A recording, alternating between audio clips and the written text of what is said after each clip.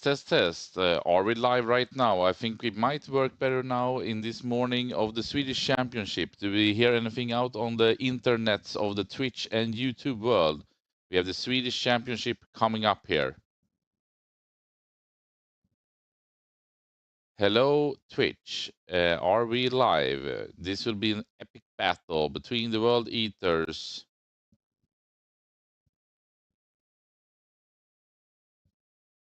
and the Ultramarines.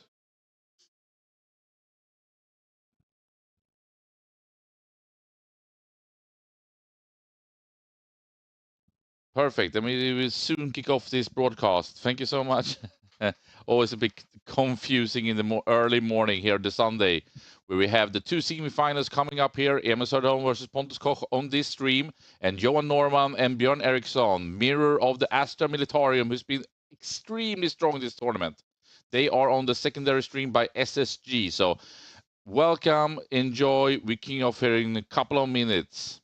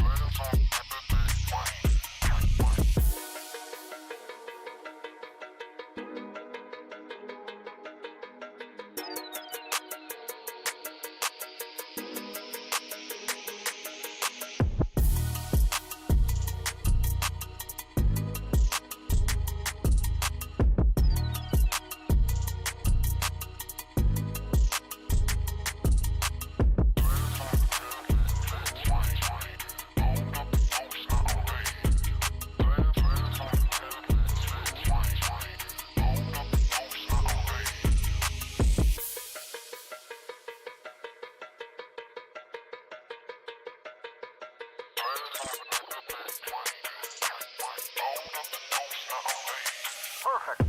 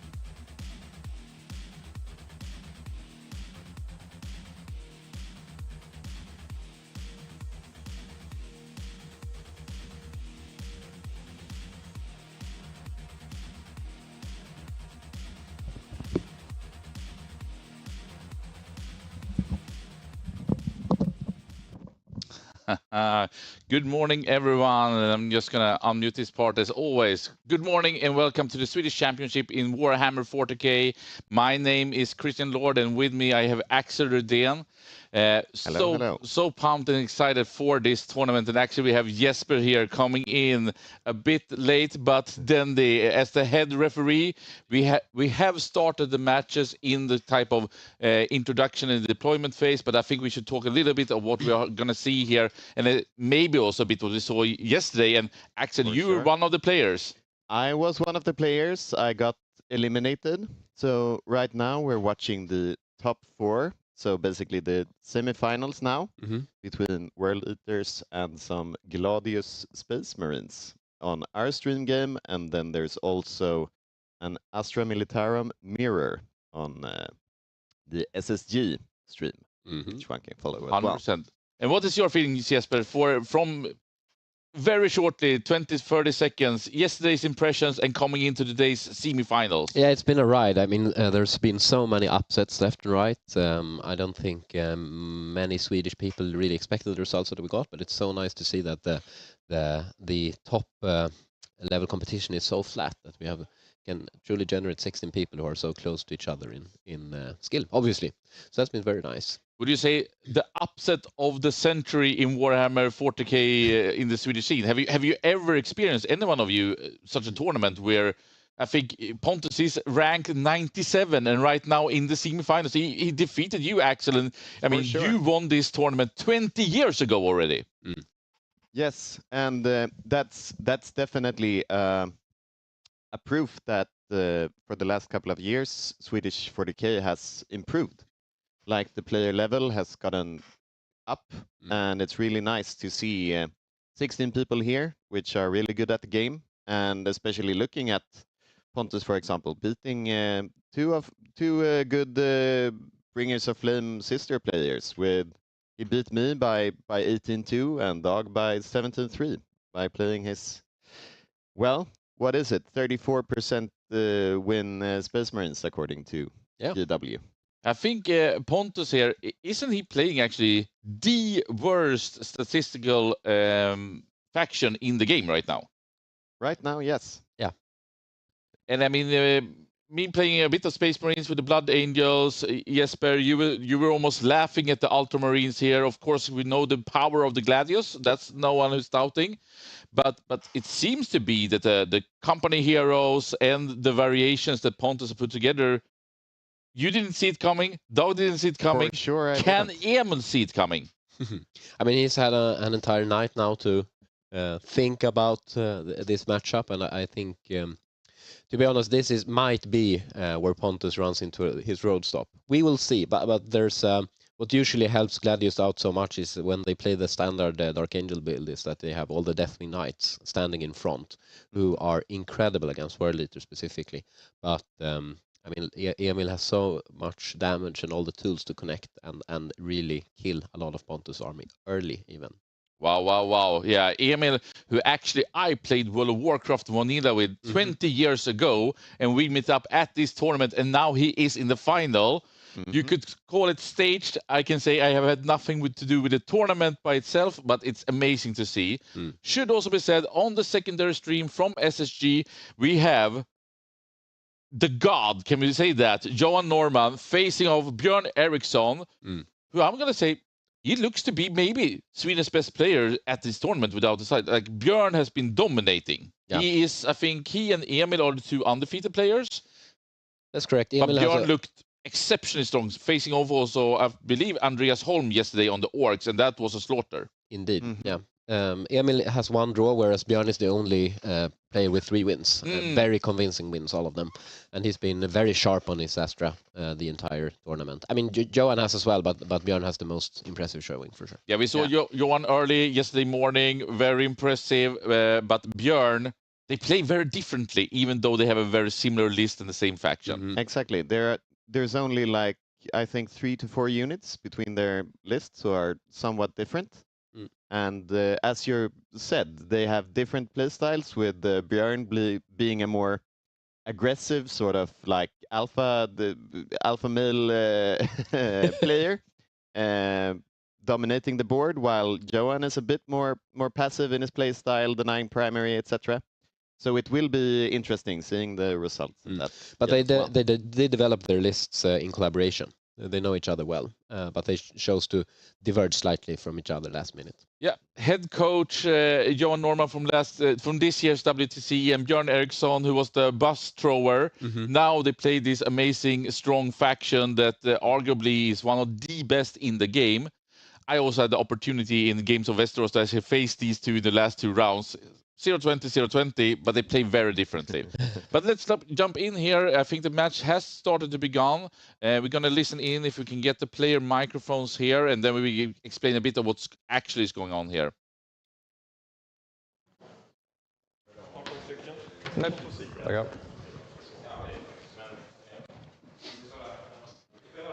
That's Kagar, and then you have the dudes. Yes, the jumper dudes. The jumper dudes.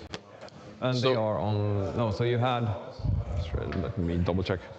This. No, just these. Let this only drop. These are in deep strike. Okay. So they've gone through their armies. They've almost completed the deployment, maybe in the very last moments. And just for everyone at home, is that we have Emil facing the camera here, walking around, standing here in the black, and then we have Pontus on the left, playing his Ultramarines. And will we, as always with World Eater, see action from turn 1? I saw one of the matches yesterday with Emil. He played very controlled and hadn't done anything. Was sitting down and chilling. Turn 3. Yeah, but I think Emil has been playing World Leaders for quite some time, and he's put a lot of thought into his list and on how to play the army. And he really knows when to show restraint and when to commit. And I think he's mastered both sides of the army. So I am sure he's going to make the correct decision here.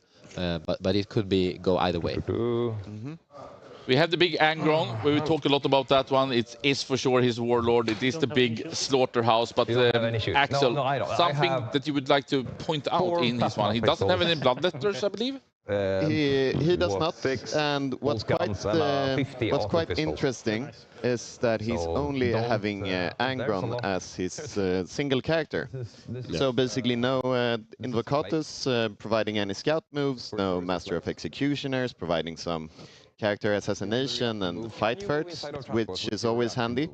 Instead, he's investing his points in lots of scoring units in the jackals, just basically screening off the board, doing the secondary objectives. And what's quite interesting as well is that he's playing a total of 18 8-bounds divided insane. into 6 units, basically. So like quite the MSU World Eater army, which is very interesting and quite good as well. Have you seen it before? Is it a standard type of way of playing World Eaters? Okay. I faced the Icelandic World Eaters player on this year's WTC with my Drukhari. And what's interesting is that he's playing triple spawn as well, which provides him with basically 9 very tough units to deal with, especially when he's having access to both the Peel No Pain, of course, providing the 8-bound with a 5 up Peel No Pain, and the spawn getting a 4 up Peel No Pain. It's really, really tanky for me as a classical elf player to get rid of his assets Is that what you say, a stat check? Quite the stat check. And quite the sneaky stat check with a toughness of 6, I believe, on the 8-bounds. Very tough, but still you need to invest more points into killing those units than to be able to eliminate them. So they trade very, very good. Very shortly, Jesper, we know that it's a lot of terrain on these maps. We're going to look at them very soon. Is that the reason to skip what some people call the avocado?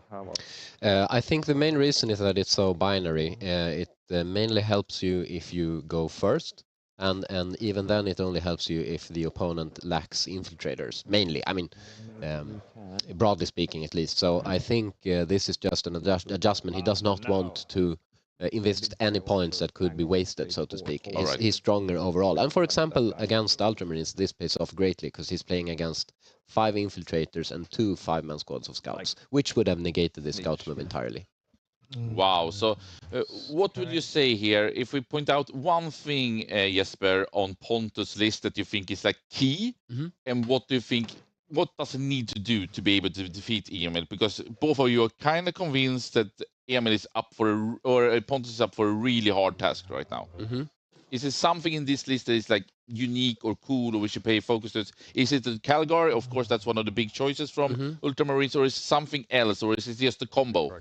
The company hero squads with leaders are sort of his interpretation, or the unit that is gonna try to mirror the role of the Deathwing Knights a bit, like move blocking, killing the units in melee. So Deathwing Knights are these Terminators from the Dark Angels detachment that is pretty normal. Indeed. Yeah, exactly. And then he has Murnus Calgar, who's quite similar to Astral. He's more expensive but has more output. And then I think a very important central piece here is the Hellblaster squad for 230 points. That is going to play together with a lieutenant with fire discipline, meaning that they crit on 5s, essentially. Will they hunt the Angron? Not Angron, but they are incredibly good at killing 8-bound. All right. Yes. So that is the Hellblasters will be a key component here, actually. Sure. And having Uriel or Uriel in his list provides them with Deep Strike, of course. So probably he will put them in reserve, maybe rapid ingress them, or put them in a key position on the map here, maybe on turn 2, because I do not think that he has deployed them because of the potential movability that the strike provides. We will get the reserves soon. Yeah, let's double check here if the first turn has actually begun or if it's scouts moves right now. Looks to me like they're still deploying a bit. Maybe I could. Oh, he's got his sword swinging out. Yep. All right. Nothing. Put him here. Stupid axe. Right, you, and then we will just make sure we are. Oh. We are in coherency. So it's Emil speaking right now in the top camera. Yes. I'm not. And apart from lacking the potential scout from the Invocados. He's also lacking the quite good World Eater's relic that provides him with once a game reroll for his blood test. Yeah, I think it is a useful relic, but I think the trend has been to move away from it because it got nerfed slightly. He's also not playing with any match of executions with Berserker Glaive, and he's also skipping the Angron. But I think it's really reasonable. Like looking at this list, it's so cheap overall. He gets to play all the 50 jackals, for example. So he has so many training pieces, and that's gonna be very important for screening out the Hellblaster Deep Strike. He lost his chain. Very quickly, today it is search and destroy. We are on map 1. This is a bit protected middle, while still the objectives are, you're not completely exposed. So can this be a bit of an advantage for Pontus compared to, for example, the tipping point, or is this an advantage more for the World Eater player, EML?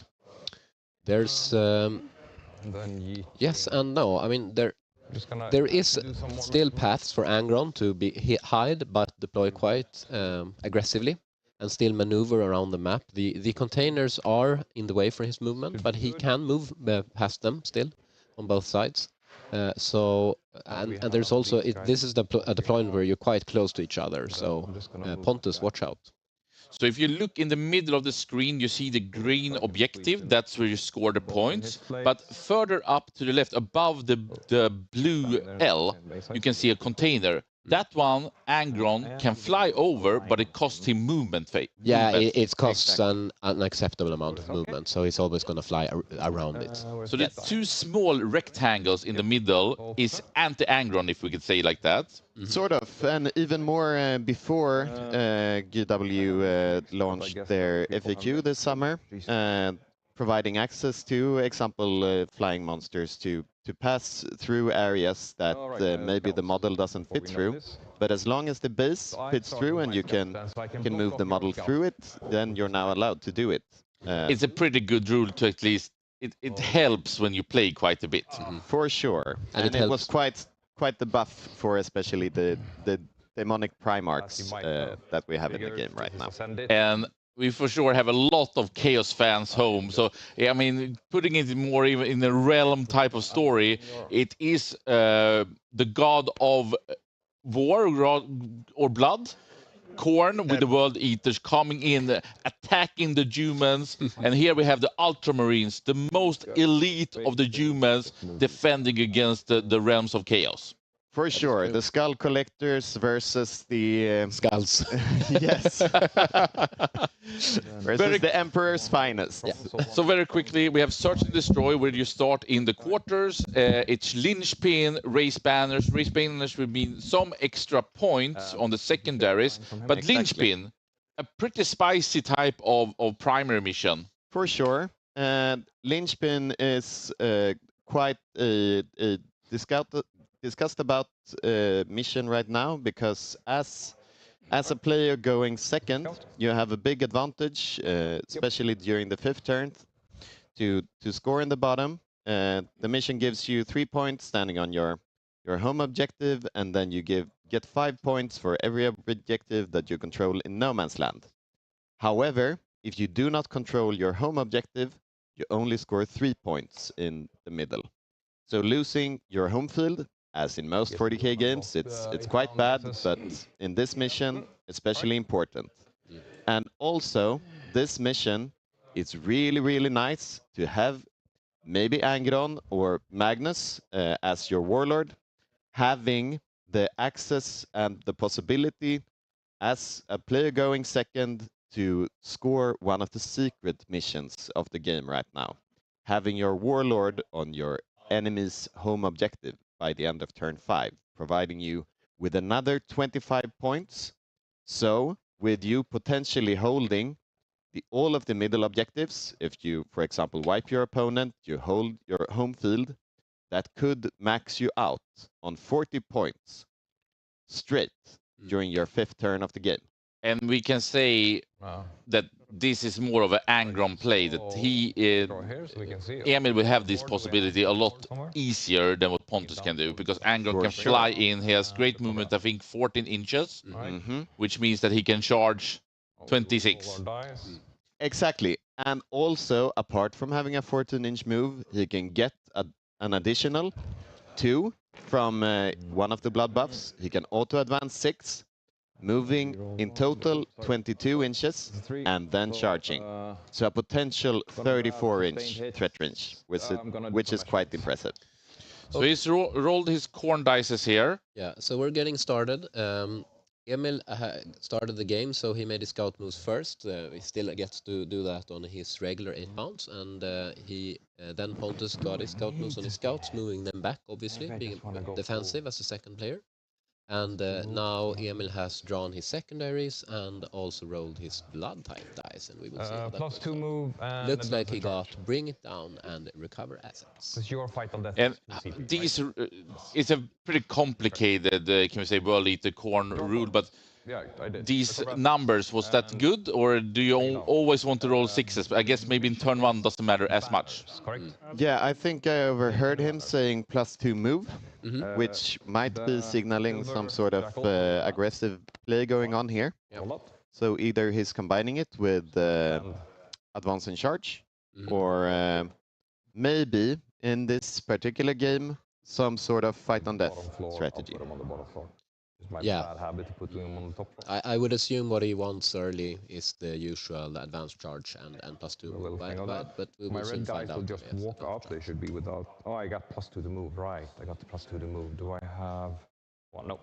The red guys are just gonna go up, stand in here, and do the. And then we'll see. assets. I think a pivotal moment here is Outside. or decision for Emil is whether Since he they have 8, goes they can make. banging since I got into +2 to move. the They middle will of do, Pontus' deployment there recover with a assets quite at home. aggressively I'll also postured. spread I believe it's an maybe no, because he can't impulsor beat there. now, so I don't have Yes. to. Or if he chooses to only pick off the scouts on the Could sides. be inside of your deployment. He zone could too, theoretically rather. go in with Angron your as well, deployment zone. but I'm not sure. That would be a The problem for Pontus is that he still has quite a lot of units in Little bit rude. reserves, meaning which he's unable to I bring in could turn 1. actually do it. So there isn't not going truly an argument for committing behind this enemy early lines. before Pontus can play with his entire army. Okey-doke. And I we will can say advance World my Eaters arguably being the fastest army in the game, but So that's Gladius with jump packs 14, so I'll just almost faster. I can pretty much move. The problem here is, 1 inch from here. sure he has the jump pack units, but they are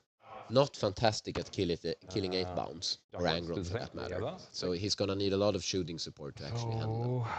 But he's already in on those 14, scouts, I would put guess, them all the way in. extremely aggressive here. Yeah. Back one is. And the question becomes how much of of his army is he willing to commit, and how much is he just gonna stage with for This guy now? won't be. So I'll just move these guys that can't. Just hiding here. I'll charge them in later anyway. Put And them it on looks the like it's objective. advanced charge because he's talking about charging with an advanced unit. Mhm. So already in, and I would, is this his safe or not safe middle objective, you would say? So that would be 14 as Emil's well. expansion objective, but like by definition probably. But it's always contextual. But yes, this is the slightly safer objective for Emil that he needs to control to win the game. Just gonna- I'm can't believe we're already here. We are in the semi-finals. Yeah. This is Emil Söderholm. He did do one draw, but he played fantastic yesterday. I would say that he was, I wouldn't say shocking, but he was dominating. Yeah. And then Pontus Koch came out with an 18-2 versus you, Axel, and then a 17-3 versus Dog. Yeah. He is He ranked almost had- 97 coming into this tournament, and he has showed that he is a lot better than that. For sure. After he'll just And I escape mean, from he time. almost won our pod Accident. by game 2, I would say. So should I want to move? I Amazing can stuff. get my base here. And he's 4 inches, and then And I that's have that's a really Put me- interesting point to make with the current balance of the game right now. He's been playing this army for all out of 10th, in a comfortable. having Space Marines, which So I'm going it's to by up, many down, considered as a really bad army. But as long as you have the this reps is the and back of the base. skill to to learn how to maximize So I used your 15 to units get him here. and playing the game while doing so. It obviously it provides great results.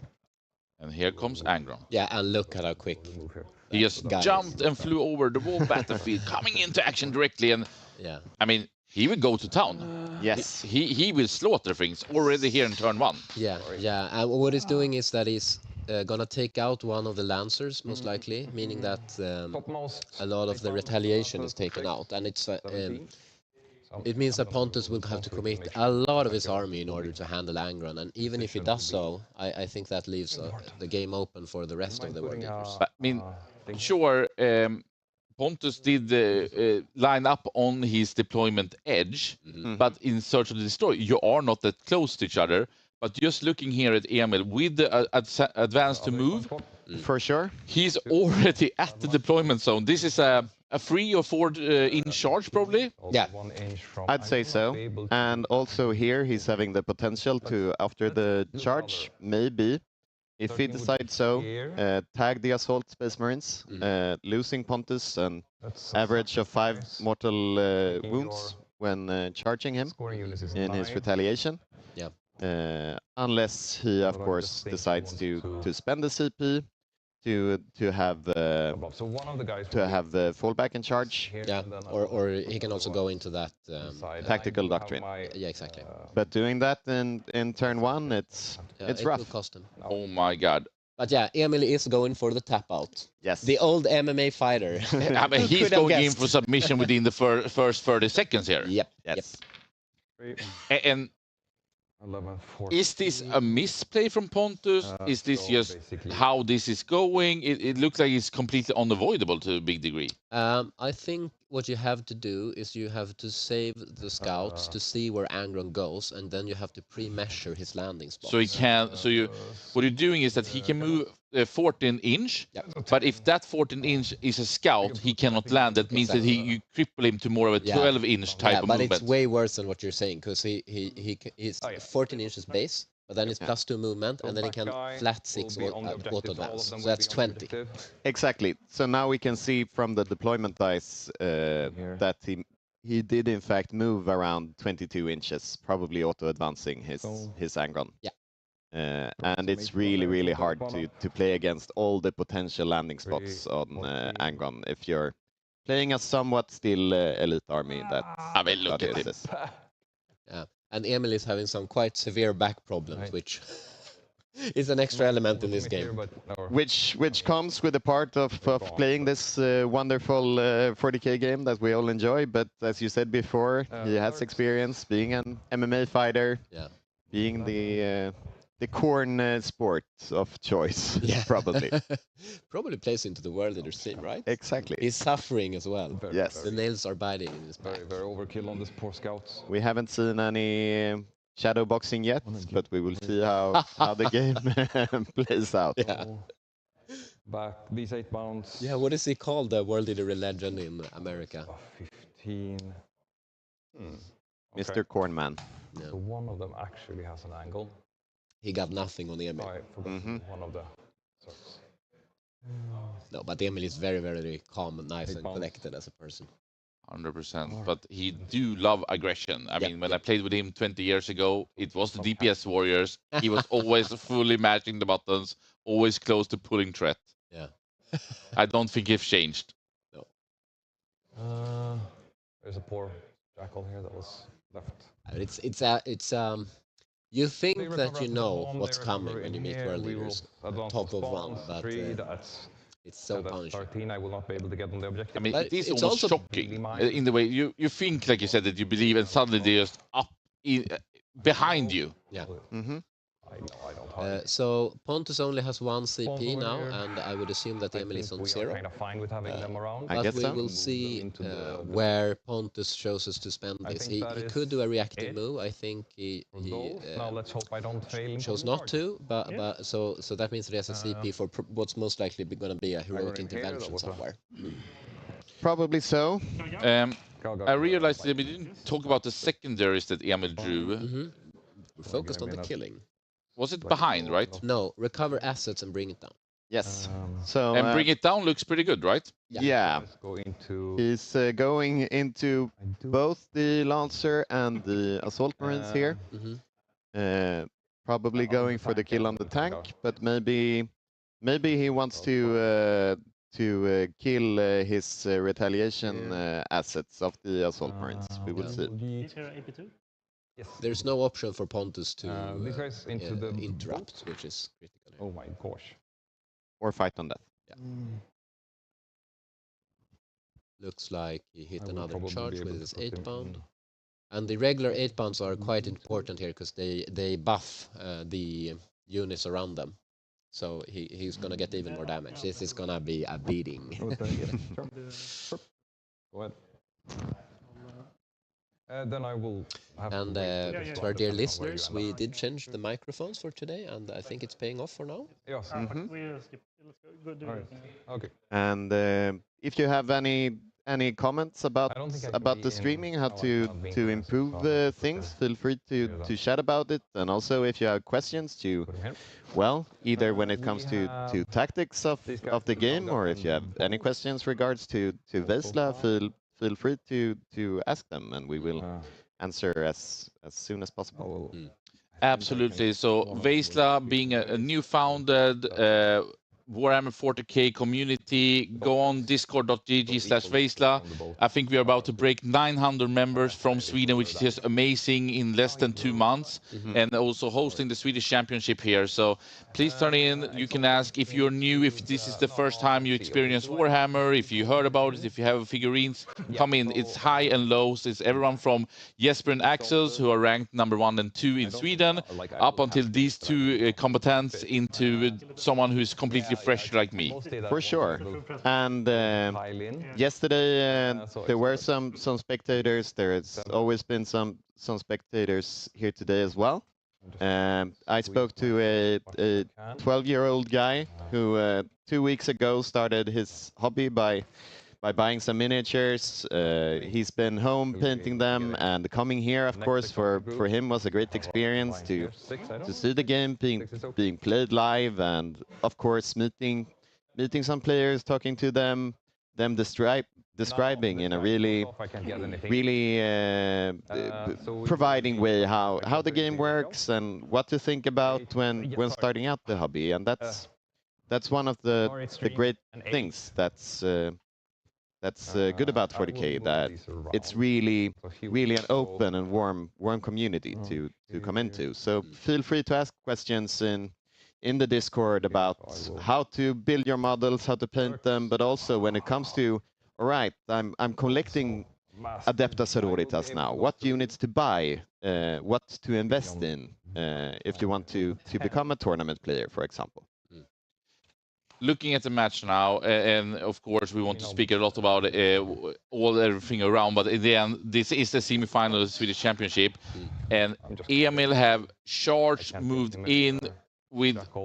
I never seen anything like this. This is completely crazy. So the scouts here in the top of the picture, where Emil is moving his figurines right now, I mean they are gone. That's nothing to talk about.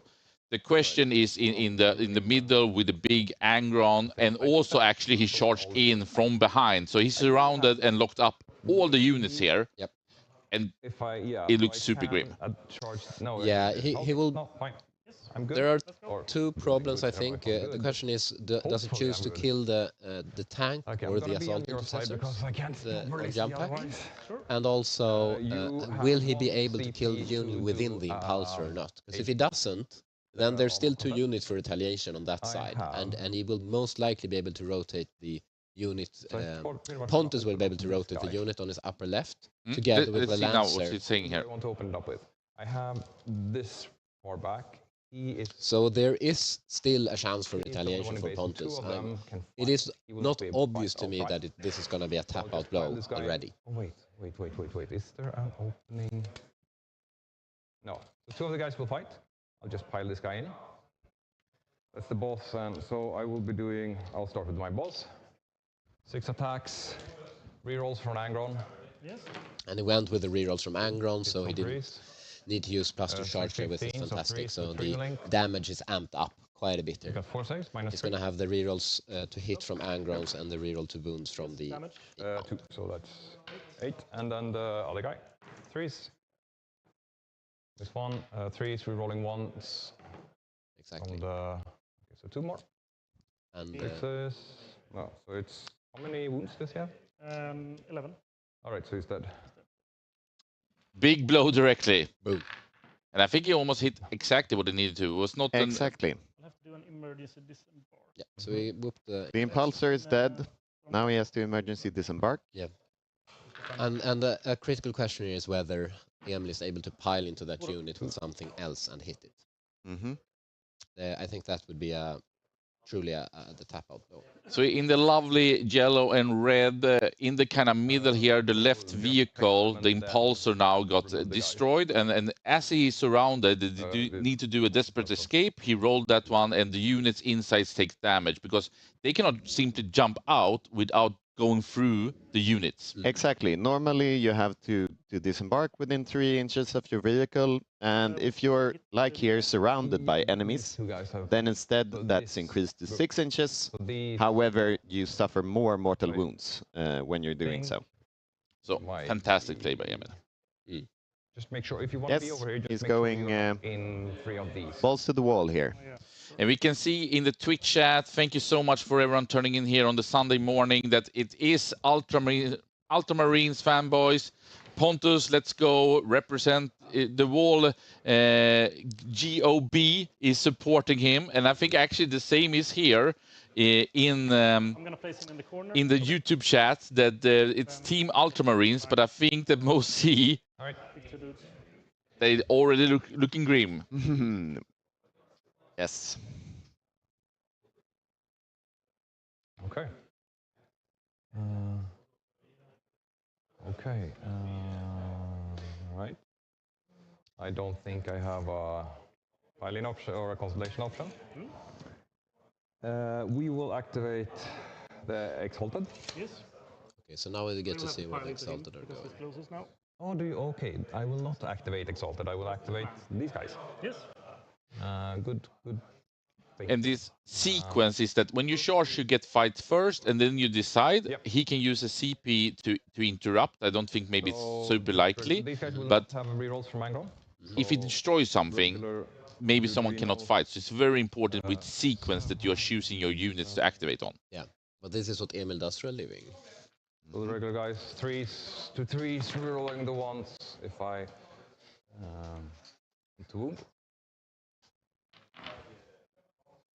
And fun fact is that this is not even full throttle have world leader 8 saves, damage. -2. You're able to take sustained hits and lethals as well from the blood type, which he didn't, because he wanted the extra movement. Rolls pretty hot though. Yep.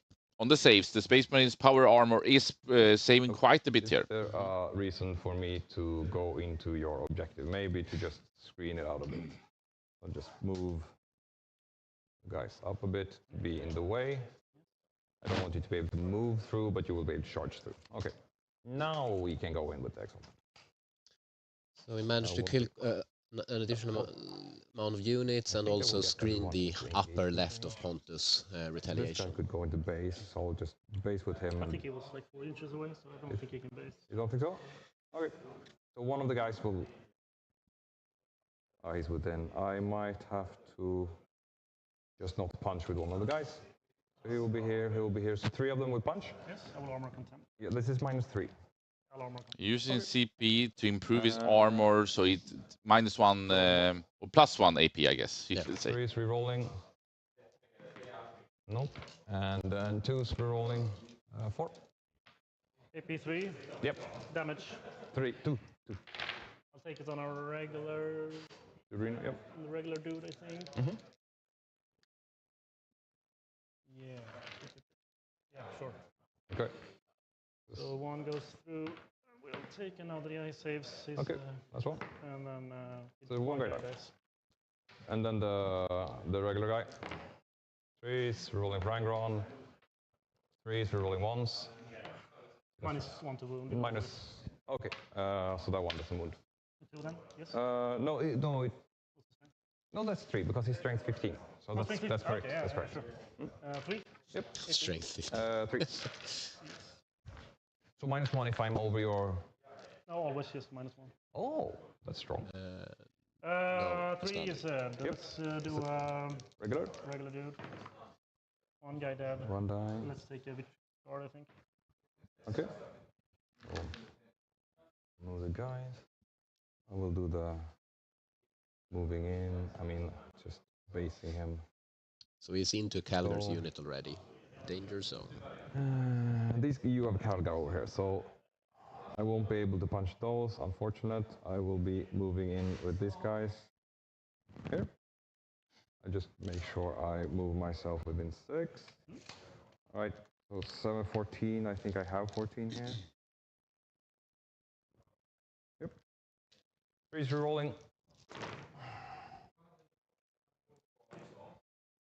And then 4s, and you are, since I'm -1, or 3s, so yeah, becomes 4s. So you have that many saves on -1 because of armor of them. How more money? 6. And this is Angron attacking now. No. No. I don't think so. 2 at a time. Yeah, he's Oh, he was one die. exalted. All right, because you Yeah, have, because -1 to wound, I believe he's going into the company Alright, champions. That is true. And let's Yeah. take a regular dude. okay, So we got lost one, which is Sorry. which one do you wanna? Okay. And then the boss 5. We roll Frangron. 3s. So 3 more saves. So much -1. damage coming in. regular dudes, I think. Okay, this is 3 damage each. 3 each. Yeah, regular dudes. Looking rough for the Howling Griffons, which is the name of Yeah? Two. the chapter Yeah, when it two. comes to the One. color scheme Are here. they Okay. four, But they borrowed Calgar. Yes, Okay. The banner. So how many have I killed? Elite 3. recruitment. 3, and the squad Exactly. is 8. 8. So I need to kill a few more. Do I want to get into your boys here? If you charge, I don't want to charge. Is that 10? Yes. 110. Yes. Wow.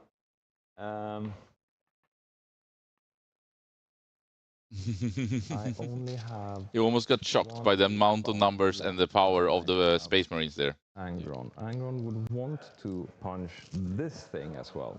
They were very tanky. They are very tanky. They were very tanky. And they're 95 points. Okay, so company champions being one of the most So if point I efficient get all of units them in the with Space Marine aggro, Codex. which is They need to have a character leading them, but having 4 wounds on those Marine bodies, that's what it is. it's Angron. Yes. quite tough. On All of them on the Victrix card. Okay, so he's trying to go for them. the big strikes. Yes. Here comes Angron. Yep. And then 3s, re-rolling the 1s. Ooh. That many. How many? 7. My -3 because of armor of contempt. 7. Can they roll hot? And the damage. D6 plus 2. D6 plus 2. He's very, very angry. Good Demon profile Fragment. versus company heroes who has 4 wounds, right? It's AP For sure. Yeah, so you have 3, you have 4, 5, 6s on the regular guys. We'll have to do some Victrix shenanigans. Nope. No. Instead. Having 4+ invul on the Do regular Vitrix dude. card, he fails the first one. 2. Oh, yeah, okay. So, sorry. Oh, sorry, stream. Dead. Instead. Killing him. And then we'll go 5 to more. the lieutenant. We failed all our invos. 4 damage. That's enough. He's dead. Oh, which is a perfect 2 there. 1 could have saved him. Well, Yes. Not as intended. Let's go. Not as intended. His intent was to survive. so 9. Yep. No, I still have the Victrix card in this activation. How many wounds did you do? That's 5, 9. 9. Oof. Tack så mycket. 2. Ser du en annan någonstans? Där är en till. All right. Need to have control over your dices. Some Philippines here. Only 3. Strong enough. Yeah, he's alive on 1. He's alive on 1. Okay. All right, so I think it was Calgar there, having access to Philippine from his bodyguard. We will not Interesting. be able to get those, but I think that's okay. Yeah. I don't think you should be able to get all three of them. Since it's behind, I have the 2-inch charge, I think they're about so to mess all of up them the- should be able to, since it's reachable. Okay. Does he still have armor of content now? Yes. Yes. All right. How many wounds does he have? 1. 1 wound. I have not -1 to damage, and he's 1 wound, so I have full rerolls to wound. Oh, and I have full rerolls to hit. 3s. Oops. Toughness. 6. 6 of force.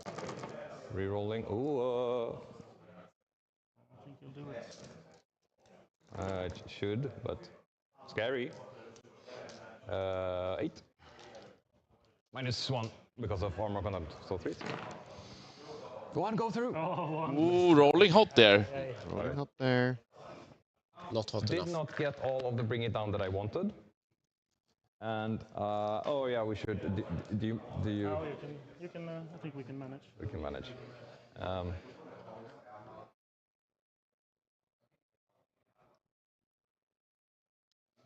A lot of pieces going off the table, but these were the scouts, I believe, so that's not a big unit, but of course, he threw it away. I'll be moving a bit closer with these guys just to hide behind. Not that it's gonna matter that much. So And Emil to the you left, can punch with your tank. going first and doing havoc already. Yep. But as you said, Jesper, it's not a full world eater. He could be got even more pieces in if he wanted to. Get over to you. No, but he could have done more damage down theoretically, but that was not possible points if he because wanted I to connect this didn't turn. manage to So kill your that- tank. I'm just saying that the output can be even higher.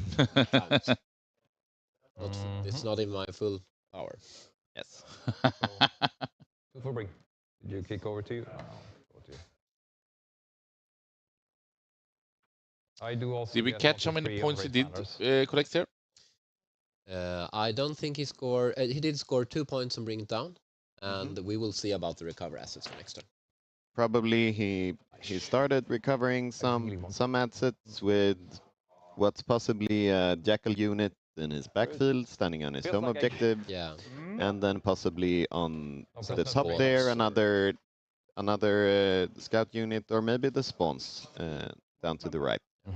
yes, puppy. We believe that Calgar finally passed away. We get 1.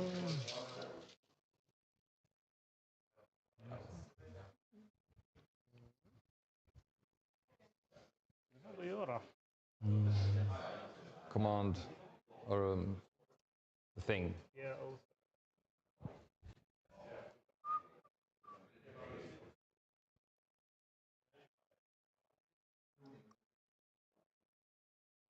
They're 3 wounds each. Yep. Yes.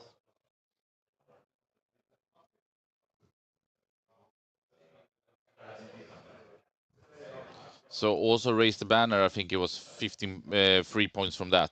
So it's actually up to 15 right now. Correct. So for this mission, special rule: as long as you have some battle line standing on an objective, basically, Yeah, by the end of the sure. turn, you score an additional point up to 5 on a 5-point mission. Yeah, so it's once per objective. Another way in the new mission pack to improve players on having some battle line units. Has Pontus called his Off target. no, not the oath target, Doctrine. doctrine. Explain what's that. Doctrines are 3 once per game abilities that goes out for 5 the of them. entire army. Yep. And that's his Gladius all the task response. force detachment. Not on the Exactly. regular dudes.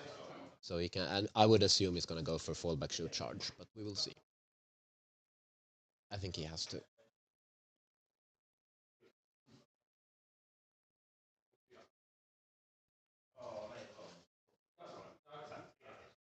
Do you think that I think Emil should be on 1 CP did he use one? for the flat 6 on that. Of course. Would you say that Pontus maybe is already shooked up a bit, or would you say that maybe he expected this?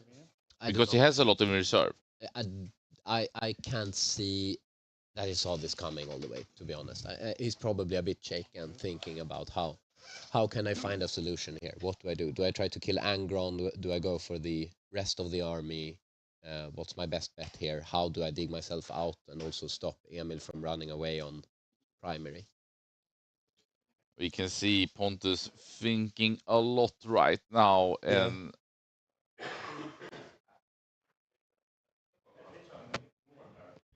I mean, you faced him, Axel, so you know him a bit better than I do, but he looks not happy, disappointed almost. Well, looking down on his casualty pile there, up to the left, he might be a bit disappointed in his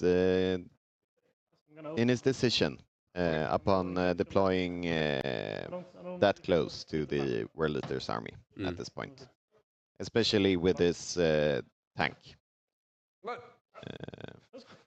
Our timer just goes on my time. You can't click it over. That's very convenient. It's stuck. I don't know it's stuck. I mean, it doesn't go. Oh, we have a We'll play 3 watch hours, so issue Shouldn't be a problem. or timer issue. It's not kicking over. It's going on my time all the time. That needs to be fixed. Maybe we can try getting another one. Yeah, please.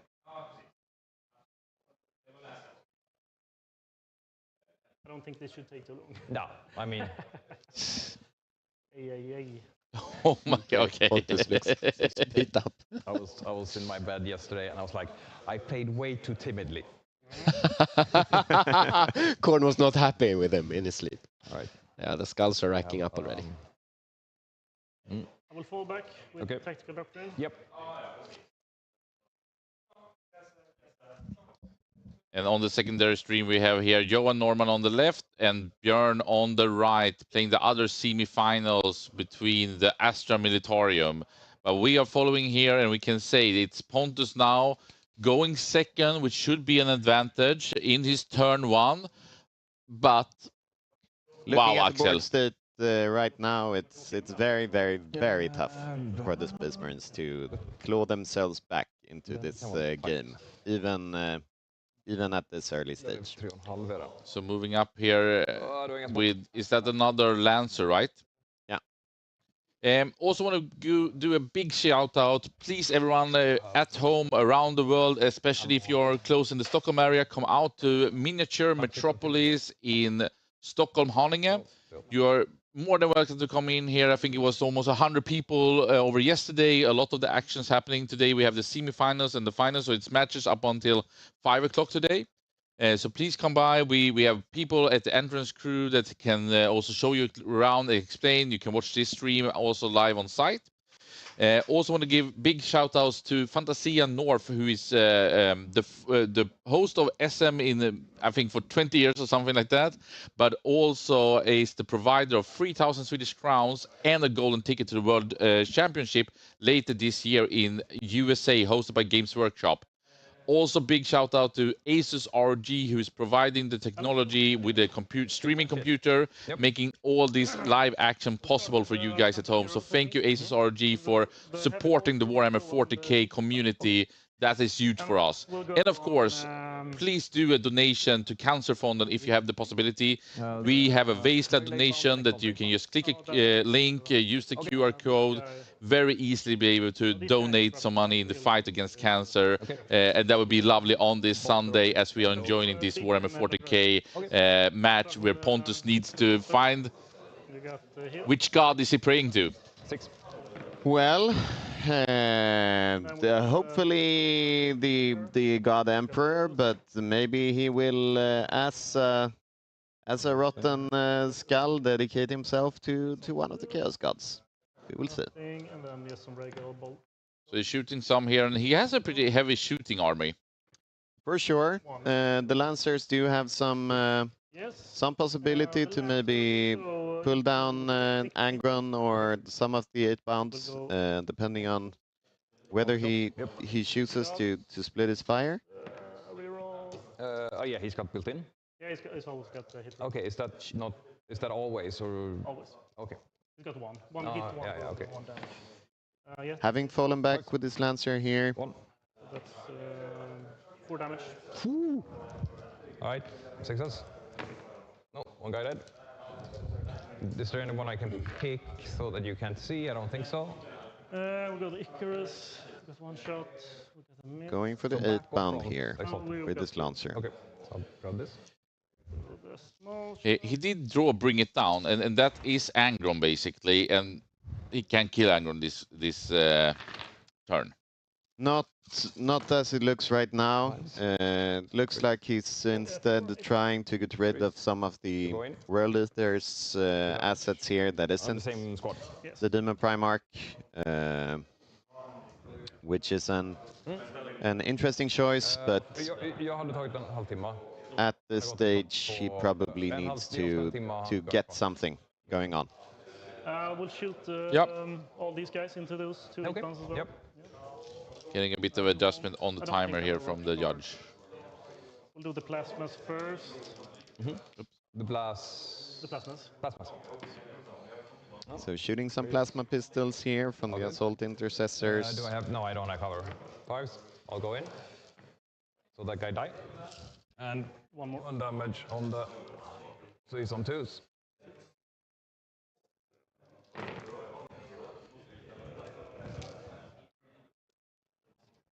But he saved the big units for last, right? Nice. Mm-hmm. 1 go through, and well, he's down to 1. I think this squad will. This squad can shoot at him as well. Okay. Yes. Vi har ända till klockan 12. So here in the so back the- we're having some incursors trying to put down another Yep. 8 bound. Good. All right.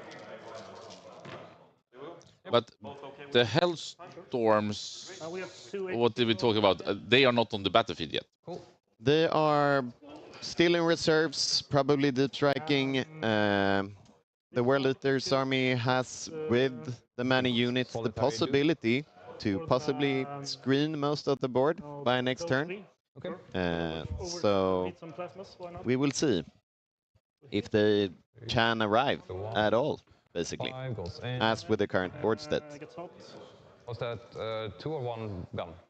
1 made the damage. Okay, so just. Oh yeah, sure. Yeah, of course. Yeah. No, you're right. You're right.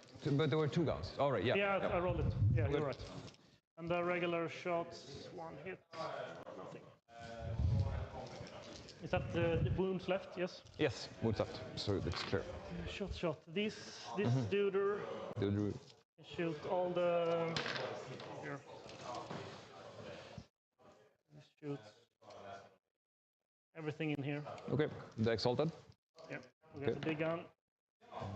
We got a miss, and we got the inbuilt. No, it misses both. Okay. Icarus. 2 shots. We got hit. 1 AP1 damage, 2 Goes damage. in. The damage. We'll do the small shot. Just so we got 1 guy on 1. Yes. So Jimmy Peel has commented here, great to see a Swedish stream. Disappointed to not see Axel in the finals. I'm really sorry, my sisters didn't put it all the way through this weekend. And the reason we have a qualification for the Swedish Championships. It's an invitational, but as long as you win major Swedish tournaments, you're having access to play the SM.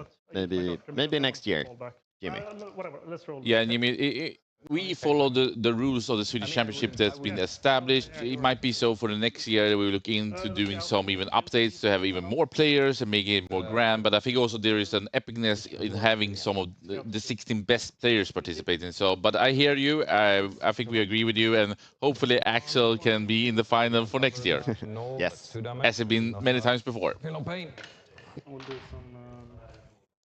But Emil, he is looking to go for the grand final, and can it? It's not often the turn 1 decides the game, or would you say that it's? Yes.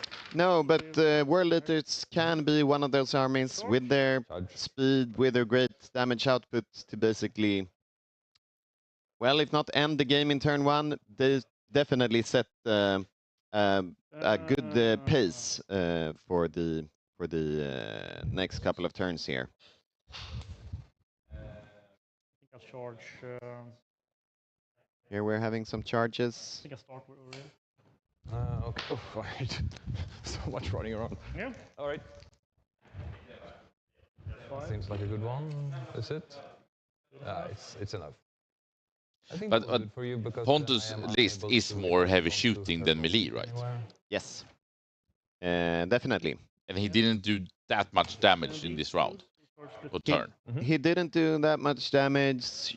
We can see some less 8-bounds here, Just gonna have to look at but all the still angles. there are many World Eaters left after So the if we shooting. are over here, Now we're going in we should- with some company heroes here, I believe, led by a character I into am 3 able to fit here and I can go through my own. normal Oh, you or went up exalted here. 8-bounds. I will not be able to heroic with these guys probably because you locked me off here.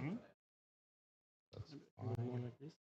No, I don't think I'll be able to because I need to go into engagement range here and whatnot, and I can't. So it's fine. So let's see if I do some Mortals? Emil to the left and Pontus to the right. Two mortals. 2 mortals. I don't have a feel of pain, so that's just 2 damage straight in. Yes. Some impact mortals here from the Assault Marines.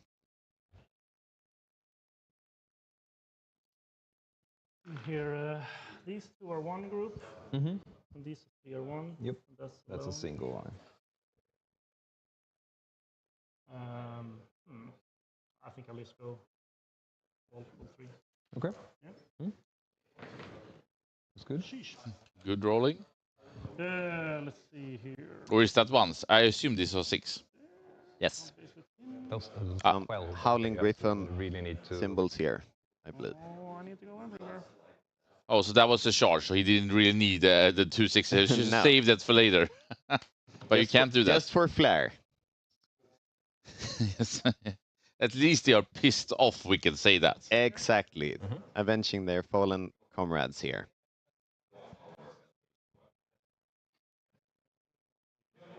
But are you surprised, or is it just like part of his game plan, or is it how Emil did things that shouldn't he moved in more with the reserve now and try to strike back? Well, we're still in turn 1, so when it comes to reserves, etc., they're coming in turn 2.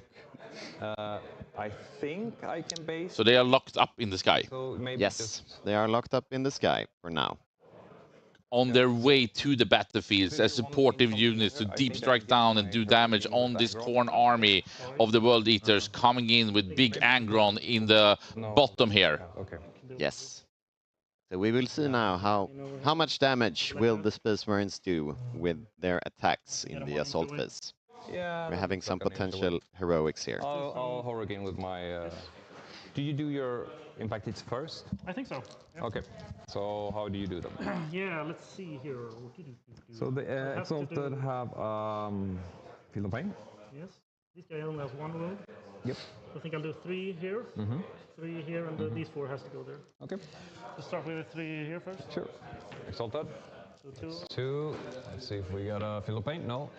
It's 2 damage on the guy. And then we go 3 into the regular dudes. Yep. Got 1. That's the one. It dead. kills the guy on 1. Yes. And we got 4 into the other guy in 1. Oh, he's 4, super dead. of course. I'll just. Yeah, he's super dead. Good rolling here from Pontus, and he needs it. Exalted. So 5. Believe. Ah! That doesn't work. I mean, I can see, but I don't think that works. 2. If it is. I mean, it's. I think you have to go around the corner, maybe. No, I mean, since I am. Yeah, no, that's actually in. I'm doing diagonal, and then I'm going base to base here. So it's just within 5. So this guy, if I move in 4, this guy, I'll be engaged here, who's just below 5. So I'm just gonna be. Okay. So he'll be punched on by a lot of guys, but it is what it is. You don't have any command points, so Nope. I think I'll start over here. Yep. Is with Going into the fighting phase now. some piling. Pontus needs to do a lot of damage. Or we had a lot of the fighting phase here. We got sustain 3. And toughness 6. Yep. So we got 3 AP 2, damage 2. 3, 5. All going, damage. 2 each. So Big go damage. down on 1. Wasn't it 3? Yeah, so... He dies and the one. Oh, was it 3? Okay, Yeah, sorry. Times 2. We'll do the champion. 2 more AP2, damage 2. 5s, it's at 1. Yeah, it's down on 1. One down one, and then we have some small attacks. Some more of the damage.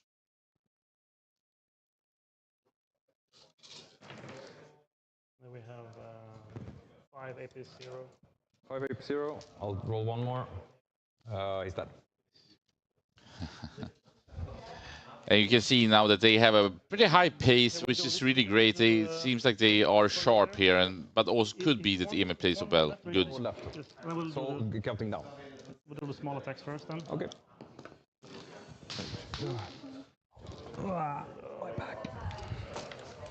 Emil in some back pain.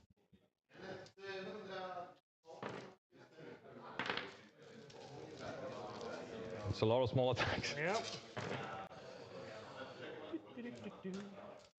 We have 5. 81.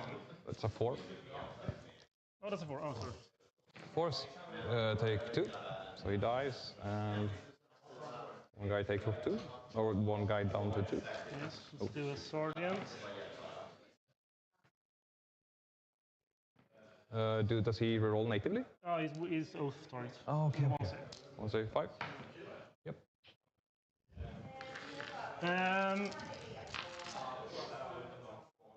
Yes, let's go over here. I'll use my +1 to wound. Rational world eater. I agree with you, Elias. I And think you need Elias to Furus. these guys a bit. Will be a bit Sorry. stingy. Elias, thank you so much for all the help in Yeah, this I think production if you from your home. Really supporting us in a great way and bringing the action to you guys at home over at Twitch and YouTube. Go there, go there. These guys will have to hit here, I think. Okay. So. These are. Oh no, these are 2 different units. Yes. Yep. And he's Did some good swinging back here of the damage. start with 3 dudes and a power fist in there.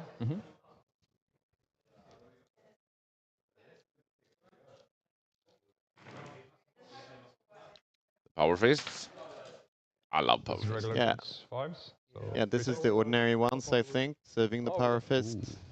It's 3 attacks with the power fist, so you're right. Right. 4s. So I take 2. Good rolls. All right. Philippine. No. So he's down to the boss is down to 2. Yes, we'll do the sergeant. Having the sergeant here with the power fist. +1 to wounds. Yep. So he's wounds on 2. So AP2. 5s. 1 go through. 6s. He's alive on 1. Wow. 5 on 1. Ja, det var roligt nu då. Found champion. Alla lever med ett wound. Look at the dudes. Almost unfair towards Pontus, I would say. Yes. Yeah. And those are some tough cookies. Even when they're down to 1-man units, Exalted Outbounds are one of the most hard-hitting units in all of 40k. This one. So 3s. 3 AP1. 4s. 1 going. Yeah. He continues with the 5s and the 6s. Shall we? That's on the. So you got 2 guys. 2 chain fists or chain swords. Some good rolling though from Pontus here, but it hasn't really mattered. It's good. I look at him. Look at Emil. Yes. And I can just basically go wherever. I think I don't even need. I'm just gonna see. Probably gonna punch with this guy first. Here comes He's the already clapback. based, and I don't have any. You charge me, so no charge bonus. 3s rerolling for Angron. Twinning, so 2s rerolling. So got 5 minus 3. -3 against the power armors. That's not nice. 5. Five. Minus. Minus 3. Success. 5. 5 gooders. Oh no. Ouch.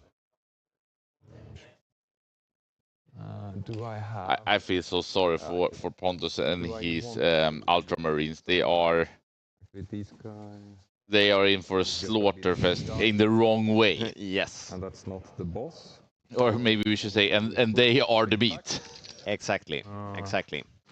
Rerolling for Angron, hitting on 2s. Destroying some strength sisters in 7, and yesterday's you are game, but it's below a whole so different reroll ballpark once. to face Roll toughness 6 models instead of four. toughness 3 Minus ones. So 3 done. Savesen sitter den. Mm-hmm. Sitter de ska.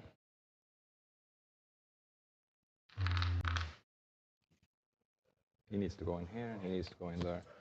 Okay, so I will pile, or rather, so if I go in, he needs to go in here. Now, question for the judge. If I go like this, I need to be in coherency. So I can't move him. I can't move him out of coherency, and I need to move him. Then I can move him into engagement range of this, because otherwise I would be out of coherency. So we can punch this guy. Boss. Rerolls for Angron. Strength 9, toughness, I guess, more. You got 2 saves, -2. Yes. Those power armors, they are being crippled right now. Mm-hmm. Rerolls for Angron. Rerolling Nice. everything within the Reroll Angron ones. aura. It's pretty nice. Reroll some ones, right? Did you fail? How many did you fail? 2. Yes. So Yeah. 3 damage each. Both on hit and wound, I believe. Yeah, the first one. And this one is 2 damage. Yeah, I believe it's rerolling once to wound and full rerolls to hit. Oh wow. 4 more. Yes. He's down to 8. Maybe I should have, but I think he's gonna be bouncy. Yes. Some damage on that Lancer. Going to there, he will punch them. So this is the boss. Same Can I guy. really pile after? I think that since I'm here, I think you're further away. I mean, I'm just outside of engagement range. Okay. So. This But is you the have, crazy like, part. if you Move, would have gone charge. faster, I would have been able to heroic. So it is him. So reroll Frangron, and now I have full rerolls because you are below half. Having full rerolls to wound Oh, when okay. below half. Okay, He's sorry. wounding with everything hits. despite wounding on 5s. 2. Oh, and that's 9 damage total. Does he explode? Does not. Yes. Then Alright. your assault dudes. So reroll Frangron and 3s reroll. Killing a Lancer You here got 3 saves in on the assault Space dudes. Marine turn before having the second turn Right. as a War Leaders. Det är uppförsbacke här känner jag. It's gonna be a steep one. It's Alright, I think uphill that's from all. here I owe you some battle shocks to start in things Swedish from the Space Marine off. player. For the long guy here. I'll take no prisoners at least. I think he killed 2. Yes. So this turn went guy down now to and turn 2 that guy. for Emil. Yes. So the long one guy here is fine. I don't think I have anything else. But I need the battle shock.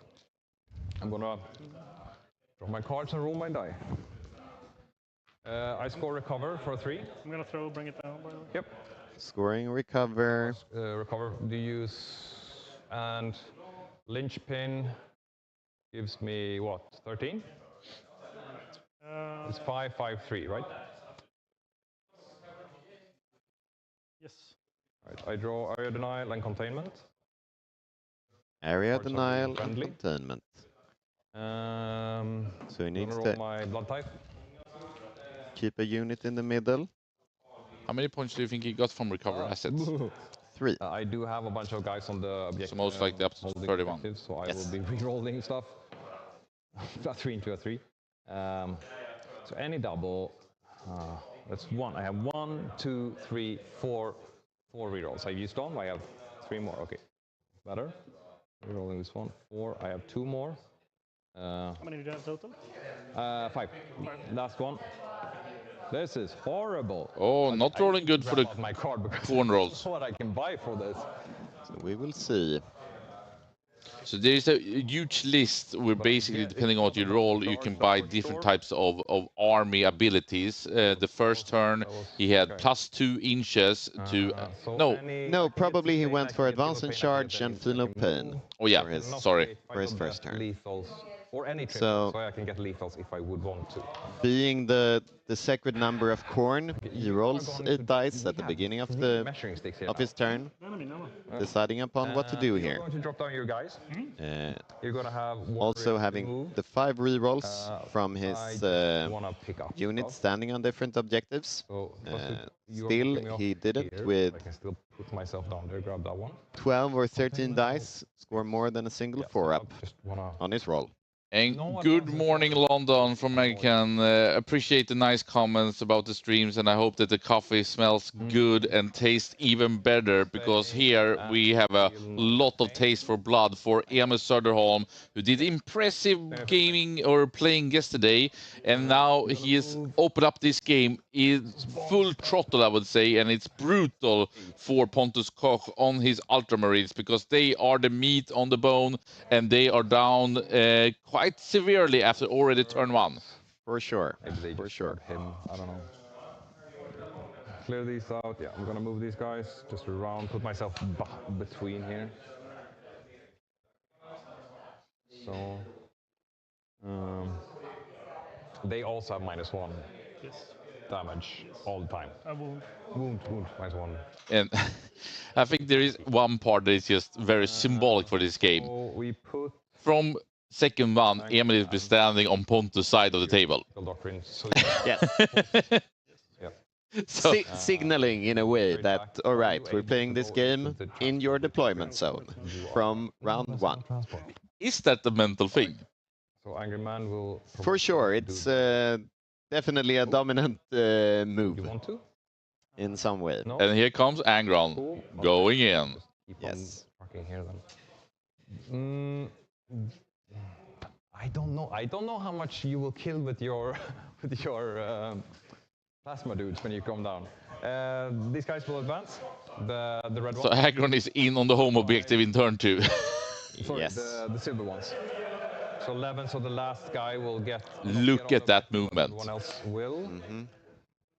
I'll just move them. So I think in measuring out This is the back both the one, movement and maybe the charge potentially, but I don't think he can charge much. He just goes into the other objective, and you know, the swarms of the corn gods minions here is Gonna smooch them up. it's crazy. I am outside of For sure.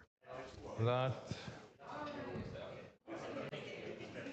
I am going to 9 is here.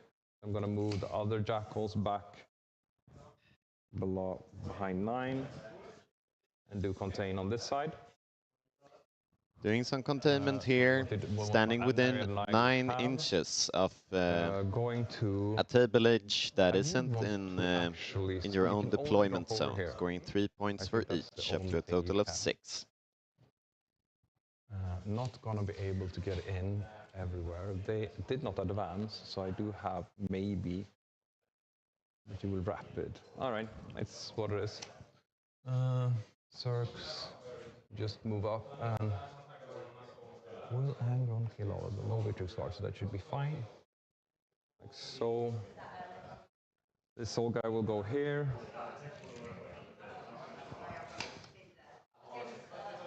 Actually, You can see here the small ultramarine standing there. I'm not really sure which unit that is. Is that the Company of Heroes unit? that's the thing. Yes, here we have some company heroes led by a lieutenant, I think. This green cloak there, but that will not save him from the Angron, where you can see he's For ready. sure. He does have -1 to be wounded, but Angron being a really, really angry demon Primarch, them not having access to any sort of invulnerable save Try to kill him versus with his some plasma. AP4 attacks, we're in for a rough one here. Circs. So then I can be just behind the wall here. Should I need to, I can just run up and kill him if I want to. Okie doke, I think that's pretty much it. If you want to wrap it, I'm just going to make sure I blocked off everything. So Checking unless you here want with the rapid butt potential kill, you rapid can start ingress considering of rafting over what here. is possibly to be the plasma Move. Oh yeah. gang of Hellblasters led by a lieutenant. But it's almost, I mean, I think Emil is an So exceptionally the nice stress work player in all regards, but it's almost, he doesn't mean it and he's just doing it for sure. But oh yeah, do you want to do rapid regress? I just want to make sure so you can't do it. Give me a few seconds to just control that you can't do anything here. Exactly. But in a very nice manner. But Yes. let's put it on. Yeah, let's put it on. And this is the And here we can nice. see area denial, control the middle, and no opponents in the middle. He will have that 100%. And containment, he needs to get to 2 edges outside of his own deployment. Well, he's in his opponent's deployment. For sure, for sure. And having all of those trash units, having like a potential second wave, but scoring those sort of points, giving him another 11 this turn by just while as well screening off the table. Looks really, really nice for him. Okay. Gonna shoot. I'm gonna try to kill your lonesome guy. The shooting phase of the World Eaters tends to be quite the short one. 2 plasma not overcharging. I'm surprised he even has any. No. And 3 polters. So 2 hits, 4, 2 saves. 1. And then I should have moved this out a bit, but So I think this was the unit that was rapid ingress. Pistols going into enforce. No. Coming in here to support from the deep strike. That is needed. Yes. Charges. I'll do a attempt with these guys. So an 8 on with the Berserks. Oh, that's a 9. Okay. Making the charge here. Oops. Move them up. With some Berserkers. Just gonna make sure. Yeah. So this guy is a little bit behind. There he is. Angron, want to charge these boys. Hoping for a high one. That's a high one. So I will be here. Firearm be here. Yes. Then, okay. Then I actually want to go into. Do you So he have missed the charge. 1 CP? Okay. Want to go into them with 8 bomb. 8. Also fine. Just this guy goes into them. 3, but it's okay. Okay, so we have this charge, which could be interesting, And this should be 9 inches. or we double up here. Oh, I think maybe not double on up those here is- scouts, Maybe though. not into the scouts. Or is it I'll infiltrators? just go with the spawns into the boys. Or I believe it's a scout Fire, unit right. and then some assault Yeah. intercessors there in the What's on back. the box? Rapid ingressing to With the possibly kill some cultists here the next turn. Going to both. To maybe claw himself back into getting some points Seven. this game. I won't be able to be inside of 6, so doesn't really matter. I'll just base them like so. But I think that Emil will get a big area denial. Try That's to make without a it doubt. as For sure. well And then containment too. Joey. Exactly. So he's maximizing it. He took, 7. was it 13 victory points coming into this one? So it's a lot here. 10 A lot gives for me sure. A lot of range. Scoring 3 for his They home will not objective, to do 10 for the any 2 kind of objectives in damage. No Man's Land. You didn't charge both, no? Yeah, I shot you both. Oh, you did. Okay. Like so. That's all the charges. I think, yep. And you have 1 CP. Yes. Start over here. Only having 1 I CP will punch with both regular the 8 pounds. the interrupt Yep, and 8 the pounds, fight on death costing both 2 for the 8 Space pounds. Marines I can here. actually do it like this. But it doesn't matter. Emil just Both making punches into sure these guys, they have that enough he range. won't be 5 attacks, taking any slapbacks. 3s. Oh, hello. Not 2. rolling hot. So 2 saves, -2, 3 damage. Does 1 go through? It's 3 damage. yeah. Yep. Right. And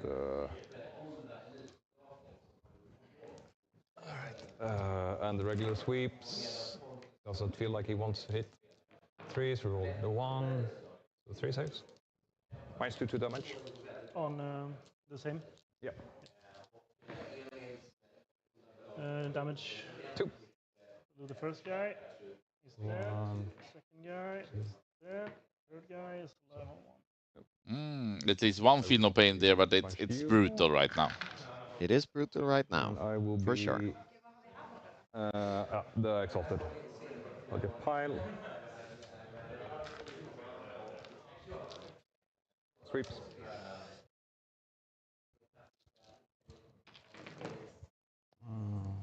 No anger. Threes. Oh, those I didn't roll. Rerolling the ones. Oh, actually all of them, because this was a 5-man, right? Yep. So Rerolling to wound 5, 8, because 9 they're saves, -2 damage on your jumpy guys. below half strength.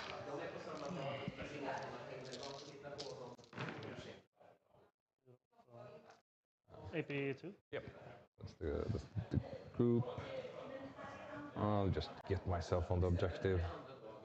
See, I hold it for you, from you. Okay, now question is, how do we activate here? We want to kill these guys, so I'm gonna start with this guy. Yes, I'll do the armor content. Yep. Why not? So 3s, rerolling because of I'm drawn. Jesus, not happy today. -1, so 3s, twin linked. All right, that's how it goes. -3. 1 save damage. 2. They are fine. Once. 10 plus the 16, so I got 8, 12, 14. I'm gonna find 2 more dice over here. It's 14 attacks. Yeah, so 10 plus 3 for each. And it's not 2 each? Yeah, but got 1 extra when I yes, charge. of course. Shoot, I'm Of course. almost onto that. Yeah, I already I missed the play. All right. Rerolling for Angron. Okay, now you guys can punch when he's armor of contempting. No. So with 3s, rerolling the 1s. Strength 7. to force. but Force. get in and- Yeah, that's right. Some spawns That here wasn't- into that the wasn't one, that guards. was a wound. All right, so you got 6 -1, but -0, so 3 ups. 6. 6 of them. Ah, 1. How much damage? 2 man damage, so that's 1 guy. These guys, jeez. And I get -1 because you have captain. Is that so? If I were to precision him out, no, I'll just do my boss guys. So 7. So only hit. taking 2 wounds from the Force now spawn because you here. are mean. Having Ugh. his exalted as The bound 1 leader. reroll. 2 -2 damage. Nej, So, jeez. saves in a row. Ja. Det är uppförsbacke. Ay. All right. Hang on. Jeez, Louise. I'll hit. Now we're having Angron Please. here. Please no 2s. All right.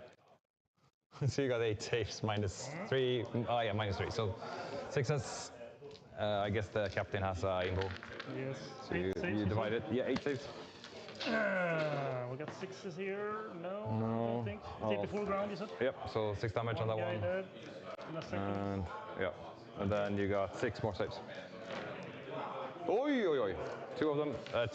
It's enough to kill him, I guess. I did 6 damage. Yeah. So regardless of how I roll instead. Right, so That took more than expected. killing I off just the company pile in champions here and the character as well. your thing. Piling into the Lancer. I'm over here. I'll punch with my pile. And I'll punch with my big chain guy. This is twice, 2 saves, -2 damage. Oh, guy's live. Nu får man säga det. All right, so I have 1 more guy, but I don't have enough dice. 3s. 3s. Some 8 bounds 6 more here. saves, -1, and then I have 1 more guy. Should you not die here? Oh, To okay. Assault So you died. Intercessor. I am unable to move. I contain, I already deny, and you can punch me with the Scoring tank. his secondary points here. Handing over the turn. after a Lancer. Striking the champion So contain an area. of Corn, being Angron. Yes, yeah, I already got another God one. of blood I have 4 on race. and death. Right. Yes. My turn to. Behind The angry Angron. He's a masterpiece. Storm I maybe can do. No. Right. So getting No some primary. cards here. No primary points for the Space Marines. What doctrine? I will have to do Devastator and we'll go Oath. Not much I to believe do. we got Storm Hostile Objective here, which is necessary. Weren't all these guys were wounded, I think? Yeah, I accidentally dropped down the dice. I need to. It's because I'm over here with you guys. Yeah. So he is on. This guy is on 1. He's on 1. This guy 2, and then there was one guy here that was on 2 as well. That's the die that were here. And these guys? I don't think there were any full units. No, that seems right. Let's put a 1 here. Yes. Yeah.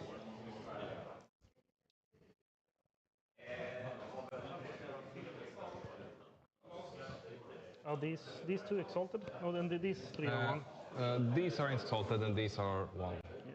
What was it more than Storm Objective Hostile?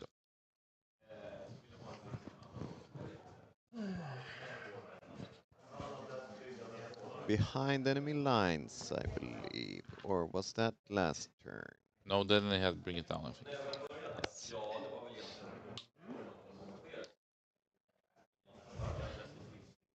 You did draw Calder Horde as well. Being one of the new secondaries, you need to kill a horde, but if the enemy army doesn't have any, then you get to redraw it for free.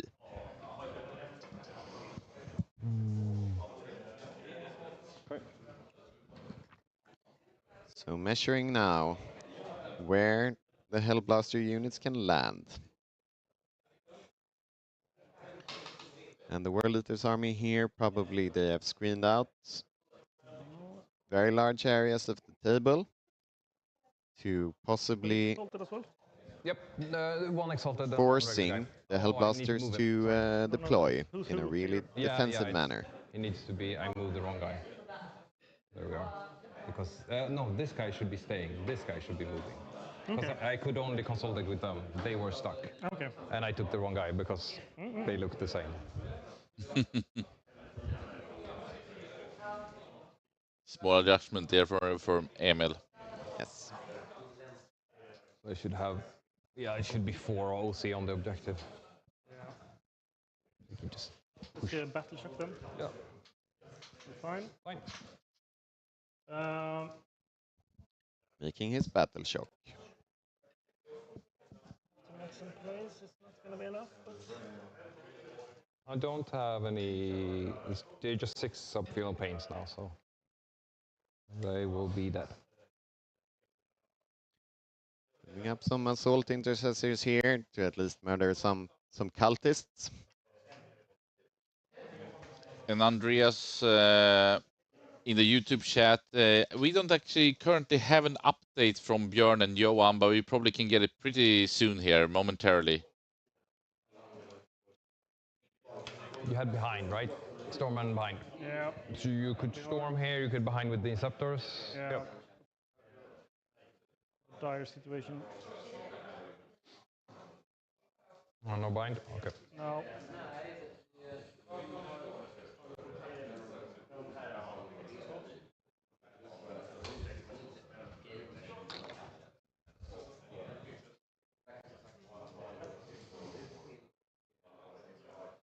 So we actually got an update here from both Vlad and Matthias that apparently Johan went first.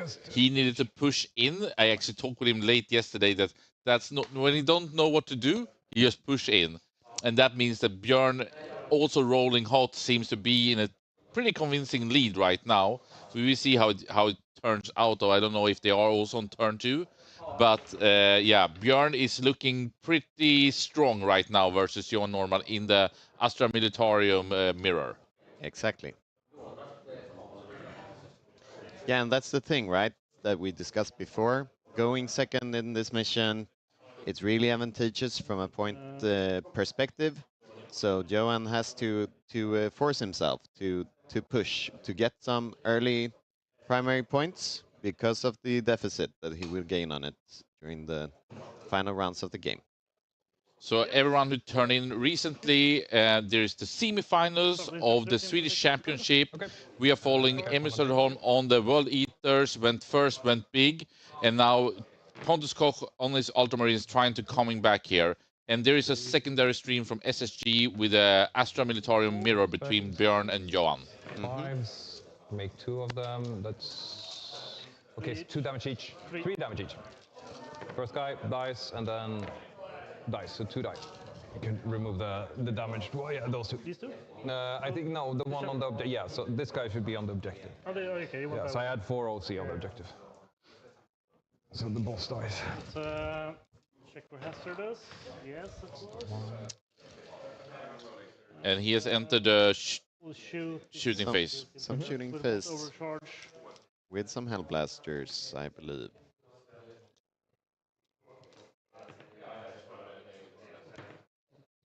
Got 1 AP1 and 1 AP2. Success, 2 die. I'm just doing the final pain there. Yeah. The scouts can shoot there as well. Got, Yeah. Ah, I mean, maybe could- there's if some, you're gonna charge them, I assault can just pick them intercessors up here if you want. shooting the cultists. yeah, sure. Correct. So I think it's these guys And then you just doing quite a lot of damage here. But I have no thoughts of them surviving. he scraps them and Alright. puts them in the pocket. As long as the blood flows, Korn is happy. Exactly. Doesn't matter on which side, but for sure it's been kind of one-sided so far with Emil Söderholm on his World Eaters going really, really big in turn 1. Storm objective hostiles, that should be secured now, correctly?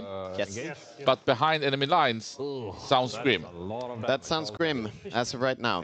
Yeah, of course. Probably will throw it away So for a yeah. well-needed CP now when Marnius Calgar is dead. All right. So how many extra do we have? Threes, and no, that's a 3. I think I flipped Okay. on it. All right. So how many extra do you have? You have like 10 already 10 damaged. extras. All right, so now we're having the Hellblasters here. So much damage. So we got these are gonna wound. Yep. So 5. That's another 4. So I got 14. So I need to make Going into half Angron. of these, which maybe I should, because it's -3, right? Okay. So that's Right. 12. That's quite yeah, quite a bad Blow. saving throw here. C5 blow. And the Demon Primarch Let's see here. 2 of them. is dead. For now. Die. So Angron went down to the Hellblasters, but he can come back. Yes. One gets fire. Let's shoot the spawns. Okay. Can't see anything else. Right, so what's interesting here about this unit, that the Hellblasters, their ability is that whenever they die, they can shoot if it were their shooting phase. So now dying from his hazardous, he gets to shoot again with those models into the So spawn. success, no, and So here we have the Hellblasters. You can see Angron and then kill him. Yes. Yes.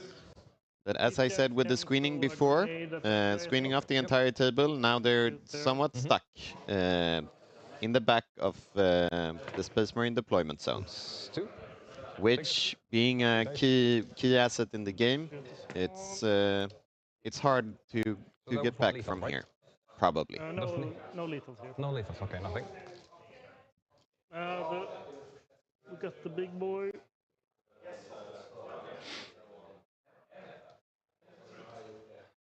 Do some split firing, I think.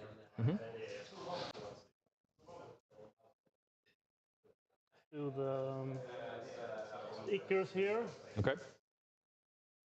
The small shots there and the big shots there. Okay. Start with the big Splitting shot. the fire a bit. Oh, I think I took Feel No Pain. It's 14. Sorry, I took Feel No Pain, so I should actually roll for Angron, because that was there was 16 on the dot. I don't remember what you had. So I don't No, because I got so bad, so I took Sustained and Feel No Pain.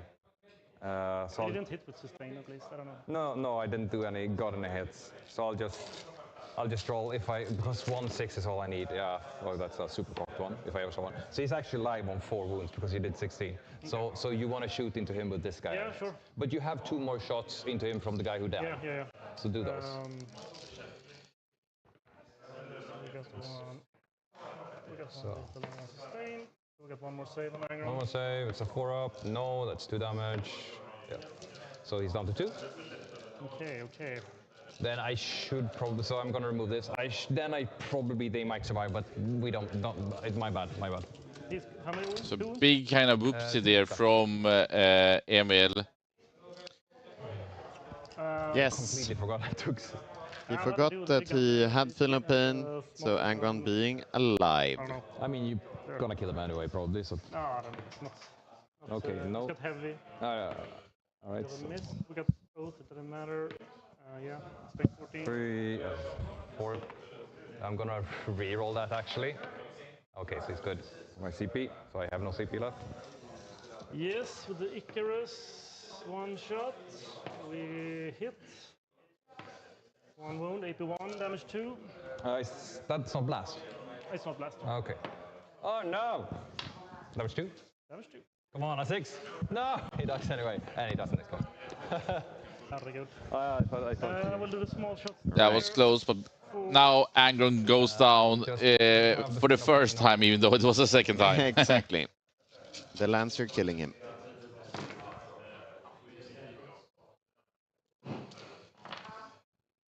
Toughness 6, you said? Yep. So 3. 4 AP1. AP0, I mean. AP0. Okay. 4. 4. So go through 2 damage on who? This guy. I think maybe I should have not moved them then. That's what it is. Let's charge the spawns. Okay. Seems good. So we're into the charge phase here. Here comes the Lancer directly into the spawn. Charging some spawn here with the Lancer. Maybe tank shocking. Ooh, nice. I spent my CP, so I cannot jump over. And you got a lieutenant in there. Spicy. Do you feel a bit that maybe Pontus is crawling back a bit here? He is clawing back for sure.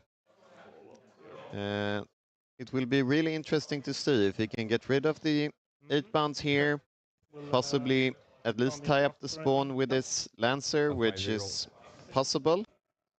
There is a tiny chance for the Space Marines here to claw themselves back into the game. Okay. So I can touch the base there. Piling in here onto the objective. Spinny. Nope. Striking with some Lancer attacks. So he didn't tank shock? He didn't. Because Probably it's worth it for him at this point to save his CP for either an interrupt or a fight on death, and then for sure an Overwatch if he manages to clear the objective here with his Hellblasters. Because I believe that he has 1 CP, but I'm going to be honest that I know for sure that Emil has 0, but it's a bit unclear if the 1 in the middle there is the CP or not. Oh, wow. Yes. Okay. Strength what? Okay, so 1. 5. Continue to rolling bad. And then the 4 regular guys. Yes. Yeah. 1 little hit. Nice. Dices are not with the human, So 2 saves. 3 ups. or the defenders of the Terra. 0 damage. 0 damage, yeah. 0 damage. Every hit. It's got 6 attacks. Here we have the clapback. 3s. We're rolling the ones. Turnover. That's All right. interesting. Okay, Yep. so that's 9 saves. 9 saves here. No, I would say about 3. I think for the match they should swap the roles. Yes. Jesus Christ. Oh. But he saved really good here. Oh no, Back he did not. Nope. No, but you hold the objective. So they He went did in save and they four went of out. them, but All right. I killing 5 on the clapback and keeping them in Okay. combat, 12 which is now, even we more only have important +2 to since, not having access to I completely forgot to about my Overwatch. blood type during that They fight. charged in and then bounced Oh, off. there's many sixes. So, and 3 go in, so 5s here, still within range, so rerolling the 1s. So here we have some spawn into the okay. Lancer. 7s. Quite the wound roll, Here, 7 wounds. I don't even know what to say, that's 10 damage. Yes, that's 10 damage. Oh my god.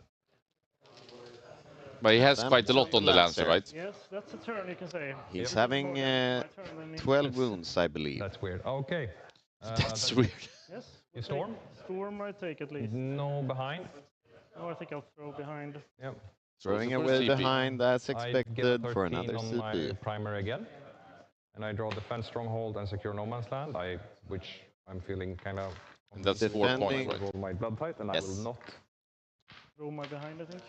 So defending his And I stronghold will not here, forget that I guarding have the this deck objective, secure no man's he land. is okay, He's so I have always 5 standing on, rerolls. already standing on And I 2 have objectives 6. here. I'm gonna reroll it. So points in the bank. That's 1. Another turn more. for the World Eaters. 3 more. 2 more. And last one. No anger. No Angron. World Eaters What's the strength on the spawns? 5, 6? rolling the Sorry? blood tide. What's the strength? And 6. he needed to have rolled 3 6s to So get Angron back. bulk, I And he guess. didn't. Bulk. He was actually down to 0 CP also. Apologize for that. So he got 1 and then got 1 extra. So going to do a correction here. Check. So they've been spending their CPs extremely hard here in the first 2 turns. Normally you want to stack up and maybe have a 4 CPs coming into turn 3, but this was a slaughterfest from 0 From the second. very start. Do I even need to think about this? So you can't overwatch. You can move, or you can overwatch with these guys. This, don't need to think about it. That. Oh, sorry. Oh, a bit of a fumble here in the Sunday morning. In the semi-final of the Swedish Championship. Yeah, sorry. Boom. Tie you up. Lethals and feel no pain. But then I could fail that charge. And I believe that Emil goes up to 55 points. So a question here, why Emil is trying to Feel no pain? figure out how he's going to play this game, this turn. Feel no pain. Do I need Pontus is for sure already in the realm of a secret mission thinking. that you only have 1 Definitely. CP, right? But isn't there a risk that Emil will got so high points Okay, so you have that It will be that you possible. can't do the secret mission because you're capping that you only can get 40 primaries, meaning a maximum of 90 points. For sure. And there, right now looks like Emil might get more than 90 move points. my jackals up. Yes. So, Do you pull the secret mission anyway? yeah, I mean, from some sort of collecting points perspective, it's the only play basically with teams being even more popular now. Learning or at least putting into your mind to collect as many points as possible My jackals. for your team. This is a single tournament. This is a Swedish championship. Of course, Pontus here on the left in the picture, ranked 97, I believe, coming into this tournament, facing Emil, who I think was ranked 22 or something like that. So these are 2 big upsets. We're gonna say that Emil, especially from playing in the group of death, coming out on top. And Pontus here actually beating you actually in the opening round, which was a shocker, I think, to everyone in Sweden. They want to win this for sure. And I think that they're doing their very best. So I think it's just full throttle on it. And that's for sure how Emil opened up this game this morning. Watch what I'm going to do. Definitely. Shoot some. Shoot some. Blast mine to these guys. No right. And secure no man's land's defense stronghold. Defense stronghold will be easy. One down. Mm-hmm. Secure no man's land, Gone. also easy. Nothing. Also easy. Just 1 damage on that guy.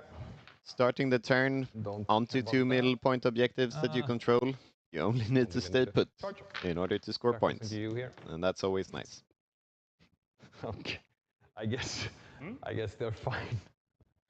I'll try to do a charge here then. Okay, 6. Okay, that's better. I would want them to come in, but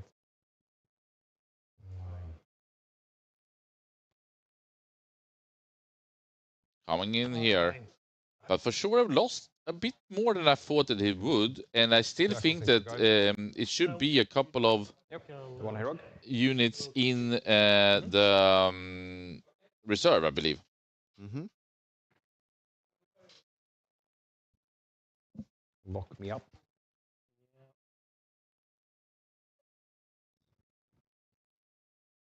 Okay. Nuisance. While doing that, I'm charging the tank and your Hellblaster with my this can opener guy. Him into your Hellblasters and your lonesome, the two inter whatever they're called. So them. These two into behind the wall, or Both of the things. Yeah, it's 11, so you're good. it's okay. Like that, maybe. Just make sure that he's base to base. They're both base to base. Yeah, they're base. Well, can I I mean, maybe you can stand behind there, yeah, sure. because I want to make sure. Yeah, you can hop in there. So, because I want to make sure that I am able to get my Circs in, because Circs goes into, I guess, both, because I have a gap here. Let's see what I get. It's enough. I think I need to base the front guy here. So, and then it's just, I'm gonna put my All right, coming in here. two. Pushing the home objective. I'm laughing. I'm sorry, Pontus, but this is almost So, a comedy show, especially here on Linchpin, which completely crippled Pontus from getting any of the points. So if we just very quickly here look at the mission of today's round 4, tank. Linchpin, you need to have your home objective to get points in the no man's land, basically. And That is correct. but he's not even close to no man's land, so maybe the home objective doesn't matter either. Yeah. Okay. 2 damage each, so 14. So I guess he's done. And as we discussed before the round started, Linchpin being an objective that is advantageous to go second on generally, then adapting his playstyle by playing really aggressive with his World Eaters army. Emil has flipped it for sure. Punch into the Hellblasters. And we could see him moving away the Lancer as it got charged. And while we're looking at the dice, we can see this is almost 2,000 points that is off the table. For sure, for sure. And I believe he's all out of reserves as well. All right, so he doesn't have anything more. No. And it would have been a mistake if he didn't move it in last round, turn anyway, Yes. I guess. 5. Yeah, then he would have been screened off, for sure. The entire table, that is. 15? 15. 2-2. So that would be the squad, I guess. He doesn't have any moon, does he? Who are we? On the Hellblasters. So He does have a 4, but doesn't matter, I think. No. Okay. Oh, I hit enough. It's damage 2, I So think. the Hellblasters goes down, and that was one of the key units to do some damage, and they did. I'm just gonna stay and Took down Angron. pile in with Circs to punch on your 2 guys left. Oh my god, yeah. With the big guy first. So 1 lethal, 1 sustained, 2 rerolling 1. It looks almost like Pontus then will be almost tabled here in turn 3. 5 saves. Yeah. He will be having some assaults, Down here. Marines alive probably. But that was the final Hellblaster getting killed, These have to punch. along with Go armor content the lieutenant, probably. On who? on the 5 guys. The 5 guys? Yes. Yes. Start with my small linky guys. Freeze. Spending his CP. For some armor of content. Freeze. So 6 minus 0. On the regular dudes? On the jumpy guys. Damage 1. So 2 damage. Nice. And big sword. This is 2. Two saves, -1, so 4. It's another one. And then on your Gravis guys, or the jump guys, do they have toughness? 6. Okay, so it's 4s to wound here. 3s goes out. We have 4 extra that wounds. The strength 6. 6. So 4s. So you have 6 saves. -1. So that's 2 damage. Nice. Right. Big damage once again from Emil. Mm-hmm. Yep.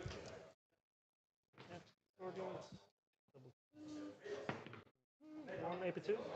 Fine. Yes. Another save.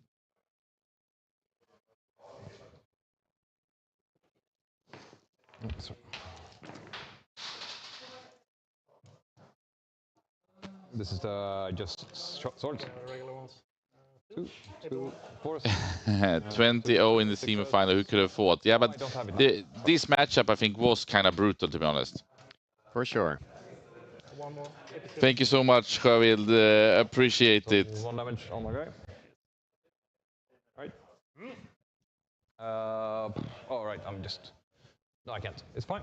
Go, Ultra Boys in the YouTube channel. We'll see you here. Yeah, you'll see. And Coach Magnusson, miss you, Sebastian. You should have been out here, but for sure, Stockholm haven't represented this Swedish Championship that well. It's Gothenburg versus Skåne potentially, as it looks right now. Emil from Gothenburg facing off Pontus from Jönköping, but it's been hard for the homeboy from Jönköping. Gobseed not going that strong. For sure. For sure. Yep. Not much to do, and then we'll do some shenanigans.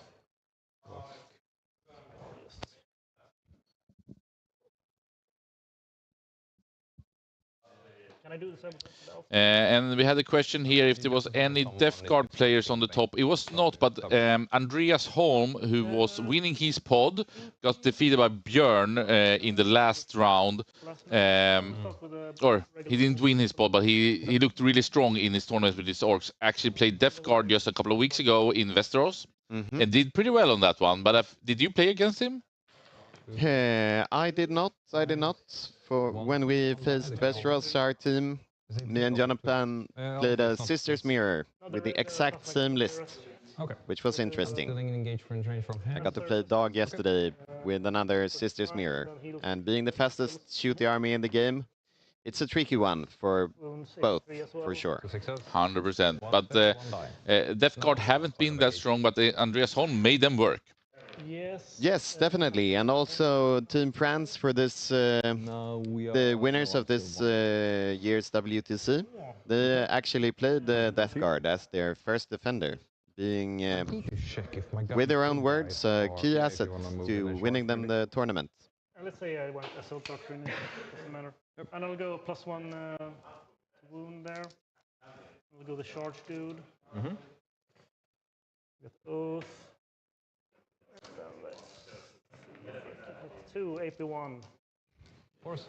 1 go in, 1 damage on one guy. And then you hit back. Did I remove? Shouldn't I have 1 more here? You killed 2. I think I took 1 too many away. I should have 2 guys. I killed 4. What? You killed 4? With 2 from the plasma and 2 from his plasma. I think okay, yep. I'll punch you back into these guys. 1 sustained and 1 lethal strength. Yeah, and it's, I think Pontus, yellow and red Space Marines or Ultramarines have been really cool on the table, but they for sure were in the red, treating the Blood God going crazy. Yep. Exactly. Hello, Fireball Julmust. And the Derpa. Yeah, I do believe Liam Wiesel is the best player in the world as of right now. He's really innovative when it comes to lists. He plays fast and clean, and is a true inspiration for Am I all able to- yeah, so tournament I'm gonna players throughout the world. advance and charge. And he's really fun lethal and nice to because drink these are beer the with. guys that's gonna punch. Advance charge and lethal. And it's always nice to have a so fellow that one- elf wait, I lover don't have to re-roll anything. as well. Advance and charge is for my 444. In order to get lethals, I need double 4. So I'm gonna re-roll this one. 5, so double 5. So lethals and advance and charge. So I think we stripped over to turn 4 here for Emil, correct? 1. We're gonna be over here. Yes. Go 1 command point. Commander point. You'll be with. You got 4 on the objective, right? Yes. I'll just snudge myself in with 4 here. It's a bit of a mess, but 4 guys on the objective in order to. If I fail my charge, good. Where is your? Do I need to be wholly within or within to establish and stuff? Your unit establishment of this turn is within 6 or within your opponent's deployment zone. Okay. I mean, I can just do it over here. You don't have anything to jump it down with, so I can just be like so. So establish locus here, being one of the secondaries. Emil needs to be within his opponent's deployment zone to score some points. I have 2 CP. I auto advance my spawn. That's a 12. And he's very much on his way to get the perfect 100. Just trying to put you out of your misery. Shouldn't it be some type of bounty hound, or like in snooker, if you do a perfect game 144, then you actually are in for like an extra money or something like that, because it's pretty cool to get 100. Trying to figure out what was the second secondary he got outside of Lux Storm. 2 CP. 1 CP. Erik Sundell asks a question here. You do have the lists available on BCP. Am I within? Yeah, I'm within 4. We can also paste them actually for you guys. For sure.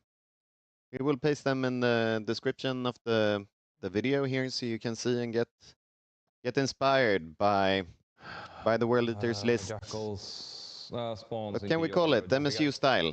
Only having Angron as a single character, 6 3-man units of 8-pound, 50 jackals, and then 3 units of spawn. 7, I'll just see. So here we have the Ultramarines very quickly here. I can come here, so.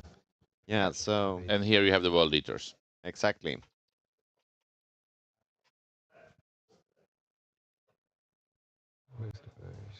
And the Ultramarines, led by Marnius Calgar, has but he went down quite a lot. Didn't he go down very early? Yeah, but in the pod stage at least, before big guy. facing his true death here. So 1 lethal with the Blood God. Strength is 3, so more than strength 4, that costs 5. So Just up to 6. 2 saves, -1. Fine. And then the big sword guy. Oh, okay. This is strength 6, so 4s. So 2 saves, -2. There, -1. So that's 2 damage. That's 1, I guess. I'll just pile here. And then we have a bunch of guys. We have 8, that's 24. Bear with me. See the Angron dead on the quarter of the table, but he did the work, and I think Emil is in a very positive, happy state, because this game has turned 4s, 6s are what we're exactly like he wanted it to be. Yikes. 1, 6. Good rolls here. Exactly. Or maybe it was bad rolls, actually. No. He missed a lot there. For sure. Pretty impressive, to be honest. But he's been rolling hot, and it's always like that. If you roll hot in the beginning of the game, that's so much better than rolling hot in the end of the game, For sure, especially but when you don't have many units left. Yeah, and that point of the game, then, as with this case, it's almost over. I'm just gonna move up. Yeah, I mean, I think he's going to table him now. This side. I think these are the last few Ultramarines on the table, and There, so maybe they have to go that way. Yep. we've been talking about how close this Swedish championship in Warhammer 40k have been this year. Yeah. But here in the semifinals, You here. I think it's skill, I think it's understanding, I think it's matchups, I think it's everything. Because Pontus did so well yesterday, but here he was probably the underdog, not only by rank but also by matchup. You have two Yeah. space, But he hadn't really stood any chance at all. So that's been very crazy for him. And here, facing the World Eaters army, maybe he hasn't played them that much, not seeing the potential of the possible turn one send play here that Emil did, Use the boss connecting to, missing a guy. well, almost half of the Space Marine army, If I hate bottom or top of one. So you got two more saves, minus Do one. you think it was a mistake that they had so much in reserve? Nice, and then I have 1, 2, 3. Well, I have 4 here, so that's in some aspect, but on the other hand, with the World Eaters being able to stage behind ruins, possibly move between 19 to 22 inches, having the Hellblasters in a defensive ruin position wouldn't have provided so all but one. that many firing lanes on this map, especially. So, I mean, it was his only decision, I would say, So you don't fail the to put them in reserves. However, deploying a bit back, especially in his bottom right part of his deployment zone, especially with the Lancer being placed where it was a bit too offensive. Yeah. That's a very good. Sometimes these guys are just crazy. 9 saves, minus 0 because of armor. Rolling out once again for Emil. Let's do that. So the Capitano is left. Only the captain left. Mm-hmm. This is one mighty disgusting. captain versus a World Eaters army. Scout can hit 2 dudes. And one scout, maybe, 4. being 3. alive as well. 2 AP1 on the focus. 2 AP1, success. 2 AP. We have the With scout here down in the The left. Jackal and Scout And the captain can hit the small dudes over there. Why not? trash unit duel. Yeah. The small dudes? I couldn't base them, so he can only punch these Okay, guys. so then we have Force if you hit 2. I hit 2, yeah, on this one. I don't know what I wounded now. Okay, maybe 2, okay. I don't know. Minus what? Minus 2 damage too. 6. Okay. Oh, it's almost hilarious how well Emil is rolling. 6, 6, 1 die. Alright. Over to you. Establish for 4. Why does establish give you 4? That's so stupid. Doing sabotage. It should be more when you establish in the home deployment. Mm-hmm.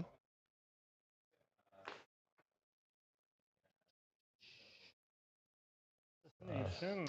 Right, Dragon so Lords, starting that's very sabotage as well, being within a terrain piece, No. possibly within your opponent's deployment zone, providing another 6 points unless Pontus manages to kill that unit. Engage. It's gonna be hard. Yeah, you can. But is there a clause if you have only 2 more units? 2 or 3 units from your army you can discard is So you- fewer than 3. I have 3. Yeah. You have 3? You have 2? Oh, I got scout. Oh. Okay. Do some battle shocks. The scout, Right, so sergeant, fine, and the dude. getting engaged here while still having 3 units, This is but turn not being 4. able to score it for the Space Marines Is it? due to board positioning. I think linchpin doesn't cap. Not that it's gonna matter, but I don't think it caps. I think you'll get primary. I'm just gonna go back. Yep. I'm done. Okay. Running away here A with pretty, some pretty fast run. But you don't have anyone. I'll just CP reroll this. Assassination. Seems like it's fine. That's free. I'll just do all my rerolls straight off. Plus 2 to move and sustained. I mean, I'm just gonna be hunting now. 11 here. Did I get assassination at least? Yes, so 5 for assess. And these guys move over here. These guys move up here. Just regular moves.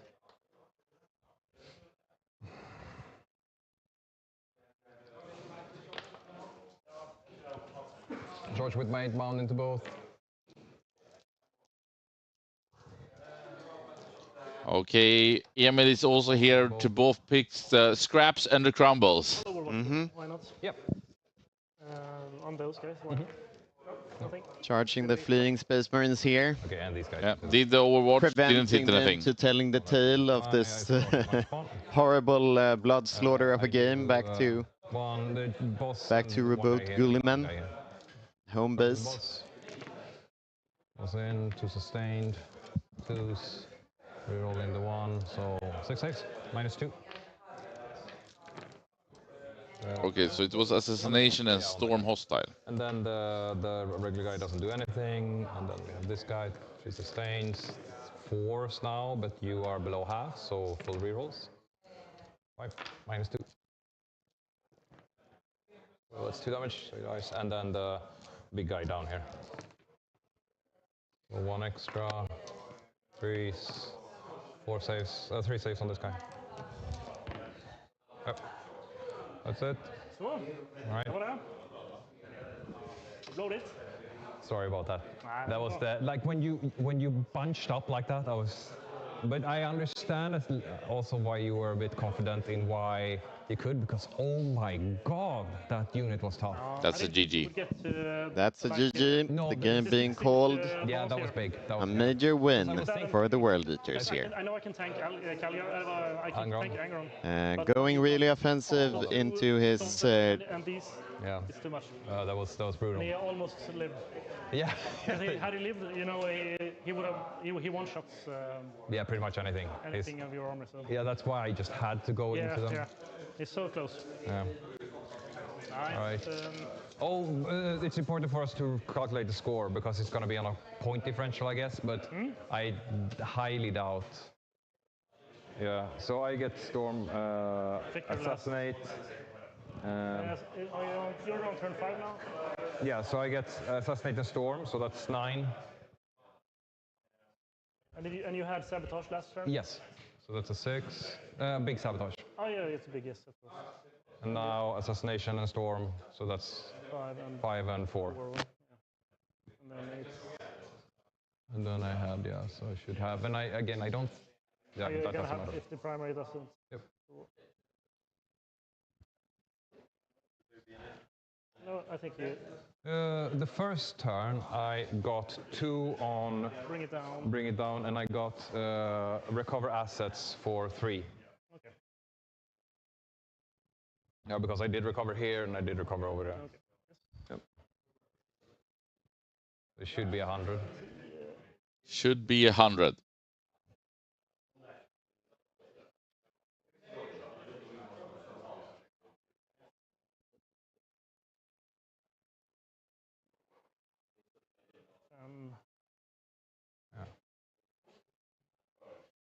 Yeah. Yes. Oh, whatever. We're up to 100. All right. Oj, oj, oj. 121. All right. Aye. Well, I mean, this, if you would have been Dark Can you Angels get with 121? this, but It caps at 100. like, yes. if I would have yeeted everything into, I think the thing I put into Calgash would pick up 2 Dark Angels squads. Or Deathwing Knight squads.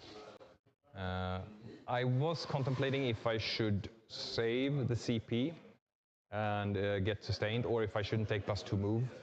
But the +2 move made me able to block. Correct. SSG has the other match on Twitch TV, so you can go into SSG there and watch the Astra Mirror. Because then you could go down with your Hellblasters and pick up 2 squads of 8-pound in turn 2, and then just keep picking them up. I figured I would do 4 8-pound survived with like 1 wound. So, yeah, that's the thing with them, because they're 3 in Univille 3. So often people like, okay, maybe I can just do this amount of shots, and 1 or 2 stays. yeah. They're I very... didn't like the 12-inch charge here either. It fucked me up because I gave you. Yeah, the heroic. That was awful. Yeah. Yeah, sometimes the long charges really messes you up. Yeah. All right, so when are we lunch? Are we streamers? Are we done? Can we stop? We can mute them off, absolutely, Emil.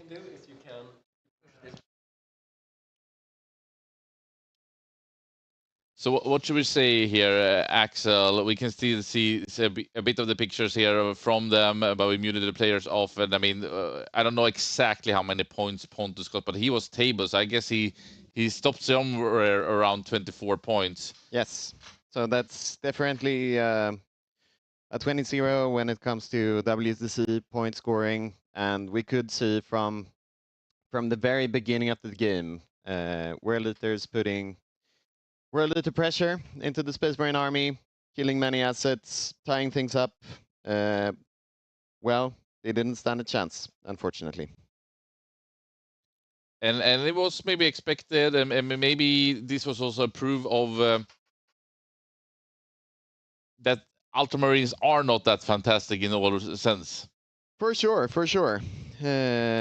Arguably the worst army right now with a 35% win ratio globally, but we can say for sure they are a great pick against Sisters, as they slaughtered both yours and Dog's Sisters armories with 18-2 and 17-3, which is I would say almost unheard of. Definitely. And as we discussed with Jesper, chatting before the game, not having access here to 15 Deathwing Knights, as in the Dark Angels army, for example, you don't, as a Space Marine player here, have some sort of anvil to soak up the World Eater's damage. Instead, having just 3-up saves, getting to 5s or 6s, even with Armor of Contempt, it's not enough versus the wrath of the World Eaters here. Exactly, and we can see here Johan Norman on the left and Björn Eriksson on the right, both playing Astra Militarium. This is the second semi-final.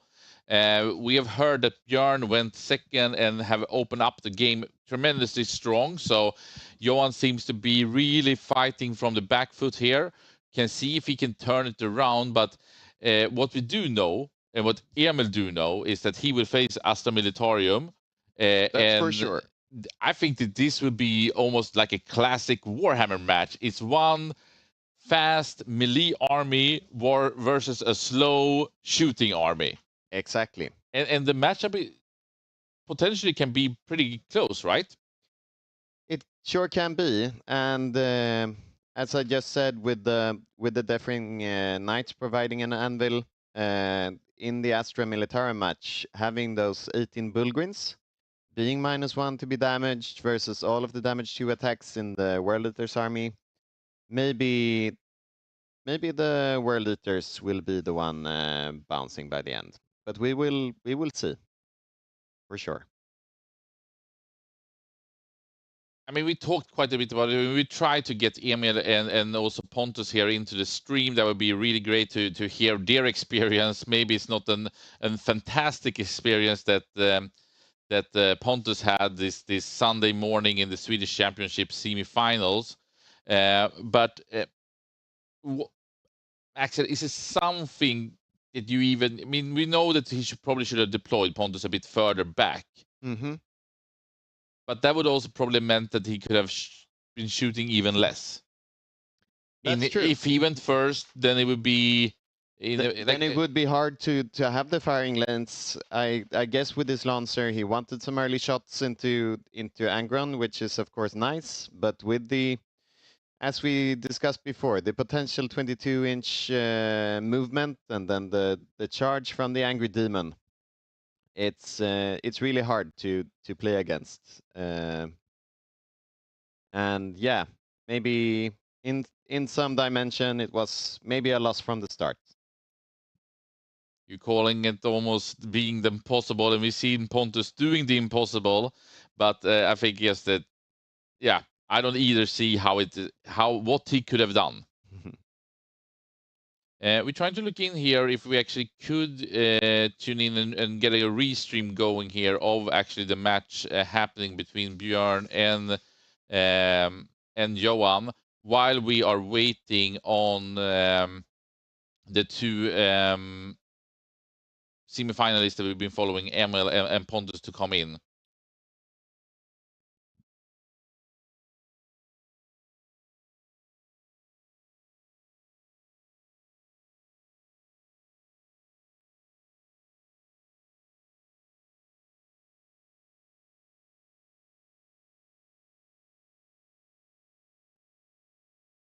Well, we can see, we hopefully can get it up on stream, but you can see here Johan to the left and then Björn to the right. Both of them being members of Team Sweden during last year's WTC. Johan being one of the captains and Björn being a player, then playing IK, but now has switched to Astra Militarum for this tournament.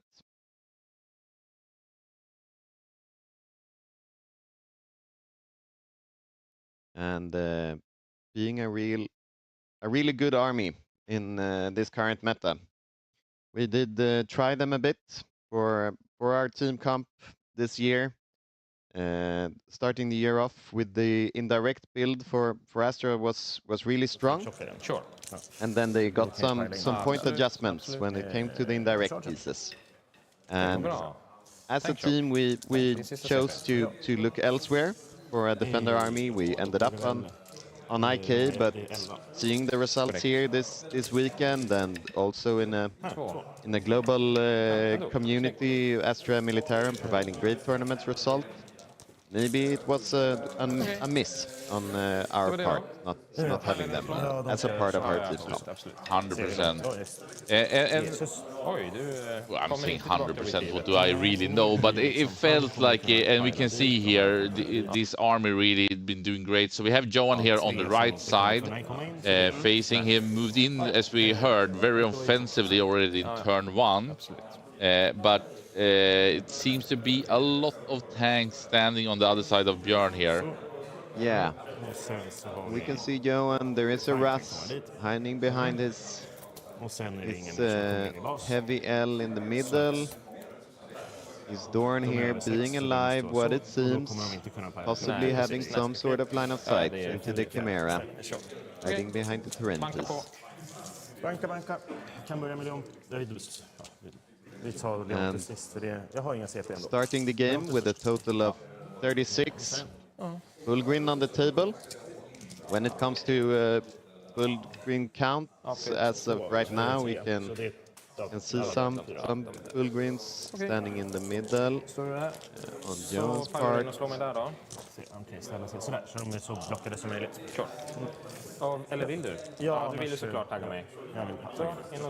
And you can see this match over at SSG_40K on Twitch TV right now, but we wanted at least to give you some of the actions, and hopefully we have Emil and Pontus coming into the studio to talk the slaughter down. It's not to kind of go too deep on it, because I think it was very one-sided, but it's always great to hear from the combatants. And I think that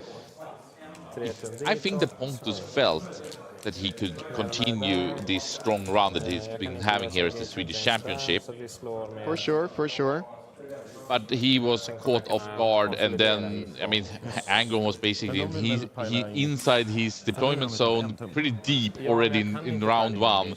That impulsor that was also surrounded and had a desperate escape. It was just slaughter. Exactly, and as you pointed out, with Emil basically standing on Pontus's side of the table for the reminder of the game, really showed that he went pretty much all in and scored a corn straight flush when it came to the game result.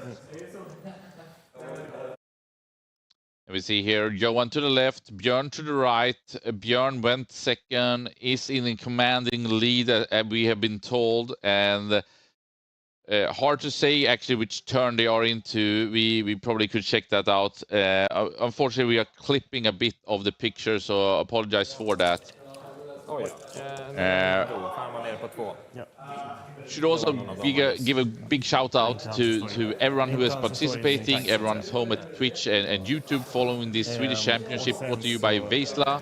We are at Miniature Metropolis in the southern of Stockholm, so you can come out here and actually watch the matches live. We are racking up for a winning match, a grand final and a bronze match after this one going on. Also want to give a big shout out to Fantasia North, who is providing the golden ticket and 3,000 crowns for the winner. It might be Emil, we don't know that yet. Also want to give a big shout out to Asus RG providing the hardware here so we can make it possible to stream.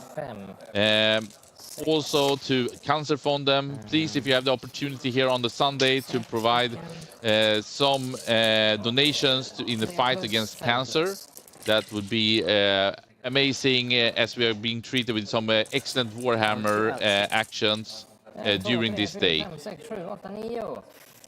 So we see here on the screen here we have still Björn and Johan fighting out in this Astra Militarium mirror.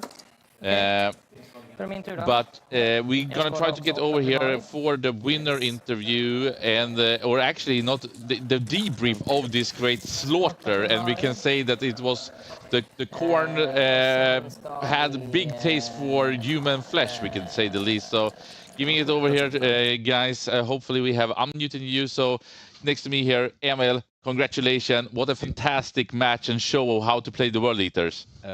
Yeah, I got a really good deployment.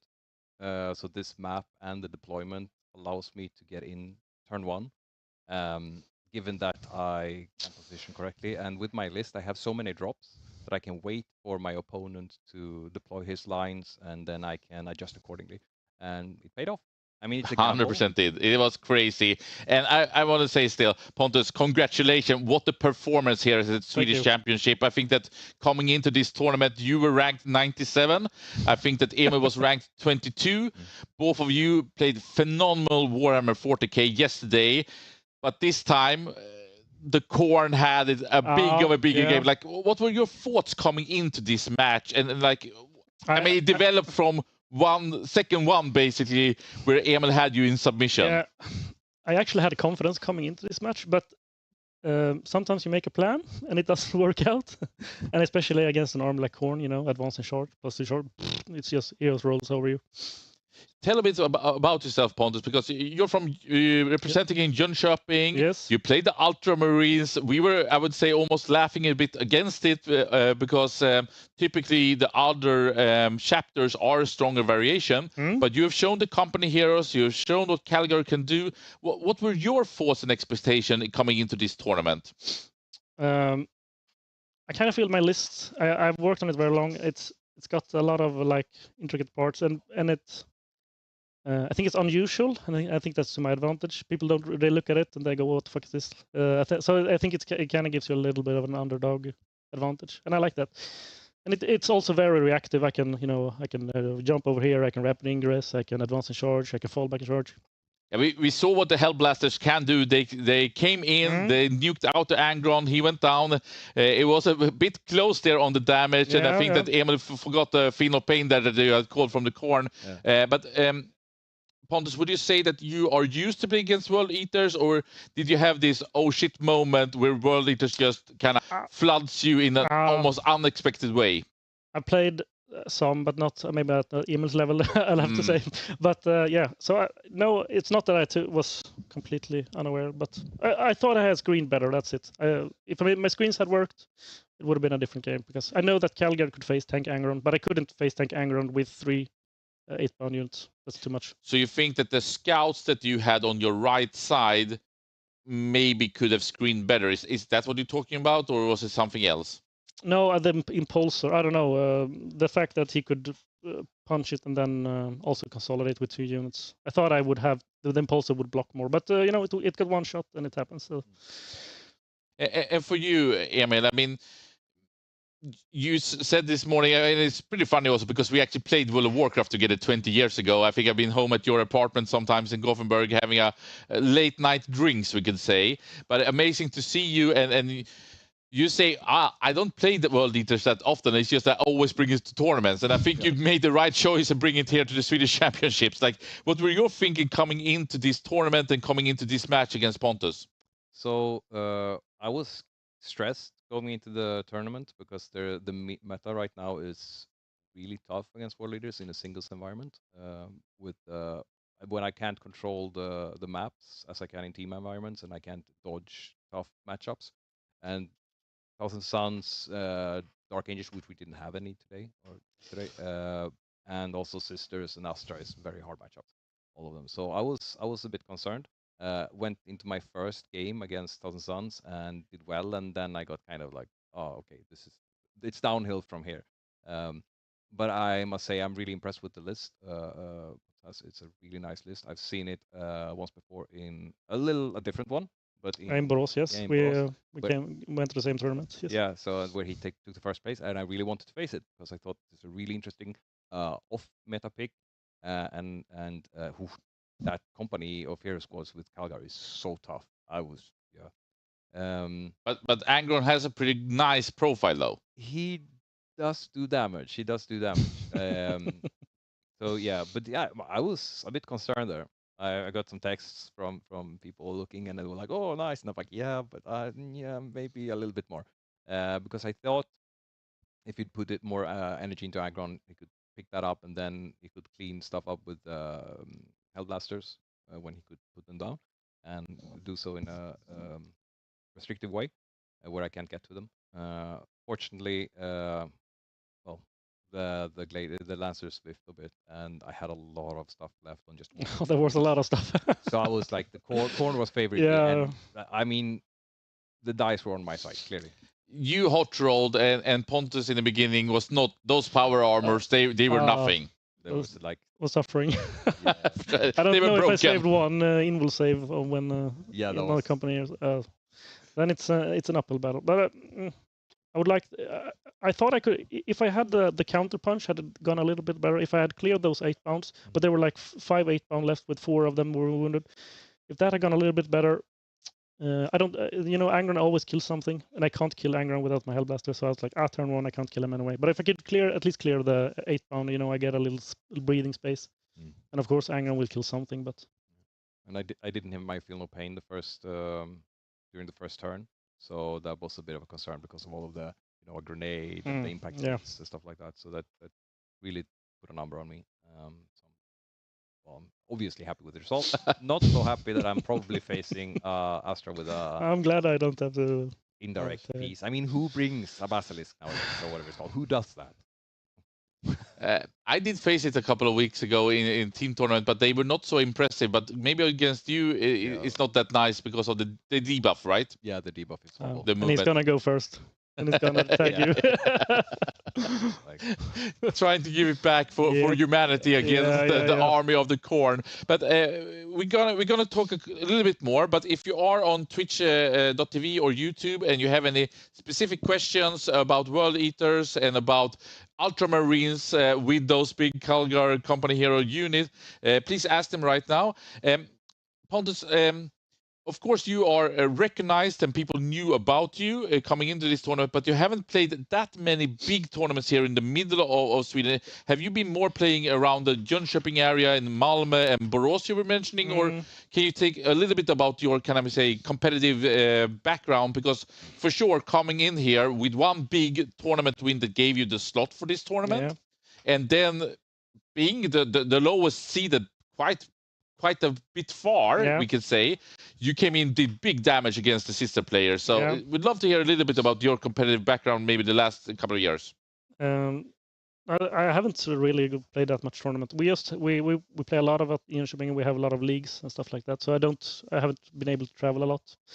But so I've played Vetcon thrice. I've finished second all times, and that's it. I played a small tournament in Skövde and Borås, Jönköping. That's it. So this is like the first in Stockholm. Amazing, and so glad that you could come into this tournament. And I mean, you stirred up some real havoc here. I mean, it's hard to say now after this kind of slaughtered in the semifinal, which I know you could have seen going very differently. But is this still your greatest 40K achievement? How was yesterday when you were just steamrolling these Team Sweden players, etc.? I know the sisters are a pain in the ass to face, but I know I have pretty good matchup because I don't really have anything that I can expand my units, so they can do a lot of damage, but I'm like they'll die. I have more units, so I don't really. I have confidence in the sisters matchup. So, I'm very grateful that he kicked out the sisters. Yeah. That would have been a disaster, more a disaster for you, Emil. As a Blood Angels player, I know how hard it is to play against those anti-melee units. So Pontus, if anyone over the internet is from Jönköping area, I think the best way is to come into the discord.gg/Veizla, reach out, because there is quite a lot of activities happening in Jönköping. There is a great community, and you can see that if you are playing from Jönköping, you can play in local tournaments, you can make the way to the Swedish Championship, and you can reach a semi-final, which Pontus have done in a great fashion. And last words on that side, from the Jönköping side. If you live we have a great förening, Gobsyd, so it's a big förening. And, great association with the Gobsyd South guys. Yeah, it's we have leagues all the time. There's always someone to play. There's competitive play. There's this beginner play. There's always people there painting every Wednesday. So there's always like 30 people there every Wednesday. So it's a really big thing. So. Would you say this? Can we say post-pandemic that the interest in Jönköping is greater than ever in Warhammer 40K? Like, do you see new people coming in all the time, or is it a pretty established crew? No, we got it's growing. Yeah, we have a league with like 30 people that plays almost every week. So it's a big community. And I mean, I think that for everyone if you're in the nearby area, of course, you can come. Yeah, come by. Like, even if you haven't picked up your first figurine, you will do. And if you haven't painted the first one, you will also do that one. And I mean, your color scheme in the yellow and red was amazing on the tabletop there. Unfortunately, I think you angered the corn god there with the red stripes. And for you, I mean, Grimlock with Emil, like, how is your background when it comes to competitive team? You're for sure a very established World Eater player. I don't know if you are. I mean, today we will know that you are the best World Eater player in Sweden. But do you? What has been your background? Because for sure you've been praying to the corn for quite a time. So I usually play just anything chaos, like spiky bits, angry stuff. That's my thing. So I started out with Death Guard, went over to Thousand Suns, Chaos Space Marines, Chaos Knights. Then when the World Leaders came, I picked them up. Got 2 months of actual rules because the Codex came out at the end of 9th. Did quite poorly because that was in the age of everything was free and Dark Angels were, it was a horrible time. And then I had like a little bit of a hiatus. And like you said before, I don't usually play World Leaders. It's just that I bring them to tournaments. But if and I feel like I'm almost getting like becoming a faction specialist, but even though I really don't mean to.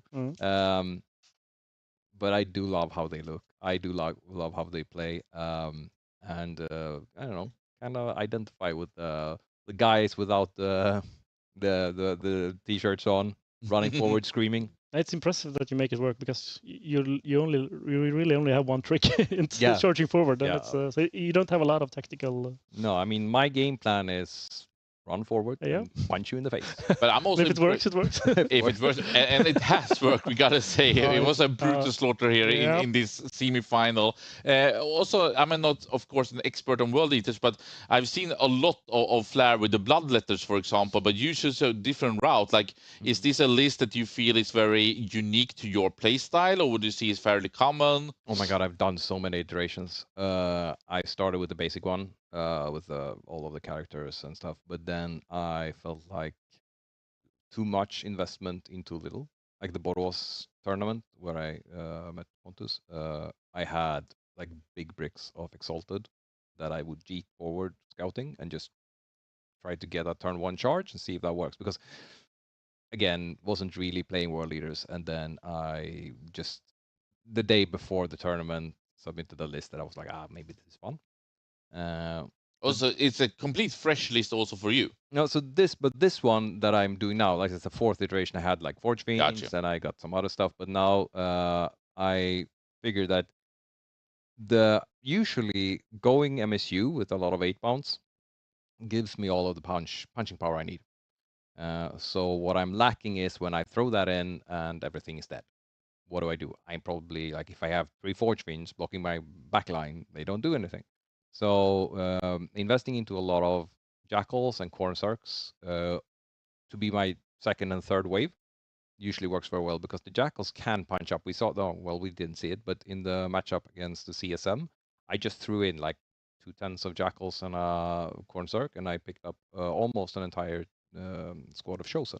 Wow. It's like big damage. Yeah, just because of weight of attacks, and they have sustain built in and lethals, and with reroll, it works. I see.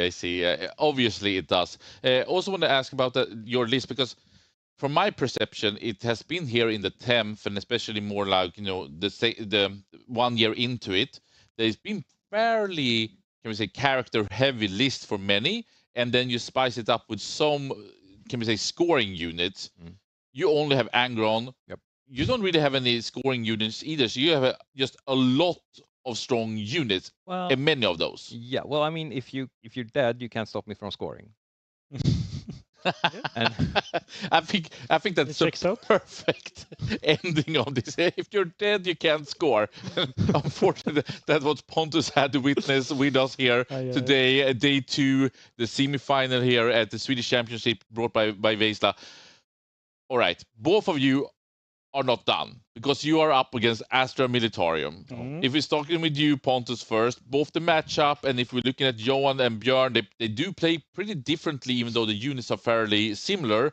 Björn being more aggressive, Johan being more defensive. Is there any one of those that you prefer?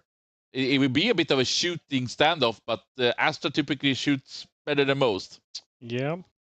No, I don't have any. I don't know these players at all, so I don't know who of each. But Astra, it's a decent matchup. I'll see. I've got a lot of tanky corpses, so I can tank. I can take the fire, but yeah. It would be a close match from your perspective, but a matchup that you are fairly familiar with. Yeah, it's familiar. I have the lance, so it's gonna be a little swing. I have the lancers, and he doesn't have any invul on his tanks, so if they hit, they hit, and then they one shot. If I manage to one-shot some tanks, maybe we'll run turn 1 and 2, and it's gonna go good. But we're crossing fingers for that one. And for you, Emil, do you know these players? Have you played them against before? What's your thoughts about Astra Militarium? I haven't played either of them before, so don't really know how they play. I know that they're very good. And looking at the stream, seems to be quite aggressive on Björn's side, like you say. I have 1 game against Astra, and they brought 6 Bulgarians. Now, I'm looking at, 18?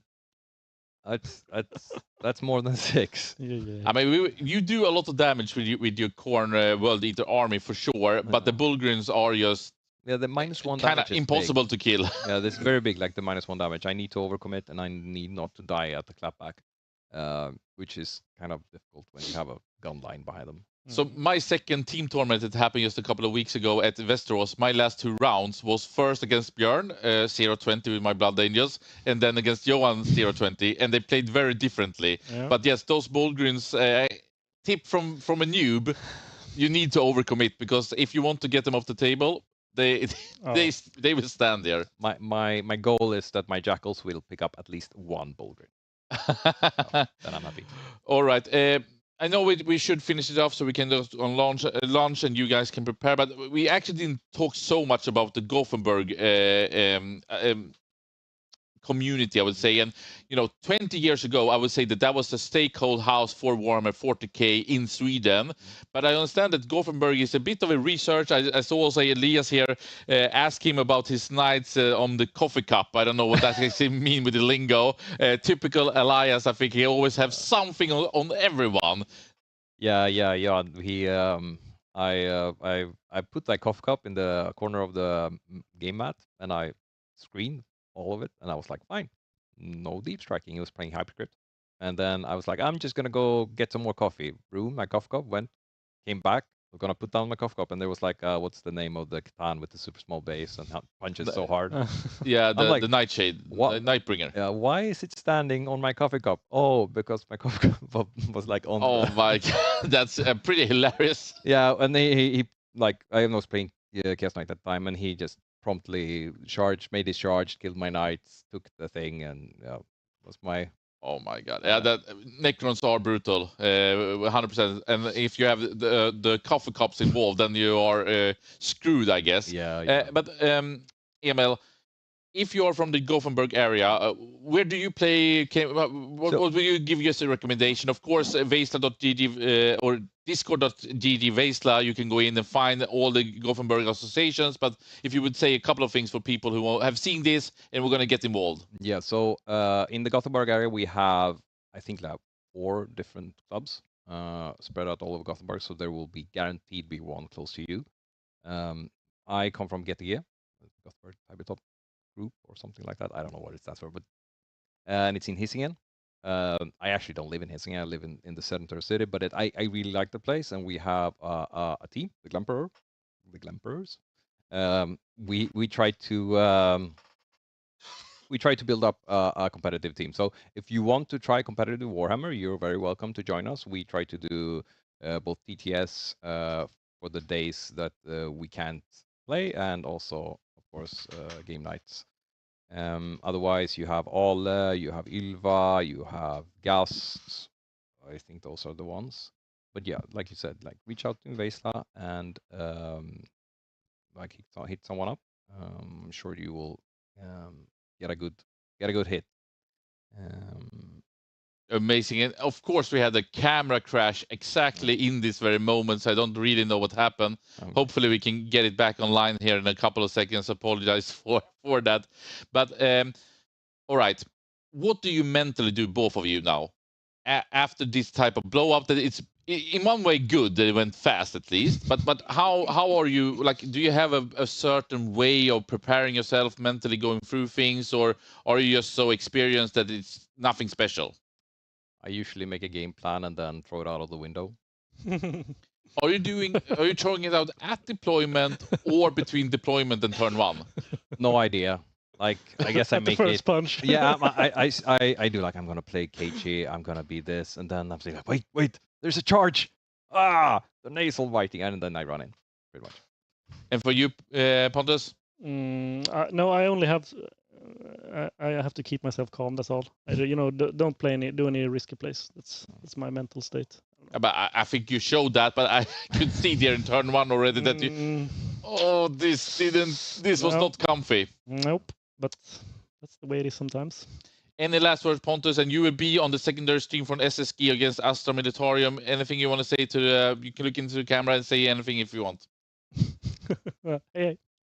I think the fun info for you was none. No.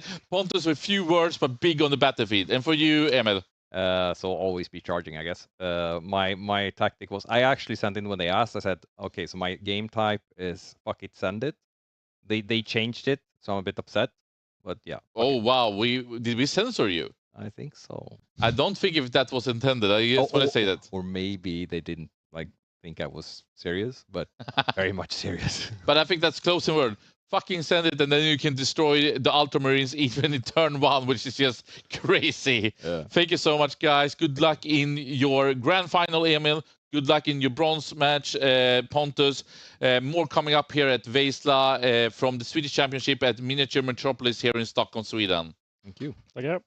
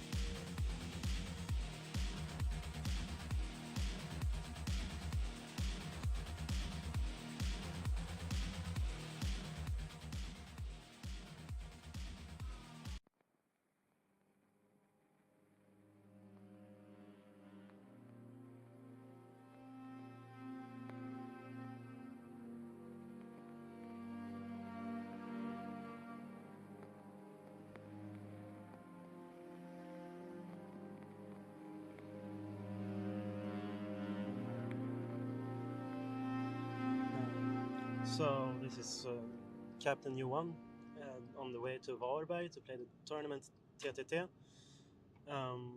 It's called Team Tok Tournament, I think. I'm going here with my 3 friends from Stockholm. We're hoping to win this, and my 3 team players, they're all trying to apply for the national team this year, well, the next WTC. The trip to Varberg is quite long, and Joel is driving a bit too fast, but Always. but he's always driving too fast. True. He's taking big risks, big chances, and he usually does well doing that while playing as well. No risk, no reward. No risk, no reward. This tournament is not only a great place to play great Warhammer, but it's also a place where you can meet your old friends and also gain new friends. It's very social, and it's played in a school, so we can have a great time while playing. To be elected as a captain of the WTC team, there is a vote every year from the top 3 players in our ranking, and they choose a captain. We applied together to be able to help each other in the process. With the intent of having one playing captain and one non-playing captain, which we have not had before. We've always had a playing captain, and there are certain limitations in that we hope to alleviate with 2 captains. I would say that last year performance by our team was a very good one. Mm-hmm. We were almost in the 3rd place, which would have been even better, of course. But overall, it was a great event. Mm-hmm. I don't think we overperformed by our standards, because I was very confident in the team we brought. I was confident in every player and in our preparation. So I think we ended up about where I thought we would. Yeah, I think 4th place. I think we had a shot at the podium, which showed, but I do think we overperformed across everyone else's expectations. Well, one reason was that people didn't believe in knights, so that's one of the reasons why other teams thought we were not going to perform as well as we did. I think that Sweden has maybe, from being one of the best ETC teams, have gone down to more of a middle WTC team, and I would say 2 years ago was the start of the rise to the top again, and it continued this year. So it was probably hard for people to know what I believe to be our potential. Well, going forward, we are aiming at picking a new team in which you will be playing, and I will be the supportive captain. the coming months, we will pick the first few players that will be on the team, and then we will try to include more, a greater number of persons in the fight for the last spots. Yeah. Uh, So basically having a broader overall roster that we can practice against, and hopefully traveling with more than just 8 players, like traveling with an extended team. For the process this year, for the people that are trying out for the teams, we have international scrims versus other nations. We already, as of today, which is start of November, we have scrims planned against Poland and France, and more to come. So we have a lot of prospects in those scrims. We are also fairly active on TTS, training against each other, and some international team leagues as well. Practice, like a practice weekend is already planned for January this year.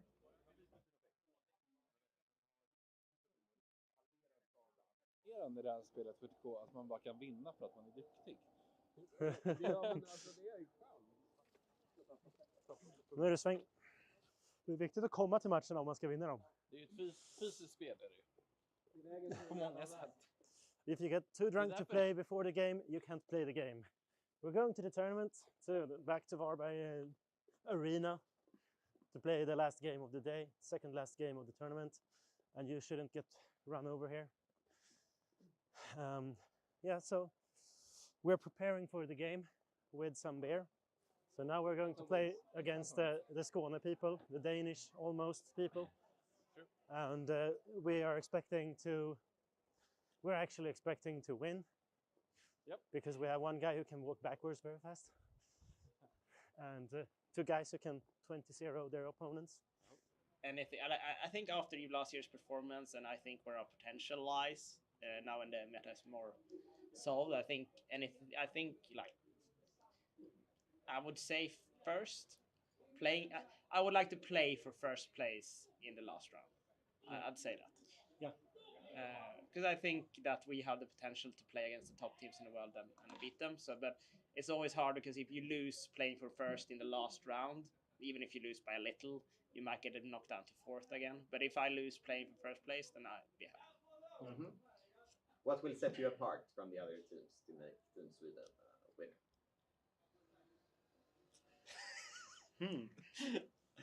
I think it's a bit early in the process to say that because we have one selected player from the team at the moment. But I don't know. If I look at last year, it is. I don't actually see any separation yet. But I mean, already the hard work and dedication of some of our players are showing through. Yeah. And if that continues until August, which I have no reason to not think it will, I think that's gonna be enough. Mm-hmm. I think something that will improve this year is that we will have more players helping us. Yeah. Which will help us a lot. The broader prospect pool and more practice against it will for sure affect it. Nice. And finally, if you are to summarize Team Sweden in a single sentence, what would that be? If I were to summarize, we will never be the team that rents a conference center a week before and goes to Belgium early.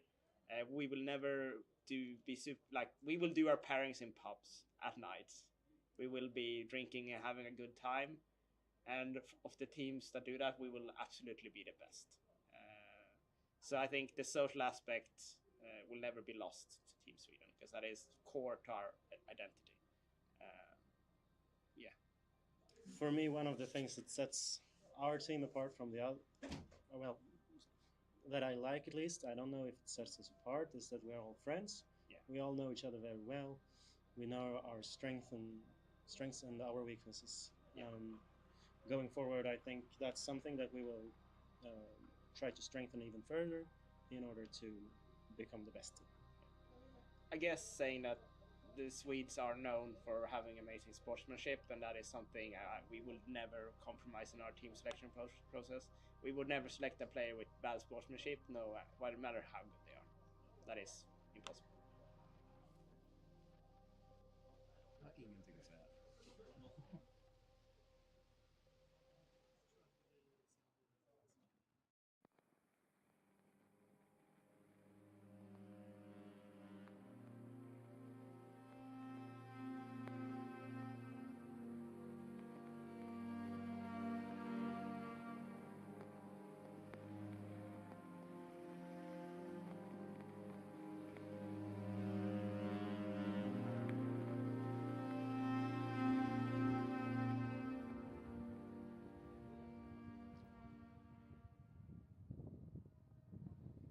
We're here playing the Westeros Wargaming tournament, team tournament with the 5 players in each team.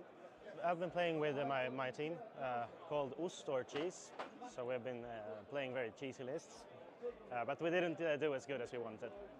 We will end up in the top 5 of the 22 teams who are here.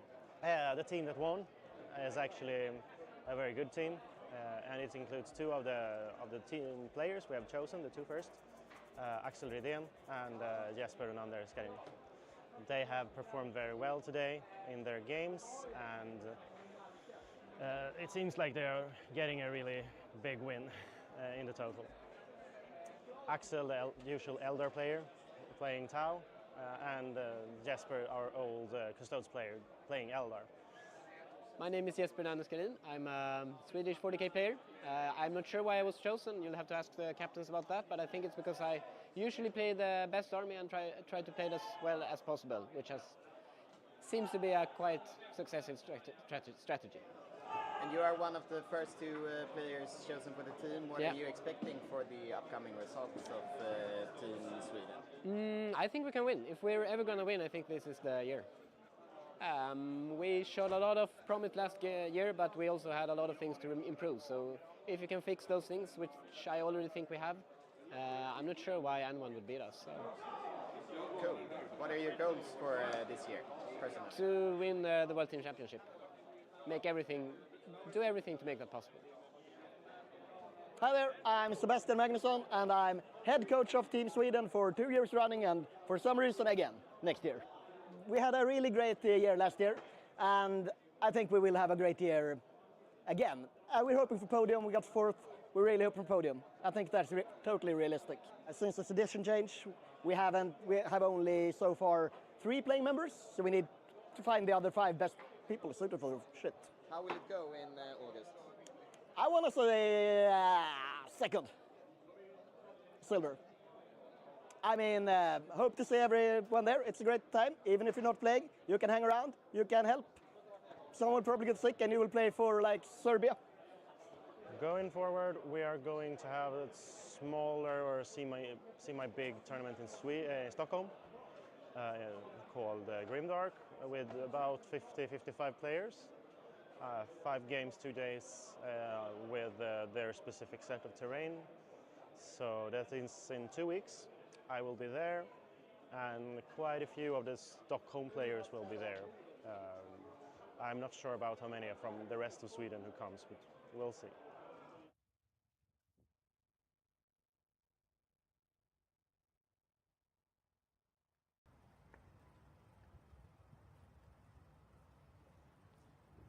Yeah, so we're here playing a tournament in Stockholm in a place called Örnsberg. It's about 50 persons playing.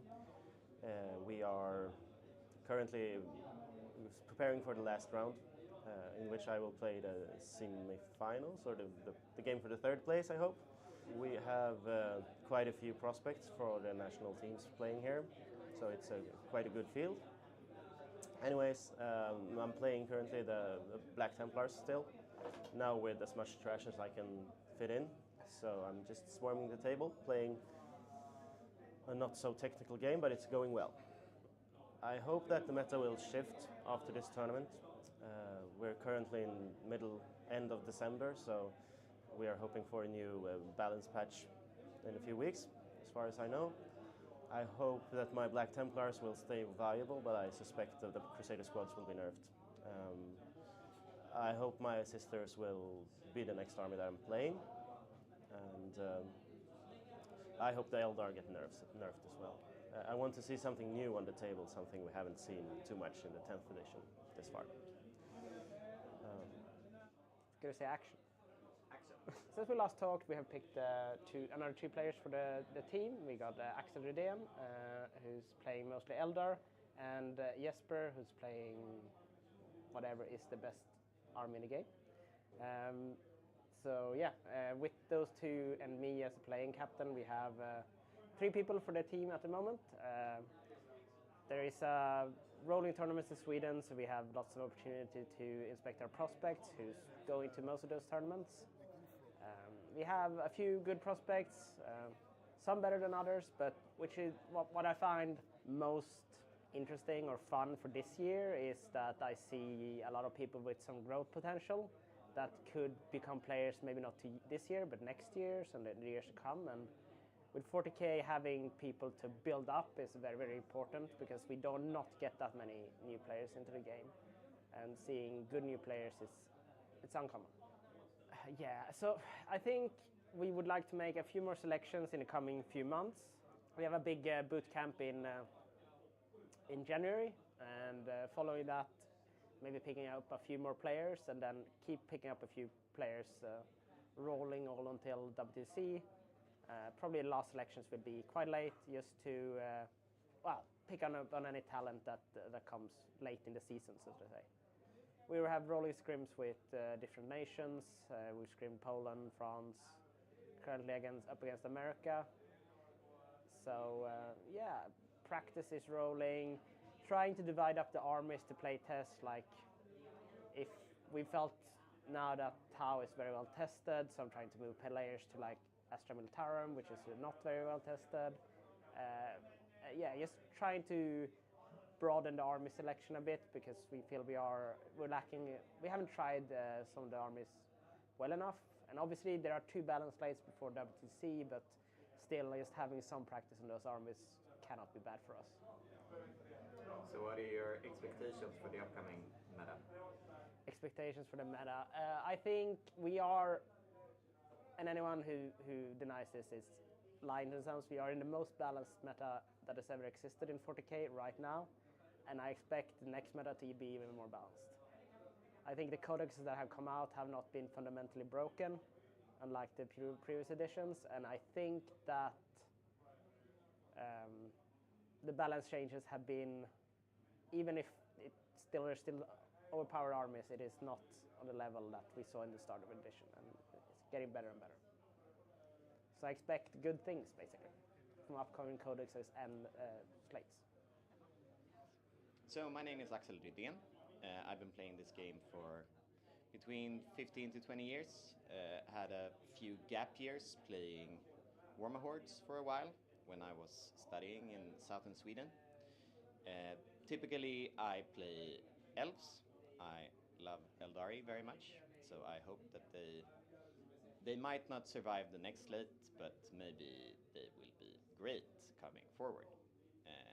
My expectations for this upcoming year is that we will definitely get a top 3. Hopefully we will win the whole damn thing.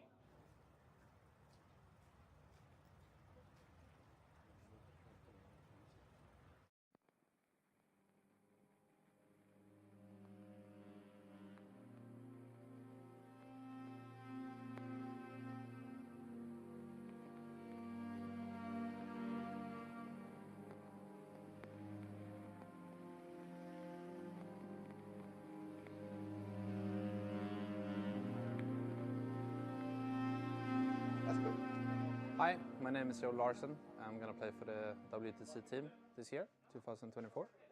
I've been playing Warhammer 40K since, I bought my first model 2022, and it was October, I think. I bought Trajan Valorous and the Codex, started learning the rules, played with some friends. Very competitive player, played a bunch of Magic competitively before as my career, so it felt naturally for me to just continue playing competitively. So it ramped up pretty quickly, and I played my first local tournament in February, I think, in 2023. And since then I've been playing a lot, making a lot of friends and playing with them. So gradually or rampantly become a lot better. Started doing really well in 9th, but it was a little bit too late to be taken out for the team 2023. But 2024 I've been lucky enough to be invited to the team. And I think it feels fantastic, actually, with the team. So far we have really solid players that's already been taken out. I think let's see, we have a playing captain Jonathan, and then we have Axel, and we have Jesper has been taken out, and this time it was me and Sebastian Larsson. So we have 5 super solid players. I think we're going to be preparing quite a lot on like TTS and also live, playing scrims and playing in-live tournament, probably Nordic Masters as well, which I'm excited about. So yeah, I'm looking forward to it, for sure. It's great. We have two new recruits, which I'm sure Joel already talked about, and I think it's going strong.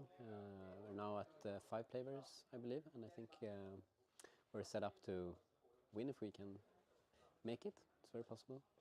Where are we now? We are at the team tournament called, I think, SSG, close to Globen in Stockholm, and we are going into our last match, but I think we've already won the tournament, so we'll try to have as much fun as possible. Let Douglas win his first game here. And how does it feel going forward with the new meta, new armies, etc.? Oh, I think it's fun. I think there's people are starting to solve custodes, which seemed quite strong in the beginning, and I mean Necrons are clearly on top, and we'll see how Astra works out. But I mean, it seems quite acceptable for now. There've been quite a few scrims as of late. Mm-hmm. Will you elaborate on that? I guess we played against a couple of teams on TTS, and we might be setting up for a local tournament like a Scandinavian tournament as well, which is going to be really fun.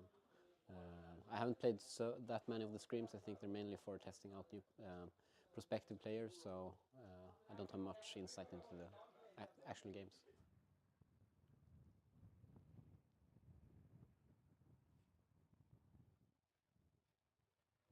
Hi, my name is Carl Abramson, and I am a Warhammer 40k player. I just play for Team Sweden. I have been playing for Team Sweden the last, I think, 6 years maybe. I missed 2 years ago because of Corona, I think. But I have been playing for a long time. So, are you looking forward to this year? Yeah, I'm very much looking forward to this year. It's going to be awesome. I think we have a really good team. I think we might have a better team than last year. So last year we finished 4th, so our goal to at least take podium, at least. Do you have any preferred armies, or what are your personal thoughts about the upcoming months? My preferred armies, I play everything. During WTC, or ETC as it used to be called, I played mostly Tyranids and Yinzli Cults. Last year I played Necrons because we needed a Necron player and we thought the Tyranids were not good enough. So I chose Necrons. And for this year? For this year I am looking at Thousand Suns because we have identified, as everyone has, that Thousand Suns are probably one of the top 8 armies. We're on track to win, I think. It's time that we at least podium again. It has been 7 years since our last podium, I think. So I think it's our time this year. And where are we now, and what are we doing? We're up at Fantasia Fnatic in Umeå, and we're playing a tournament here. And this is just after the first round. It's a 106-player tournament, I think, so it's the biggest tournament in Sweden this year, so far at least. And I think almost all of the WTC team is up here, and I think almost all of us won our first game. Yeah, we are currently here in Umeå, the lovely city that is far too cold, but they have a great tournament, which is why we're here. Fantasia Fnatic. Big tournament, lots of players, biggest so far in Sweden this year. And we're playing 40k because that's awesome. It's happened quite a lot. We have picked a lot more players. We are currently at 6 of our starting 8, and the remaining 2 spoilers will be picked pretty soon. Otherwise, we've been preparing really hard this year. I think I maybe said that last time, but we've been preparing even more now. Lots of great discussions and also scrims with other nations, and yeah. So we're in April now, so it's time to finally start going into high gear, I think, with the preparations. Jet planing off. Let's do everything. Let's prepare.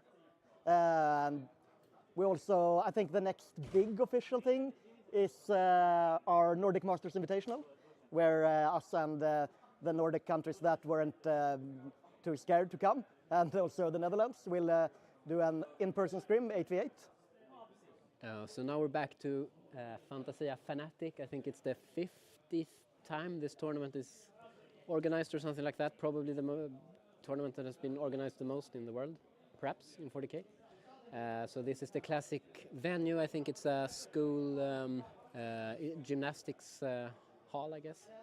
Yeah, it's the last big tournament in Sweden going into the post-slate meta for WTC. So this is probably the last thing you're gonna see from us officially. I'm taking my Hypercrypt Nectrons for one last dance, I guess. They're probably going away within less than a week, and I didn't really feel like building a new army, so this is what I'm going for. It was time for me to finally test the monolith together with some wraiths with keyword infantry, so it's a cute combo that I wanted to play around with. Nice. So how are team preparations going? They are going great. We still have 2 spots left, and I think the decision has been to make the final decision after this tournament. So I think we'll know like coming Tuesday or something like that. And how are the other preparations for WTC? They are intense. Secret things are going on. Perhaps you'll know more about it later. It's going to good. We're looking into the armies that are in the spot to perhaps get buffed, so it's going to be exciting to see how things turn out. We also have the Orc points coming up and the Tau points that could really change things as well. Yeah, so we were approached by Team Americas like as almost at the same time as we were going to approach them actually to talk about forming an alliance coming into this WTC, I think mainly due to the fact that we know that there's quite a bit of cooperation between the Central European countries that are sort of also our main competition to win the tournament, so it felt like a good idea. And then we brought along Norway as well as Canada into that cooperation, so cooperation. And what is the plan of the cooperation? We're going to share everything, all the info, all the thought about lists, as well as our matrices and how we're going to think about the pairings. So I would assume that our lists and army compositions are going to be quite similar. Probably not exactly the same, but we're going into this as a team. My name is Sami. I'm one of the coaches in the Sweden national team for VC this year, and been playing for, I don't know, on and off since I was a little child, basically. This year mostly Chaos Knights. I've been playing Imperial Knights as well, Blood Angels and Drukhari. It's my choices of armies. Next army will be Tau. We had a tremendous last year in Mechelen. We played really well as a team and had a lot of fun as well as a team. And I believe that we overperformed our expectations, at least going in last year. Even though we would have preferred to win the last game, obviously, against the US, but it's what it is. We also have a better coaching staff this year, a bit more structured, which is, I think, will be a tremendous help as well for the team on site. So we have managed to get some sponsors. We have 3 sponsors, I'm pretty sure of, currently. So we have Skry, that sponsor us, as well as Alpha Spel and ROG, the computers company, which is a lot of fun and will also help us with both on site and fixing everything, as well as just kind of make it cheaper. I mean, it's still expensive. So we are in the north of Sweden, playing one of the oldest tournaments in Sweden, I think, longest running, Fantasia. What am I doing? Well, I'm playing the tournament. The team preparations are going excellent. We have lots of games on TTS. We are a little bit in the waiting room for the new slate. That's about to drop at the end of April now. We are currently in the middle of April. So a little bit waiting for that, but we're testing the meta armies a lot. We have a few builds that we believe other teams might not be as high on as we are, which is a good sign. We have found some things that maybe they don't believe work, and we believe work, so that feels good.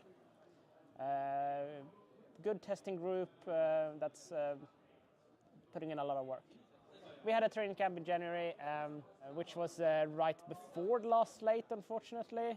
Testing the old meta, but a lot of it transferred to now. For example, Necrons were still nerfed since then. But I would say that we are putting in the work, so to speak. Lots of lots of man hours going into testing, lots of tournaments this, what is it, post-winter season, fall? No, spring? Who knows? 3 or 4 tournaments this spring, and metagame churning along. This is not the metagame we will be playing WTC in, so it's also about like building the team in other ways than just playing the game. Picking out the last 2 players, which we will do after this weekend. We do have, let's call it a coalition with 3 other nations, Canada, Norway, and America, which we have agreed to share everything. We are going to do testing together fully, with fully open lists going into WTC, trying to give ourselves the best ability. Obviously, the tier 2, tier 1 teams in the group is us and America, and we are hoping to elevate ourselves to above the other tier 1 teams by working together. We have one camp is going to be before list submission, and then we have another training camp after list submission. There's going to be some internal scrims versus the 4 previously mentioned nations, but other than that, the testing is going to go silent from now. Oh yeah. So we have the other Nordic nations coming to Sweden in about 2 weeks for a team tournament. The participating countries will be Sweden, Netherlands, Norway, Denmark, and Finland, and one extra rogue team from Sweden because Iceland had to cancel. So that will be played in 2 weeks, and looking forward to strengthening the relations with other Nordic nations and the Netherlands, I guess.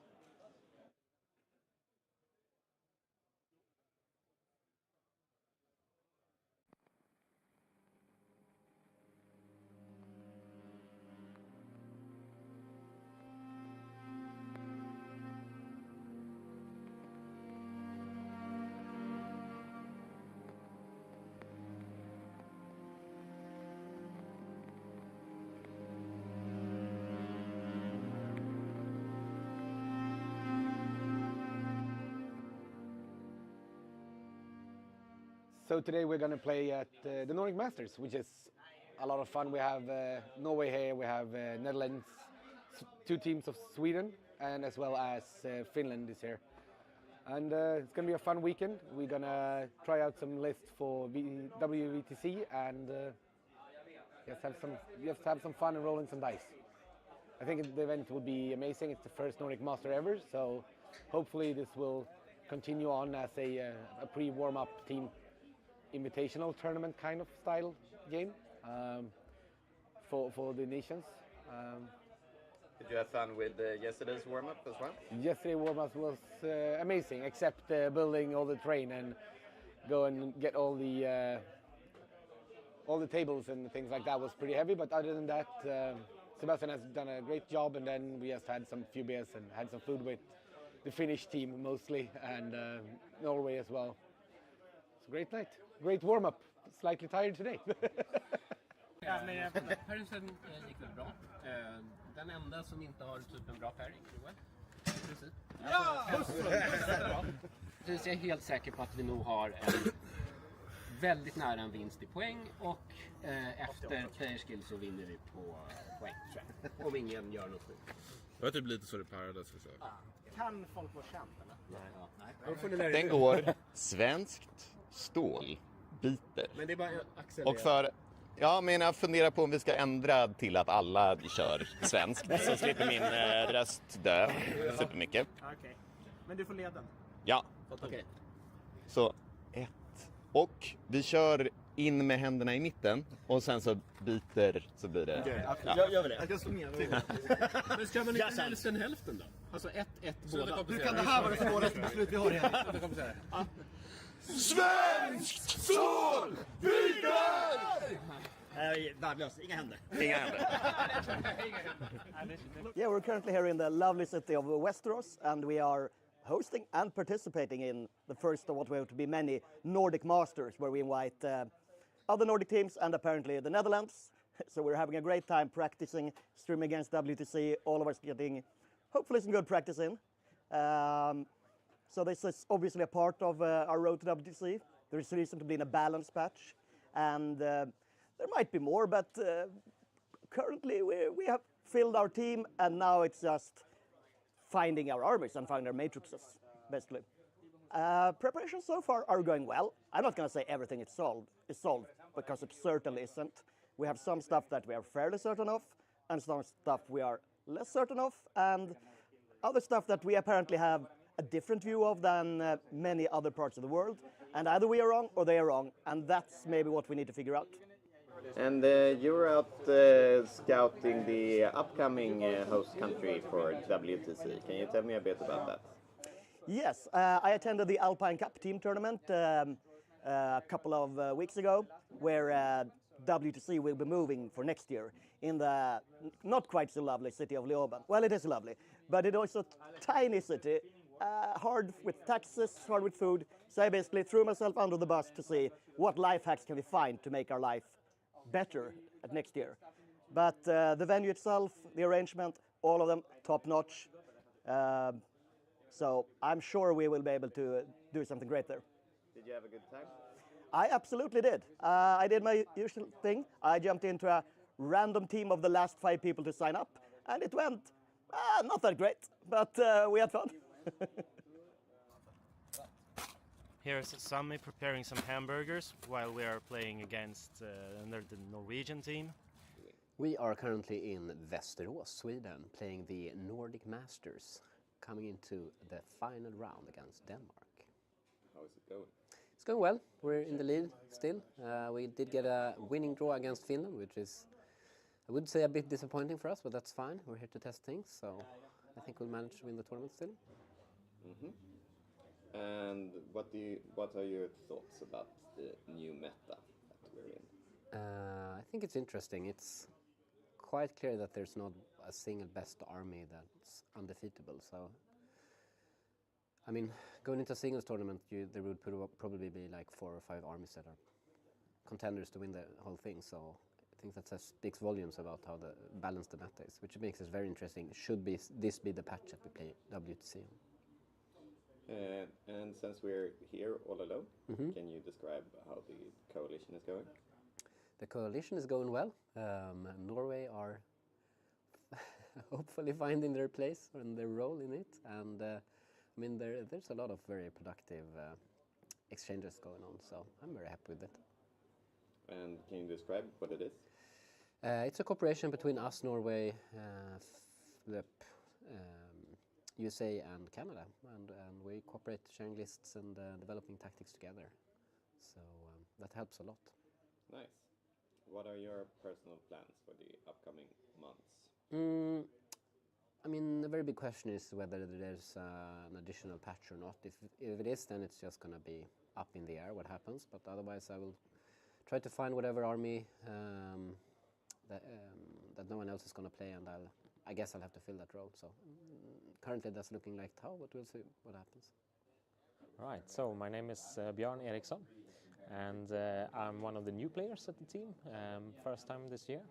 And I'm both proud and super excited about playing with the team this year, and I will do my utmost best to represent Sweden in a good way. Nice. What types of farmings do you play and such? Well, I've before I've played a lot of orcs, and I picked them up again now. And during 10th, I've played mainly Chaos Knights, Imperial Knights, and some Astra Militarum, I suppose. So a bit of a mix. You're a great hobbyist. Can you tell us a bit about that? Thanks. Yeah, I really love the hobby side of Warhammer, mainly the conversion things.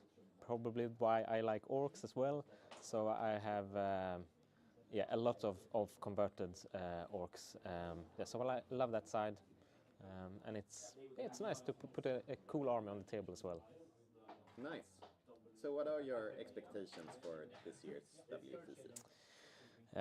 My expectations are to have a great time, meet a lot of new people and some old friends, and have 7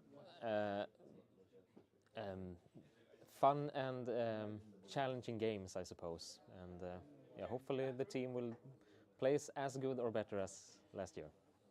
Do you have any personal goals attending? I mean, I haven't thought about that, not yet. Just to enjoy myself, I guess. And yeah, I think that's my main goal probably. And you're the top scorer so far. Oh, nice. Yeah, right. Yeah, maybe so. Yeah, the bully boys have been bullying the tables. Yeah, yeah, they are quite fun to play.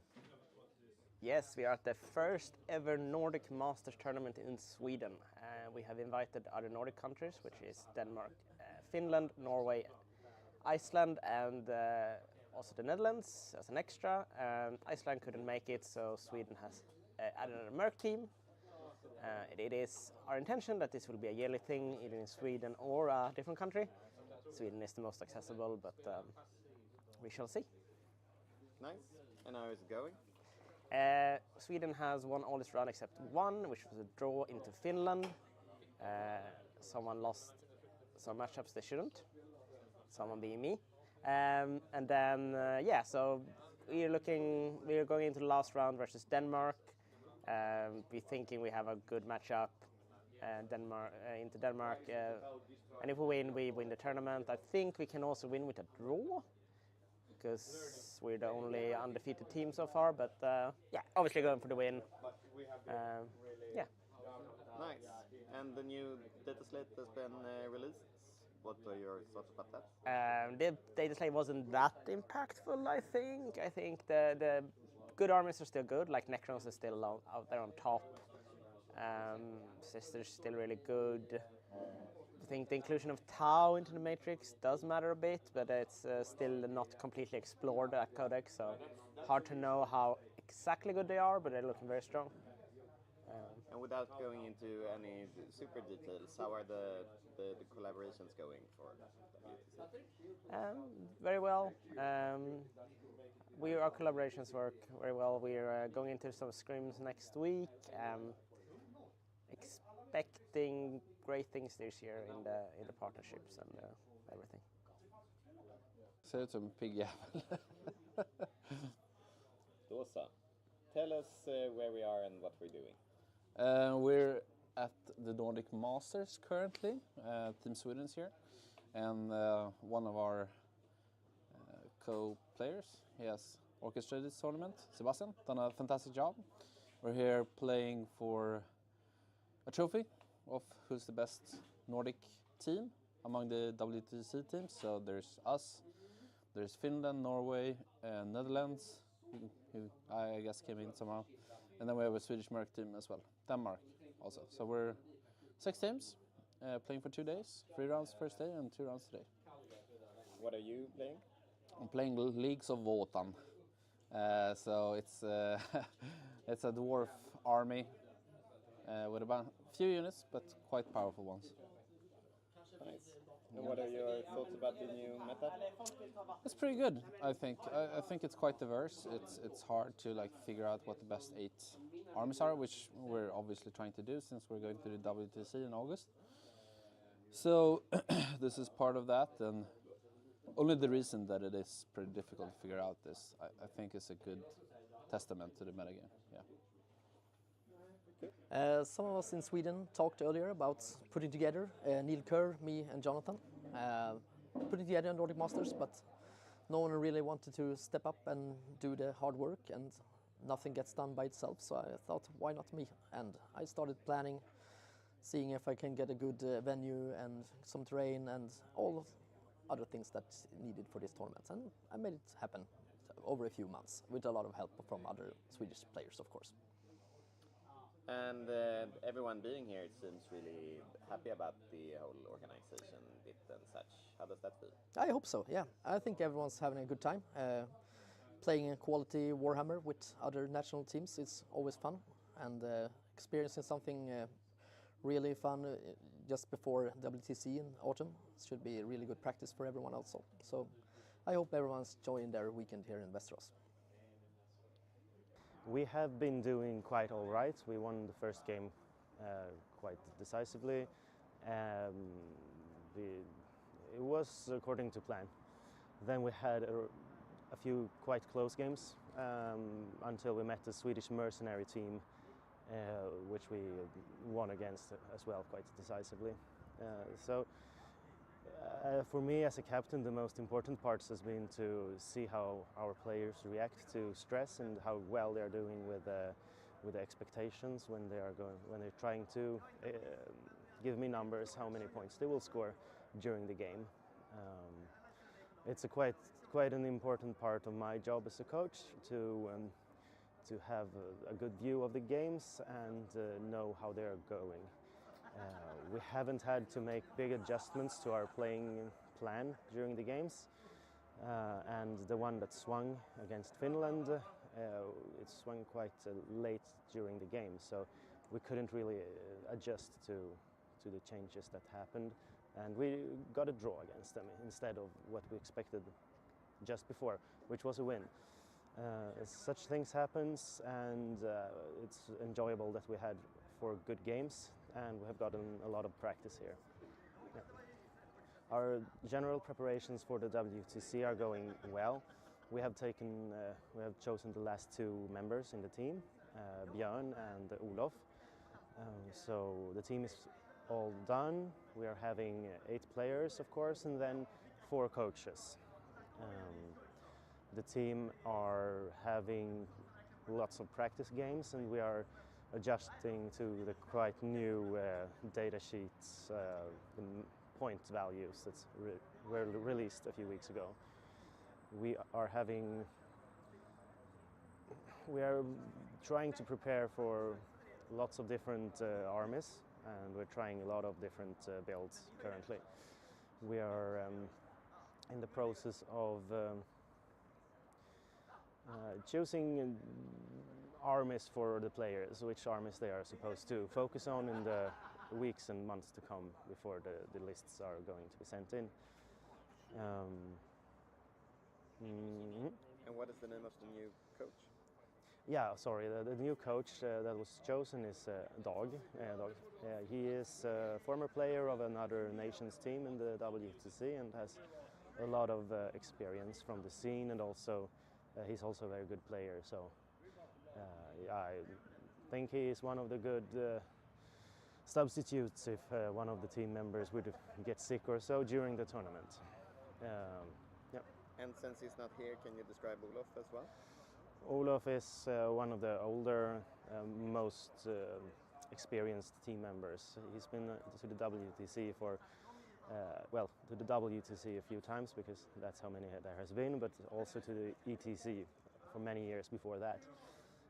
He is a very stable player who knows the game very well, and is very good at predicting the numbers, how much he will score during the game. So, my name is Dag, I'm from Skåne, playing for a team called Xenofilerna. I play for this tournament, I play Blood Angels. My normal played armies are like Sisters of Battle and Tyranids, I would say is my 2 main factions. My journey towards the Swedish WTC started somewhere in 2022 when I played WTC for Team Belgium, and here we go. Nice. And what are your expectations for this year's WTC? My expectations is that we will pick a top 3 spot, hopefully win for sure, and grow as a group and become a better team overall. I'm playing Thousand Suns this time around. I think that Thousand Suns is one of the stronger codexes at the moment. It certainly has a lot of punch, at least. And you had some sort of objective with 100 games? Yeah, I'm going to play until WTC. I need to play at least 100 games to actually get good with this index, because it's so intricate. I still learn new things every single game, basically. Still, like 35 games in. Nice. Anything more to add? Do you have any... How are the rest of the preparations going for WTC? Oh, it's going good, actually. The preparations are really good. We're on our way. We are knocking out our matches. Everyone is doing their part. We're looking at another boot camp soon. It's going to be really good. I think Team Sweden is going to be really good this year. But we do actually have a winner, and as usual, it's the TO, because we can cheat with points. So, Team Sweden, not mercenary. Come up here for your diplomas.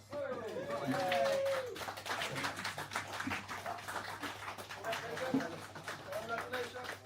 Congratulations. Precious to us, I guess. Yay! 1, 2, 3. Yay!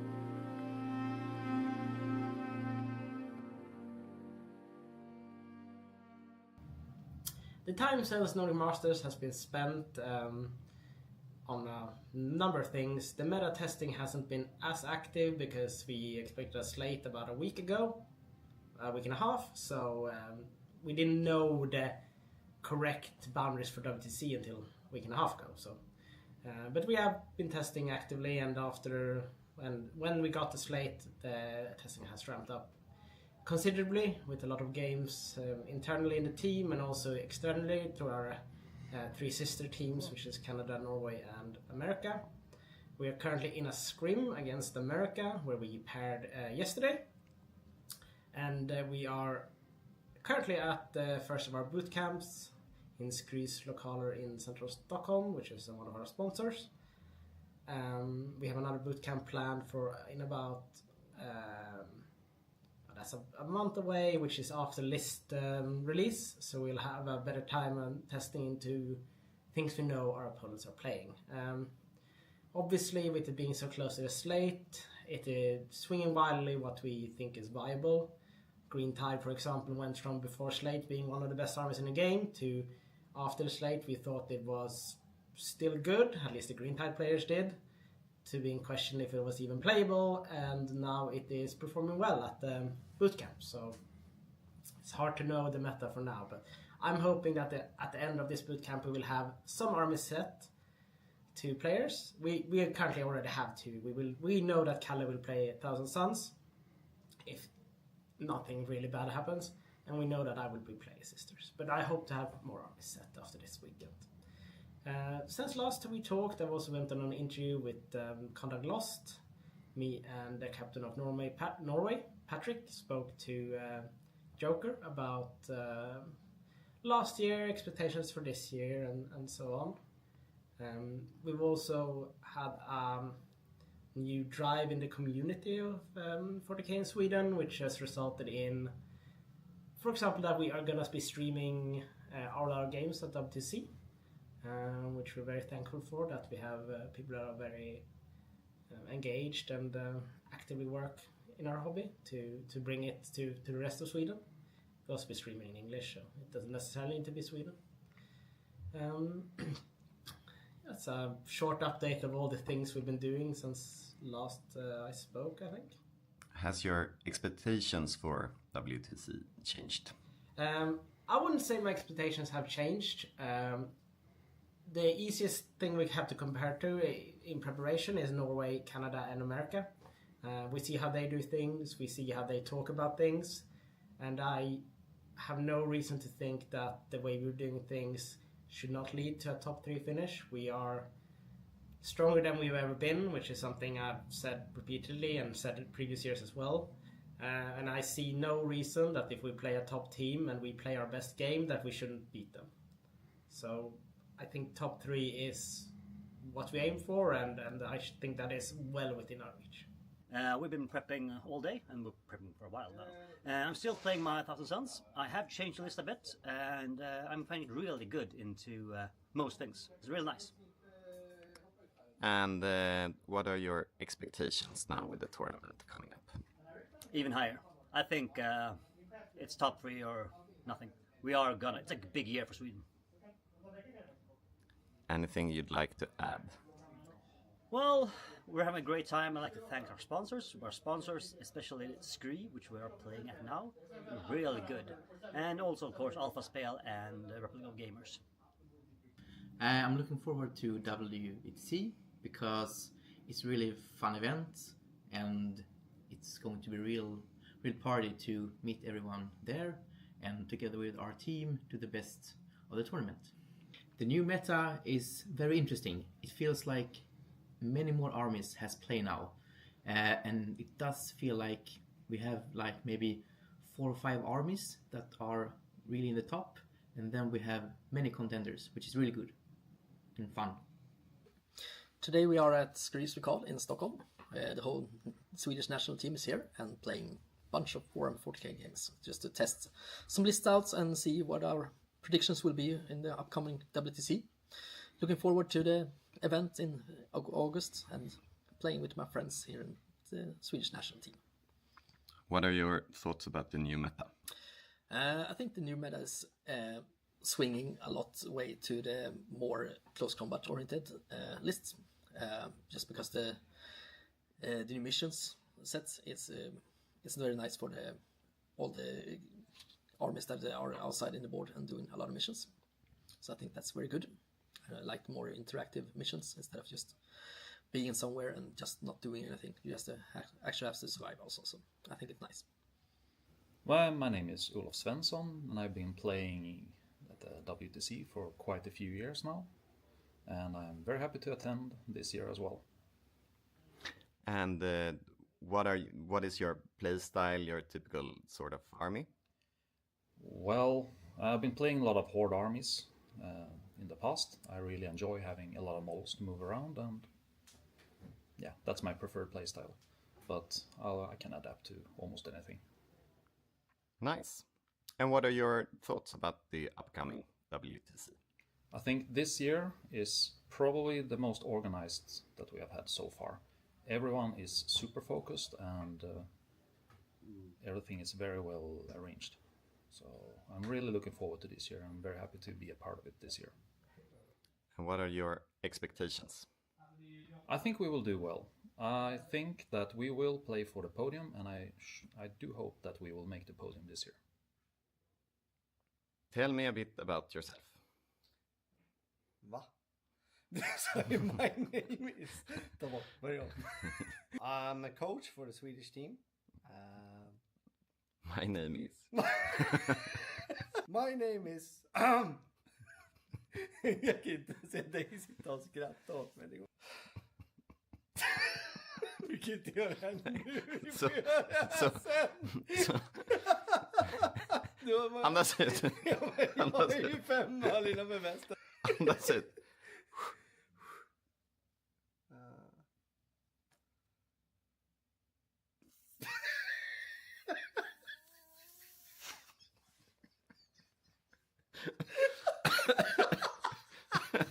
Det går ju inte när du sitter så här. Kräktes lite. Kan vi vänta med den här telefonen eller? We are now at one of our sponsors' office, Skry, and we're playing a boot camp to practice for the WTC.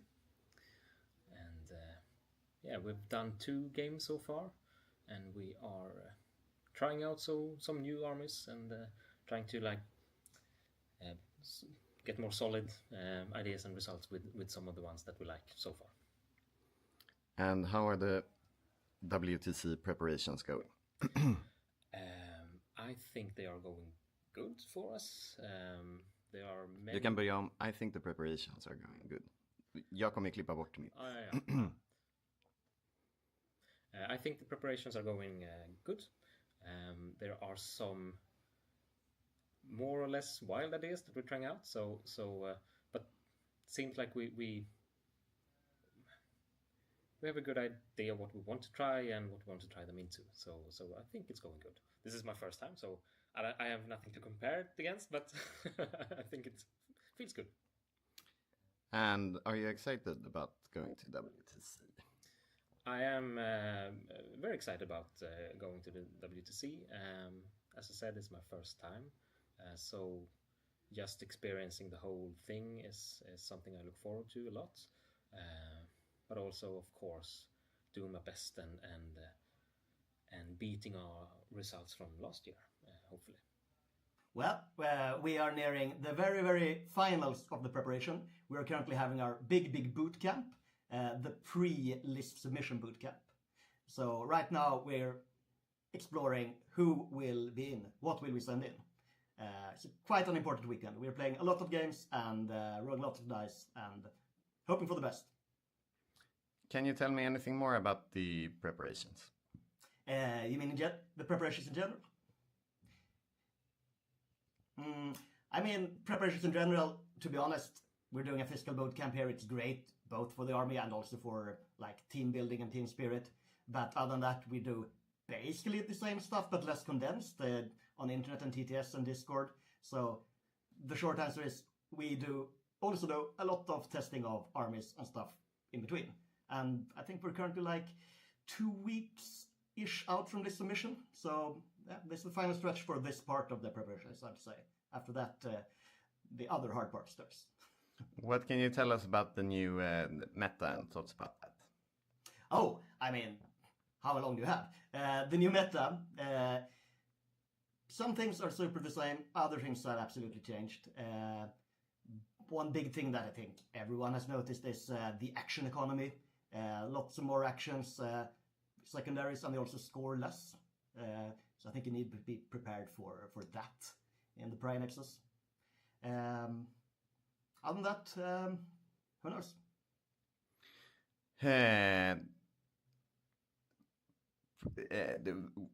WTC is soon here. What are you expecting? Yeah, so we are like a month and change out from WTC. It's real, guys, and it can hurt you. So we're coming into this year's WTC.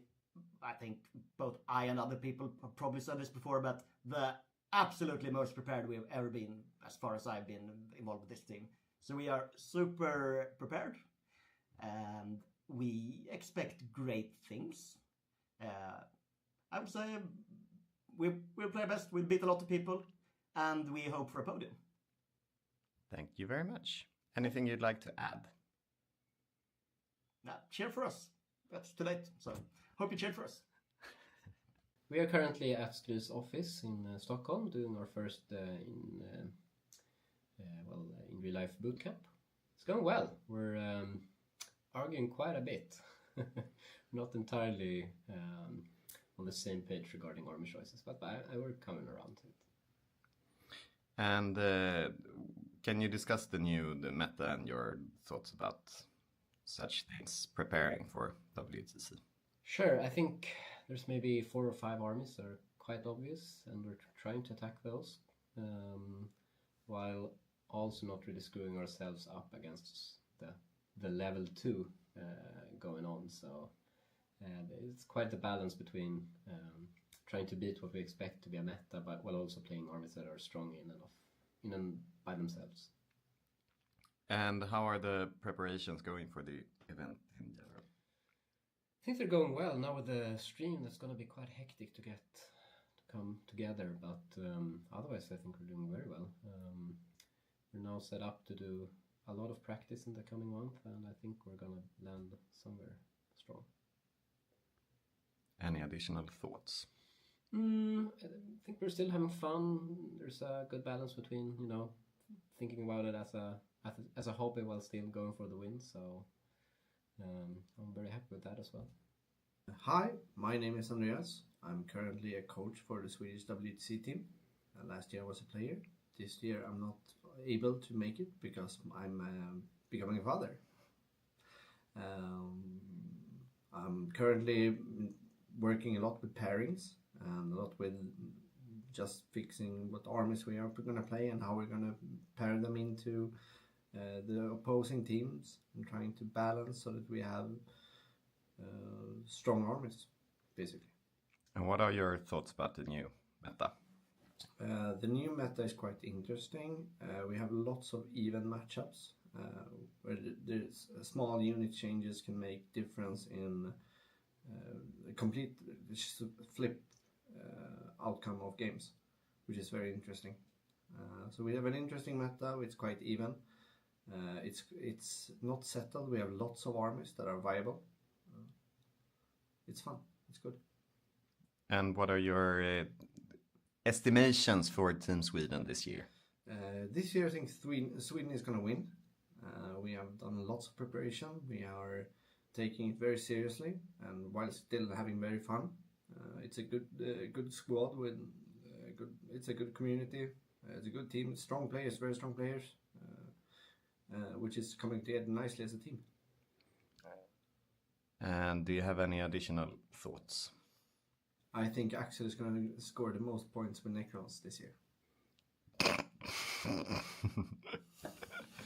So we're currently at the Skirmish office and preparing for the BTC with the training camp, where we try out all the different lists and the things we want to try for different matchups and missions.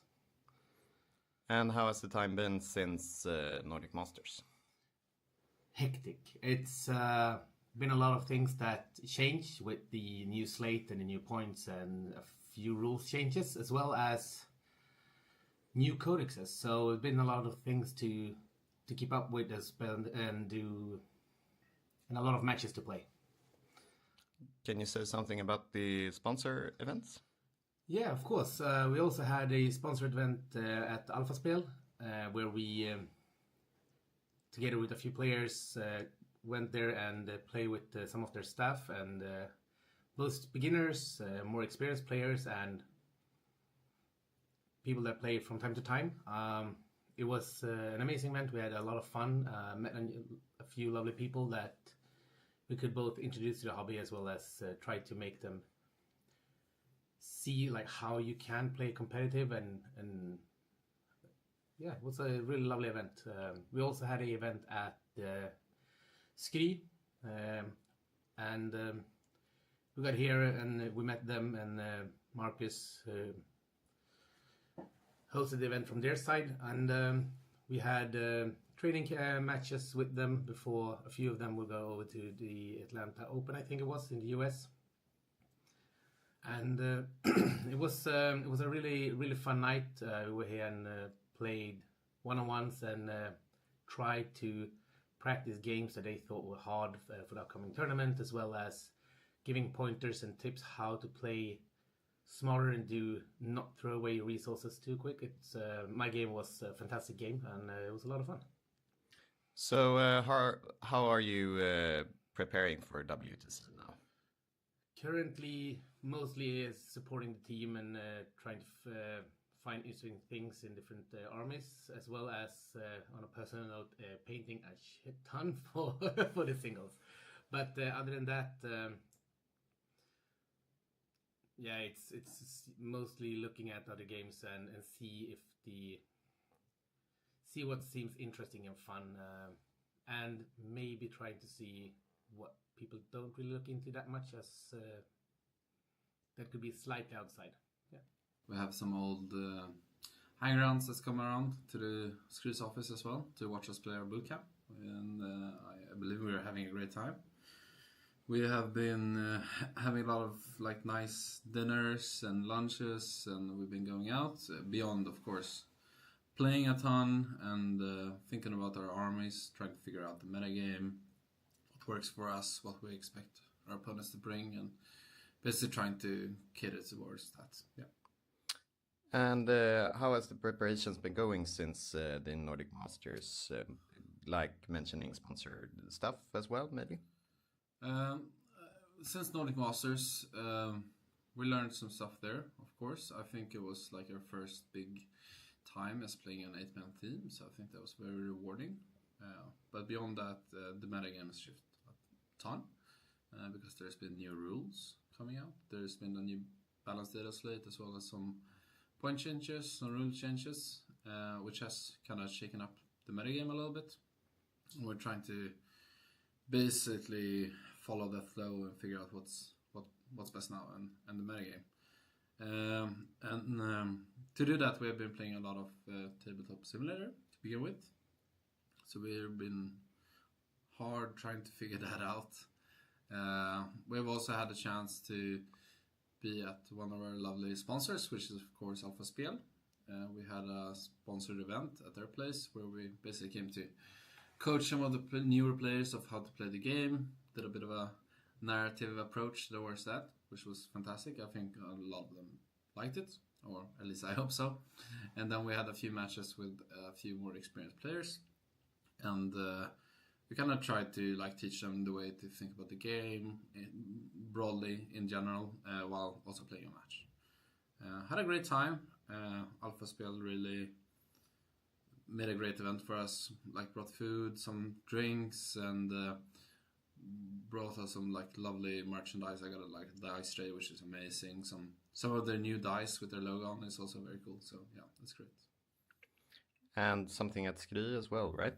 Absolutely, yeah. We've been at Skry's office as well, which we are currently, and they've also been a very gracious host.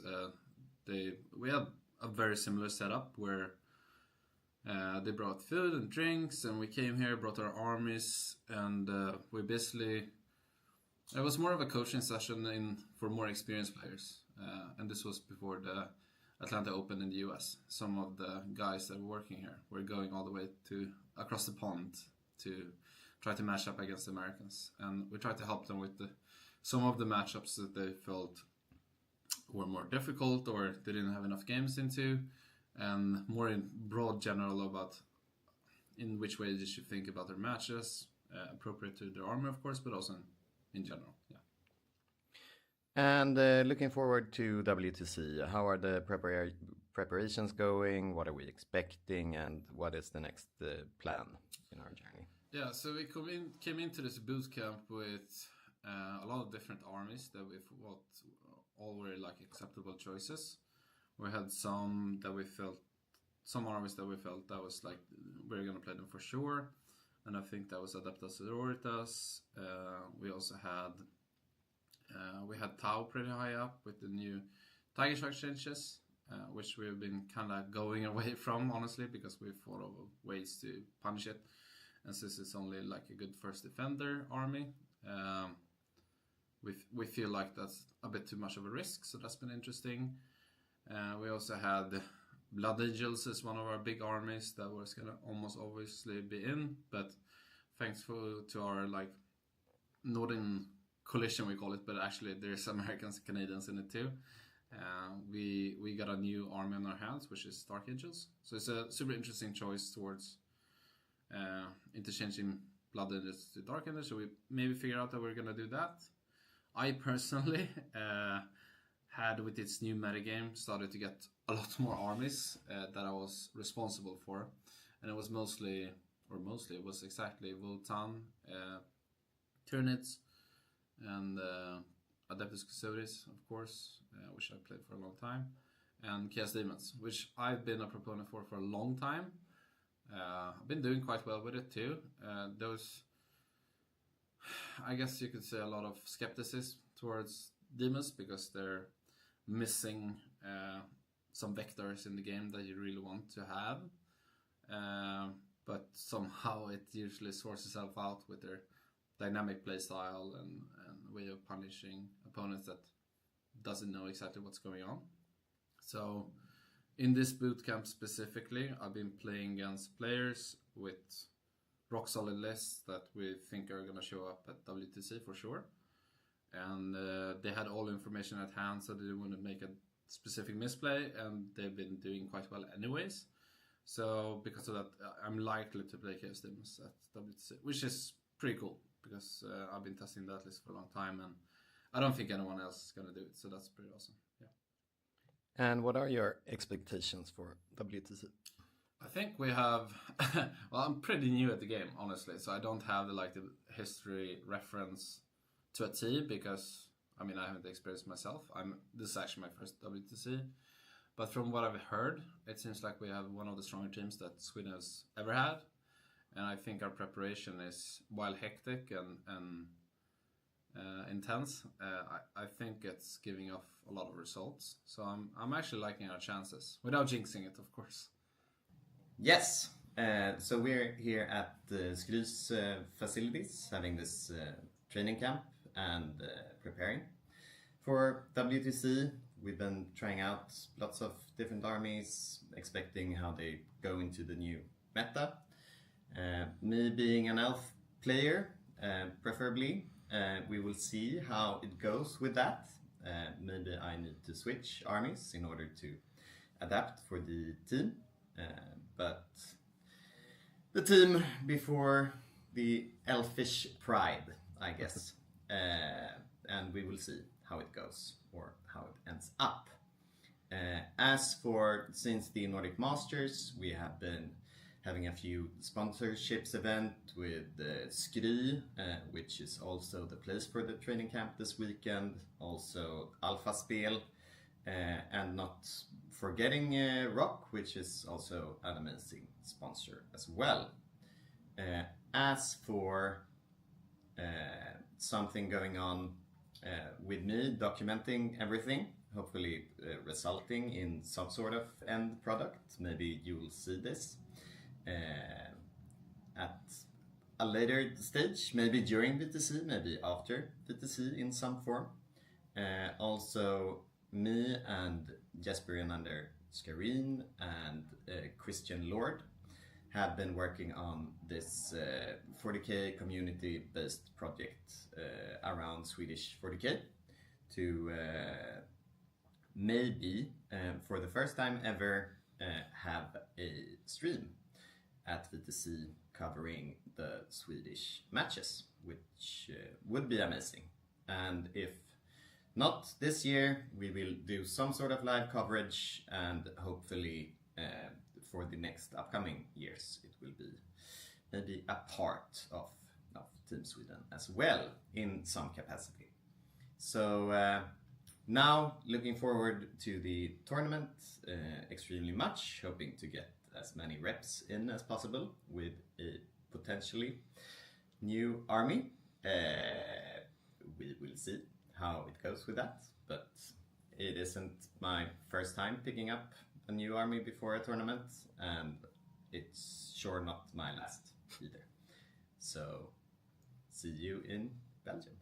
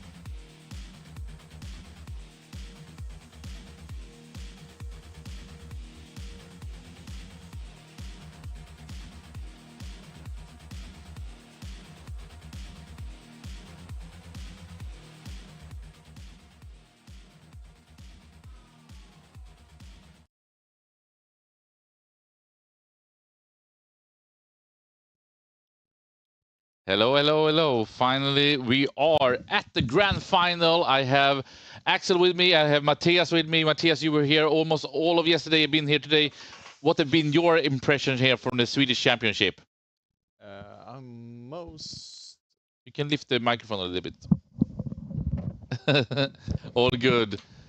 I think the turn-up is the most interesting thing. There's has been a lot of hang-arounds, a lot of buzz from the people just coming in, checking out a few games, and talking to a lot of nice people.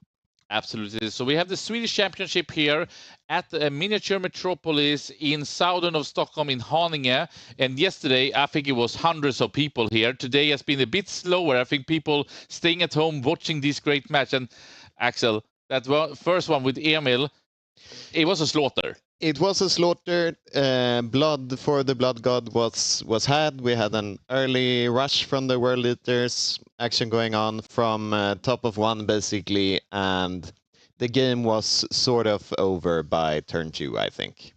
Or maybe even at the deployment and going first. Maybe the role for going first was the was the final nail in the coffin for the game.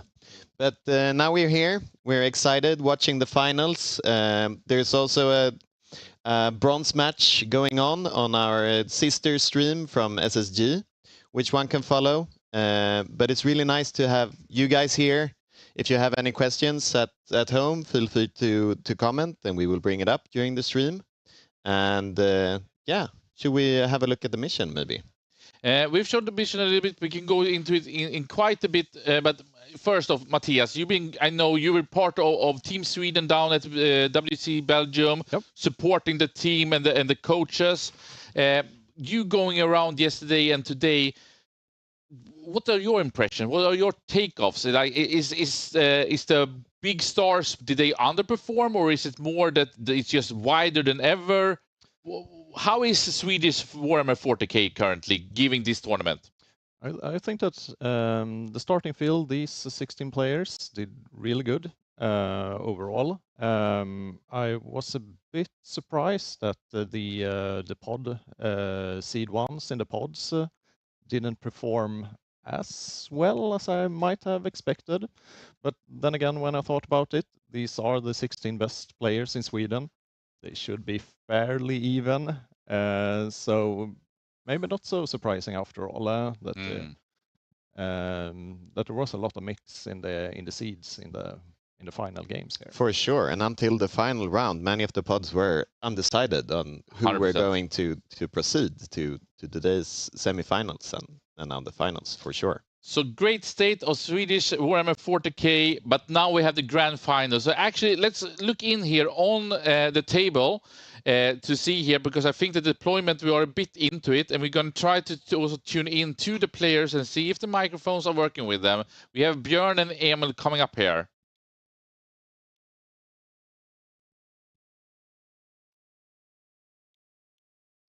Might take a couple of more seconds on that part.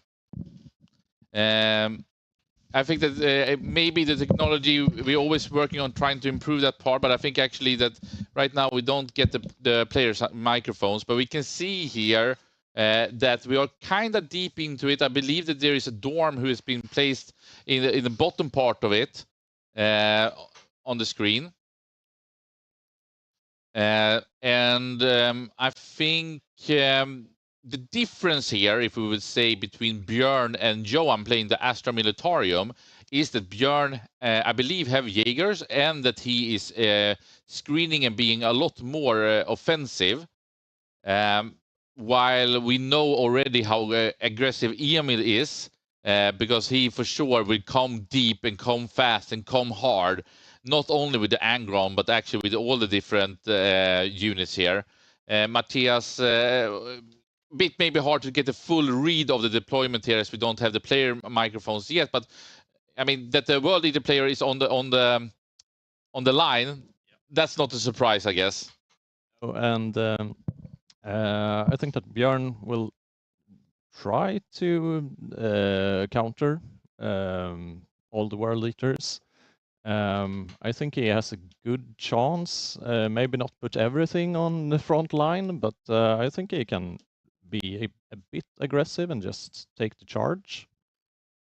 But we'll see how Björn thinks. Yourself, do you have any experience with World Eaters or with Astra, or what is your perception of this matchup? Not much of World Eaters, I must admit. I think there seems to be a fine army right now. A lot of advantage in being able to go both first and second. Should be a really nice feature for an army right now. And Astra Militarum, really solid army right now. Can take a lot of punching, can deal a lot of damage. Also able to go first and second. So this could go anyway. And I had lunch with the two players. They were nice. Yeah, and they were really nice. They promised each other to play a good game. So no gotchas, play by intent, and just have an overall nice and fun game.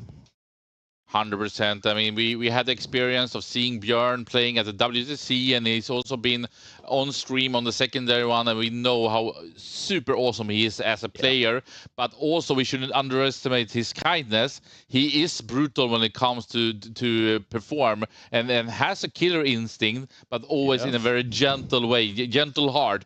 And Emil showing how great of a sportsman he is, also being very aggressive. So I think that if the last game was a walkover, this is more meeting on the battlefield and fight. I mean, we see if Emil's World Eaters have enough fighting power to bring down the Bulgor, the Bully Boys, as I call them. Yeah. Yeah, we'll see. And I think it's going to take a lot from the World Eaters to take down all those Bullgreens and all those toughness in the tanks. But with the blood points, and I just hope Emil remembers everything this game, and he should have all the tools in the toolbox to do it. So you believe that if Emil plays good in this match, he has an upper edge? I don't know about upper edge, but this game could go both ways. I don't think it's a pushover for either one of them. I know that they have played once before. That time Björn won quite large. It was one of Emil's first tournaments at GothCon. So I don't think, maybe there's some nerves behind that. And it's always intimidating to play against a well-known player. Björn is a bit more well-known, has been with the team, with his Swedish team at the latest WTC. But I don't think Björn will really take advantage of this. He's no table alpha. Right, maybe we're getting the player mics coming in here.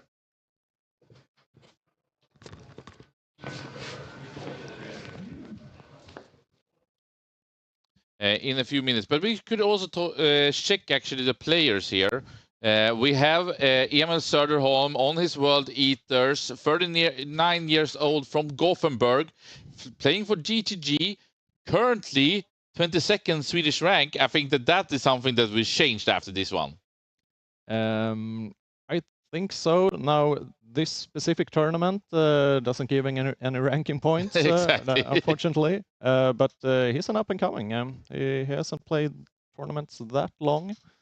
And so being able to play the finals this early in the career, it's well done, Emil.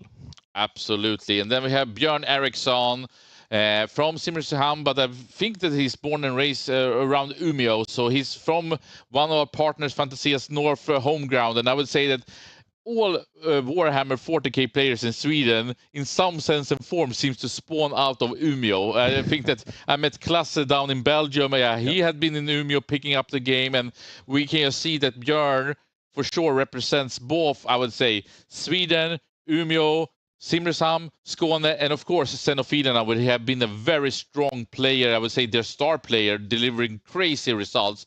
Also showing here, of course, in this single tournament at the Swedish Championships, he's here to win, and I don't think that anyone is surprised. No, Björn he had done his work before. He had checked the maps, he had checked the pod. He done a great work before, and it paid off. Here he is. Exactly.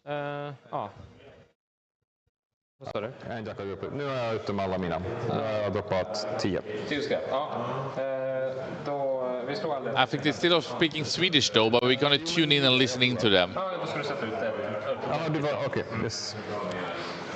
Gonna try to find a little bit of a balance here. I think it's only one of the microphones maybe working. No, probably both here. So we are set to go. The deployment that we can see, I think, is basically done. Okay. Let's go. Hello, dear stream. Hello, dear stream. Hello, Björn. I'm so excited. I gotta say that, Matthias, you didn't want to call out, but if I really put you against the fence, and I know that that's not a sweet spot for you in general, but who do you think will win? Then I would say Björn. Yeah, I think that many believe in that. Even though I really have become a good friend of Björn since the WC in Belgium, I gotta say I'm cheering for my old buddy Emil, who actually we played World of Warcraft Vanilla 20 years ago together. So I need to a bit hope for his performance for sure. Just trying to get all the cameras to work here. Okay. Want to avoid that. I mean, I could redeploy him as well. Oh, you can redeploy him as well. Okay. Yeah. Right. So if you want to... Seems to be already a great match here. Yeah, so I'll put the Russell there. Okay. And then you... Sorry for the dark screen there for a couple of seconds. This is as good as I can get from that. Yeah, now you can go. I'm just gonna have a think. You can get your flamer. You can scout up here, and you have regular Dudrinos. They need to go out here. You can also move this guy up here. Yeah, this guy can shoot. Yep. It is what it is. That is correct. I'm running out of space. So we can see here Emil on the right side, yeah, and Björn having the Björn jersey on him. He doesn't have the crown today. I don't know why, especially as he did beat Johan Norman in the Astra mirror, and they have had a crown, a princess crown, throughout the whole tournament, and for sure he is the best Astra player today. That we know.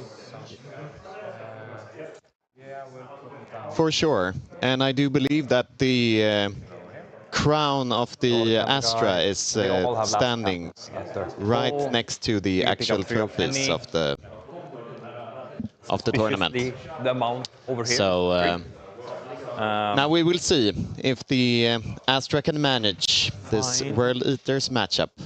Yeah, but Björn said that he had already won the greatest prize by being the main, by being the winner of the pony prize.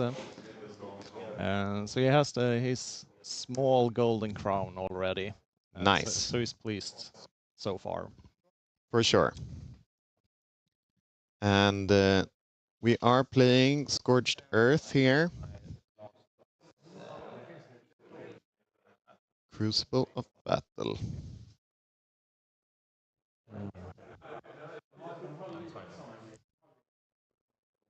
The Astra Militarum here. Deploying some things on the line, but as you can see with his tanks, they are somewhat placed a bit defensive. Not getting rushed here.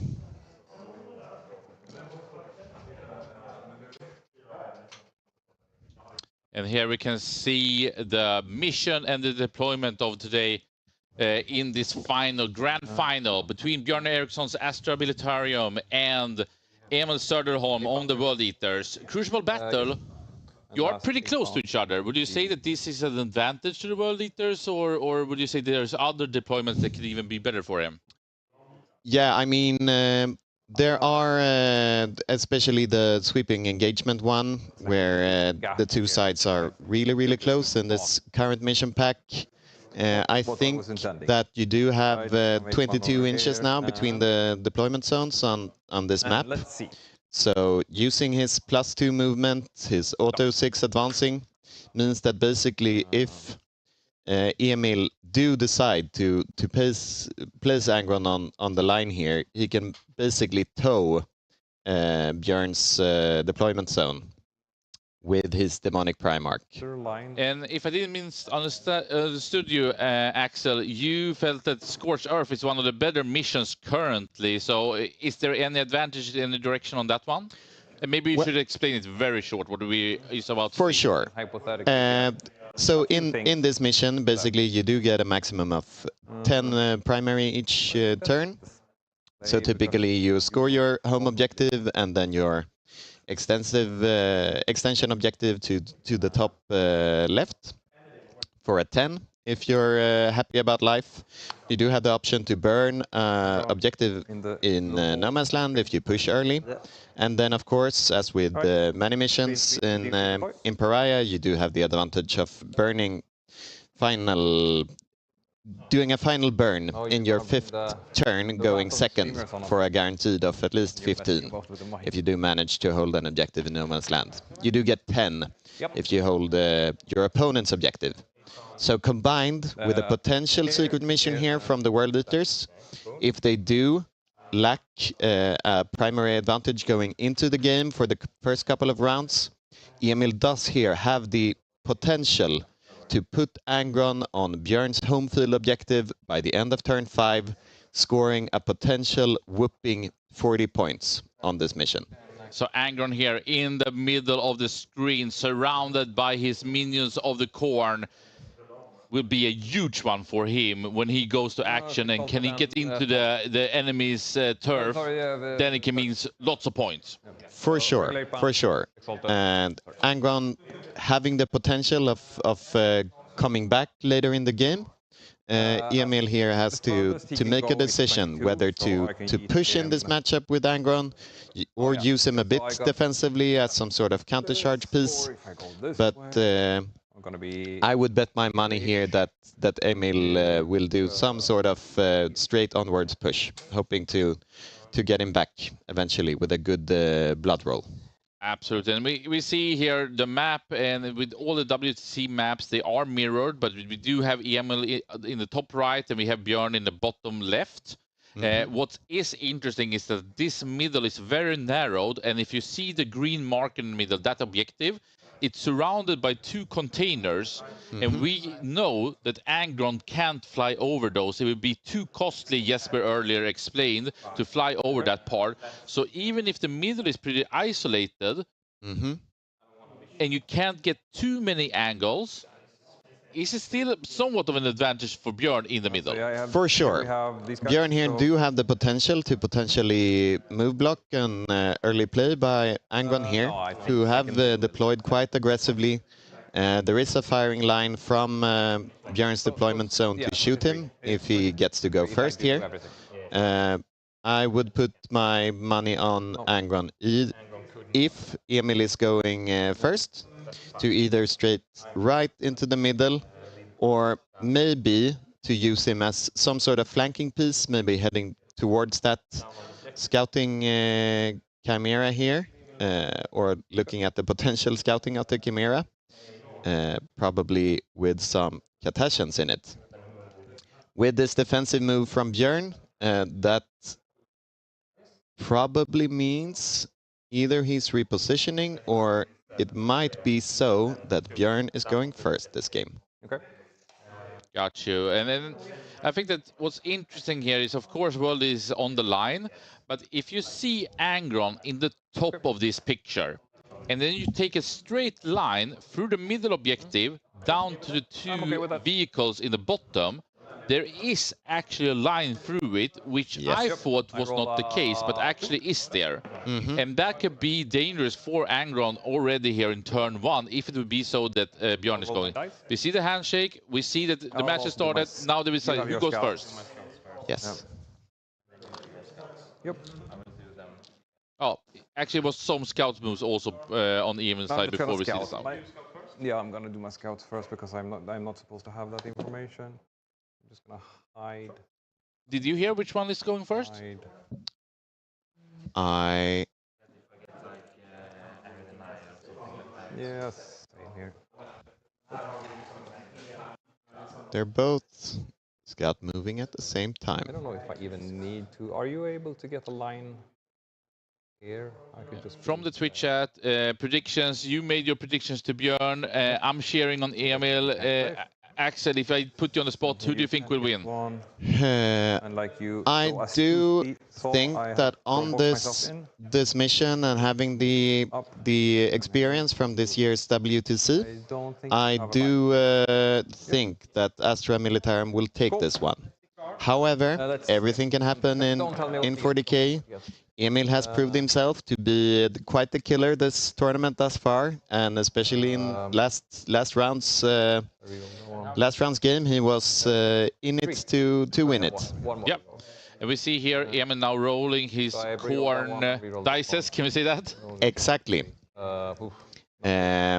So here he can decide. And +2 to move. That was bad. All right, so feel no pain +2 to move. All right, he's going with the feel no pain and +2 to move. Yep.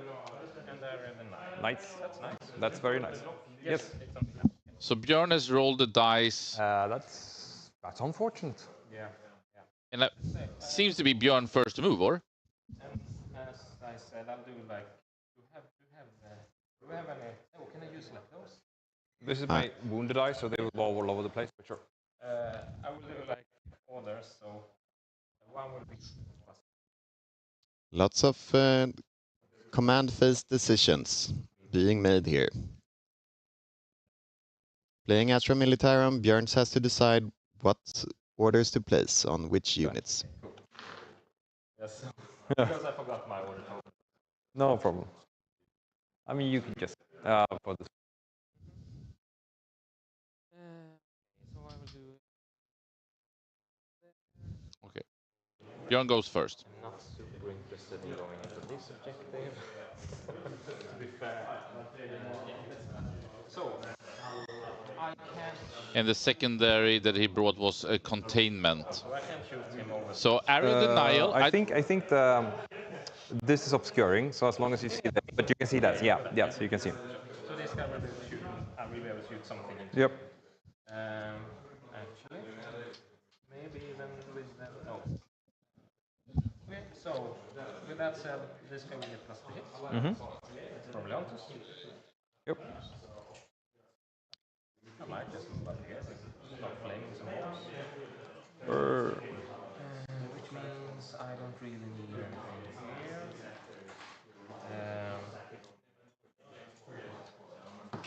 I will do plus. I mean, I can give him +1 to hit just because. Who? This tank over here. Okay. Because I don't really need movement. Matthias, area denial.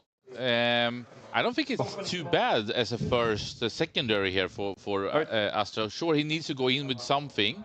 Yeah. And containment, what do you think of that? Can he max score that one too? For sure.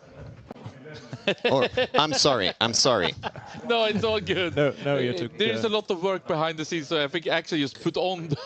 It was hilarious. Sorry, go ahead, Matthias. It was just very comical on our end. No, but I agree with Axel. It's two good secondary objectives to draw in the first turn. Okay. Maybe there are actually too good. Maybe they shouldn't be allowed to be drawn in turn 1, but here we are.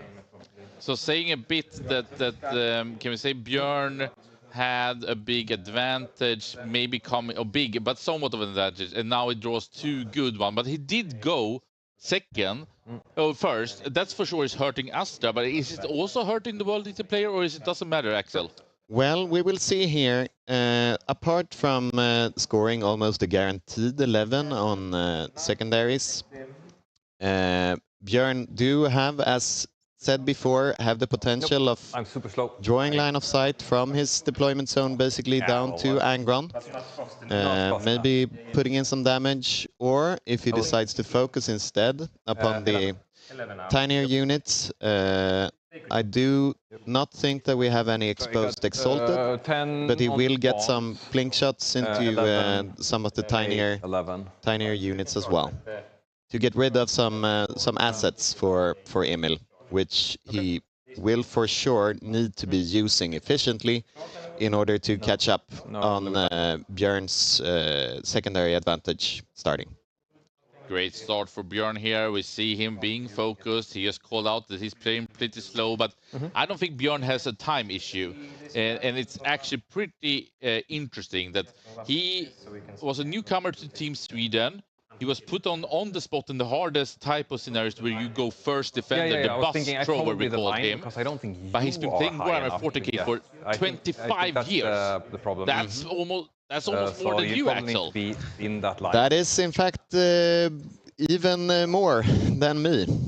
So me and Matthias started playing around, when was it? 20 years ago?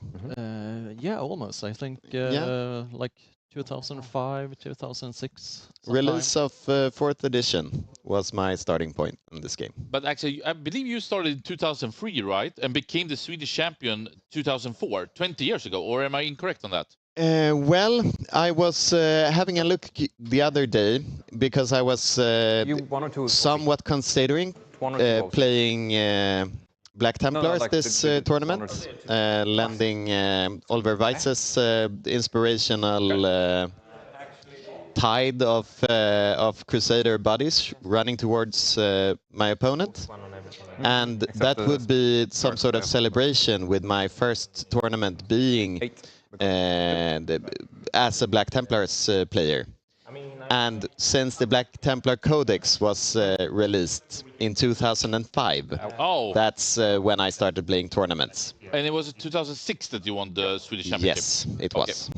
I mean, good that we have you here so you can keep me to the truth, but it was close enough. Yes, very much so. But very Black much so. Templar, that was something at your heart from the beginning, but nowadays it's the elves. For sure. I found my love for elves within a year or two, or starting to play competitively. And then, as with 40k right now, things tend to balance in different directions. But I have somewhat ended up on the glass cannony elves as my army of choice. Amazing. And we see here from Nephrams on the Twitch chat that the Kachans unit needs to be brave in the front and move forward. And Kachans has the herbivores that are worse than world eaters. They are not scared. Blast beat 280. For sure. And as well as scoring area denial here with his Katachans, there is a possibility that Björn also has blocked Angron from moving as far as he can into the middle. And as you said before, Christian, having this middle area with a small passage in between, you are possible as a player to move block a Demon Primarch like this. But then the Chimera doesn't have the line. Absolutely. And you, of course, Björn and Emil have pre-measured it, but you believe almost with the Catachans in the middle here of the objective could be within those 14-inch for the Angron, so they can move block, or... Exactly. Or... that is the 22 with Angron that he can possibly move before charging. He can... of course. He's a quick one. He's a quick one. Also from the Twitch chat, Heiser Lord, who actually is Korn Victor, says, Axel, I remember when we played at the Games Workshop store in T-Centralen in 2005. Awesome times. Oh, yes, for sure, for sure. Me and Korn Victor has been befriending each other for 20 years now.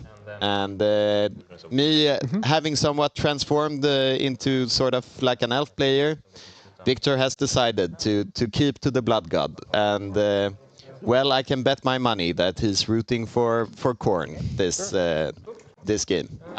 He wouldn't have it any other way, and I think that he's not a betrayer of the Corn God. That is very much true. Let's go. And we can see at least where the tanks are placed and where they are gunning towards. Just so you don't forget it. Exactly. So yeah, this one. Cool.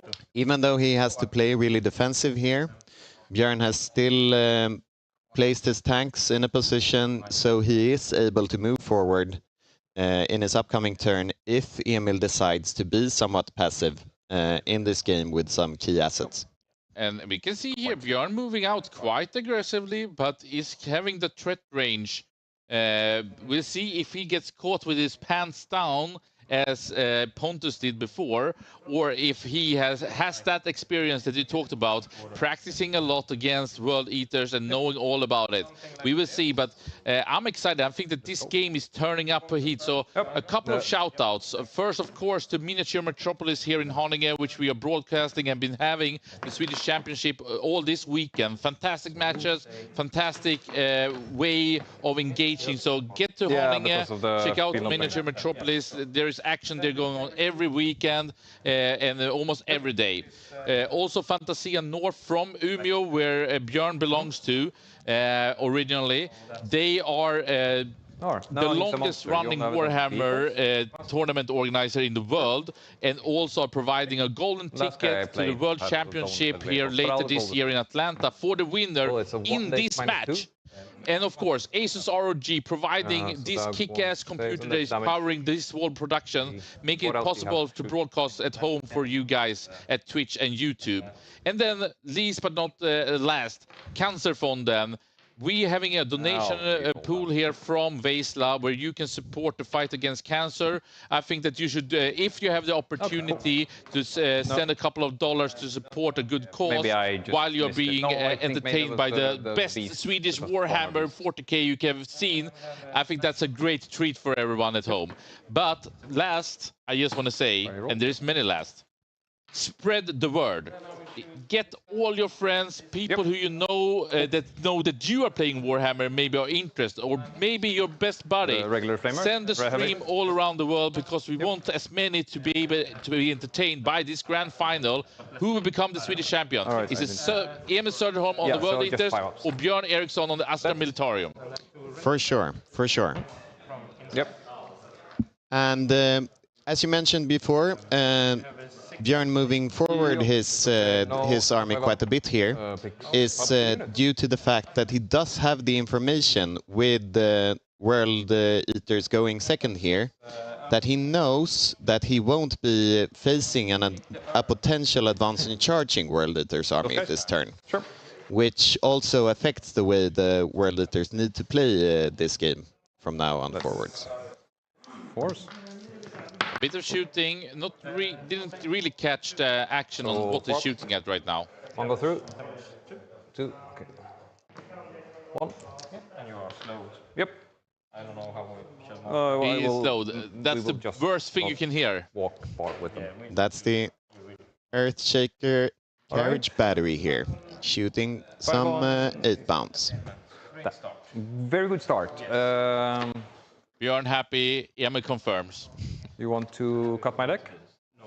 Okay. Just super quickly also, we will try to go through just the army list. Not gonna stay for a super long time on this one, but just want to show, we saw Emil on his World Eaters. Just one character with Angron. The rest, mass blocking. I want to reroll those.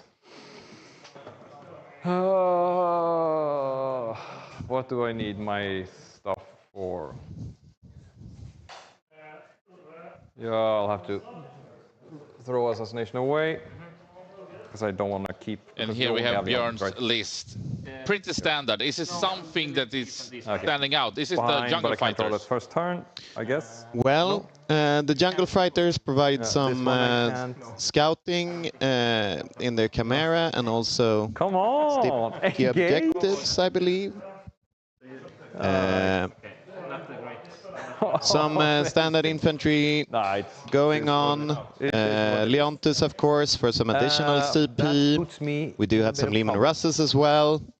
And of course, the Earthshaker standing in the back, providing some slow, providing also some screening at the same time. Probably the World Eaters hasn't put that many units into reserves, as we can see. Yeah, you got 3. 2 in, because there's a gun. I believe that we have overwhelming force and engage on all fronts for Emil. We could hear him complaining about the fact that he didn't draw any good secondaries. Is that how we should read into this picture? I think so. I mean, he will probably need to be killing those Catechans in the middle. And for his own primary sake, preferably at least deny the bottom objective to the right here. He's trying to measure out the distances for the 8-pound fellows behind that ruin. Can't do anything about that. This guy has lost his arm. And you has lost the arm. Out on the... We have an injury already. This is not good at all. No, I actually would prefer to go first. Because I almost had to, because now I did something with my mic. I hope that didn't destroy anything. I think we are good. But I can hear a bit on Emil that he's not as confident as he was last match. And I heard that he's always having a game plan and then change it. And it would typically be between deployment and turn 1. So question is, can he compose himself and get this together? Well, I guess we will see about that. He was saying before last match that he had been, before going to sleep yesterday, he somewhat during his first couple of games was seeing himself being a bit too defensive in his games. And well, this morning we got to see him going bang right into the middle, and we will see whether he chooses to now, or if he's going for a bit more of a defensive stance. And we could see here Angron going down, I believe, to 13 wounds. I believe he starts on 16, so he took 3 damage. Yes. And that should also make him slow right now. I'm sort of... yeah, I believe might go up. Either it was him or actually the 8-pound there in the middle getting shot by the... middle. You're probably right on that. And you can't fit through there with that. Here. It's just keep. I'll check the map. It's Yeah. 100 mil, right? For 3.5 inch. He's 3.5 inch. Yeah. So like 1. I just assumed he could fit through there. I know he can fit through here, but maybe not here. Height-ish on the map. All right. Okay. Then I missed. But I mean, if you. No, it's fine. So you can move that. That's fine. Yeah, I'll move this way instead. But I want to move him like so. I don't want to be. 16. 16. 6. Just make sure, because you were on the line here, right? Yeah. So 16. That's a bit. And you have to like. Let's go. Yeah. So I mean, it's gonna be that's 14. That's 16 for me. That's 16. Okay. Yeah. So it's a bit back, like. All right. I just don't wanna touch that. Oh, okay. That was just. I think it's hard if you're not like down here. I think. I don't know. It doesn't really make that much. It's a 7-inch. Yeah. I think should be fine. 7 inch either way, right? Yep. Should be fine. I could just like if I'm like, but it's a 7. Okay. Should I want to go there? I could. Jackals, advance, 6. Maybe not. What did I draw? Engage. Yeah, right. I wanted to engage. That's why. That's why we needed to eat him.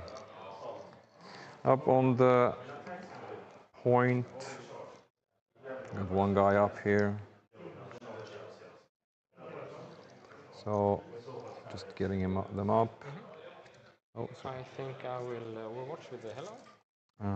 Are you inside? Is it 18? I mean, I have my line here and I have range 18 to, okay, to here. Yeah, is so the flamer's 18. Is it okay if I just move them like so then, so you don't get that? I think I can. I think you could maybe... This is the line I have. Yeah, I can just move outside of it. No, wait, so I'll be... I just need 2 OC on the objective. You need 2 guys, yeah. So that's... I could This be is here. what we call in-chamber. I thought it was 12. Like, Flamers should be 12. What insanity is 18? It's you and T-Sons. We see the big aggro moving in against the tanks here in the back line of Astra Militarium. Oh, they magically disappeared. Yeah. It's down to 13.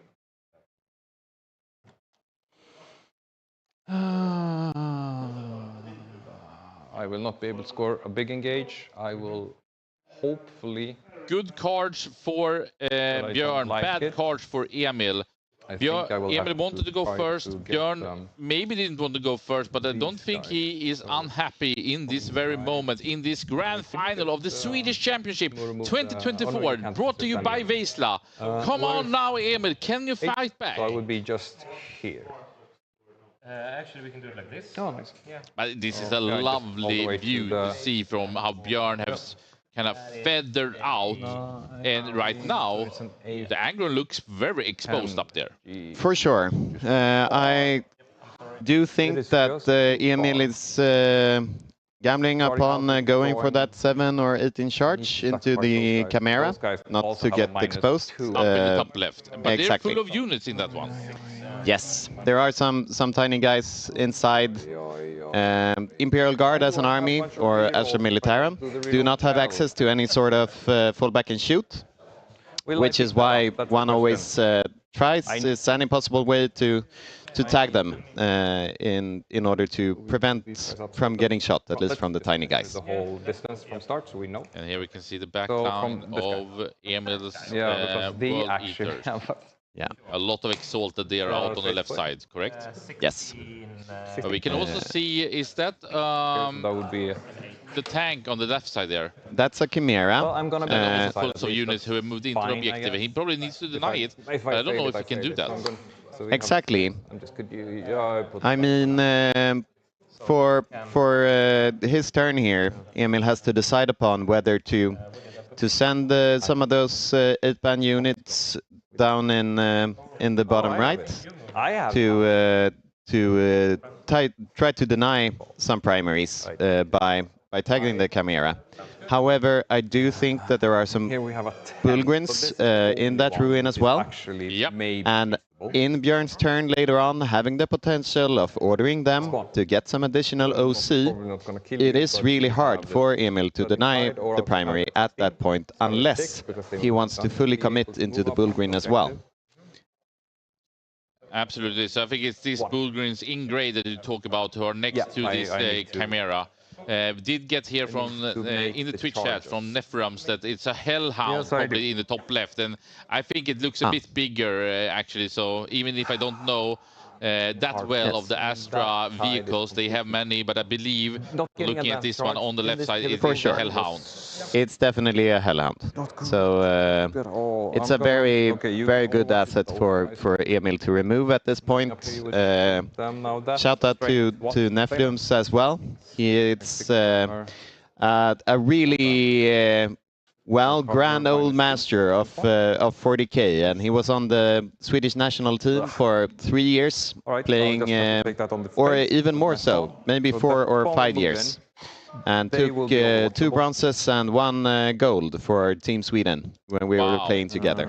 Amazing stuff. 2009, right? Yes.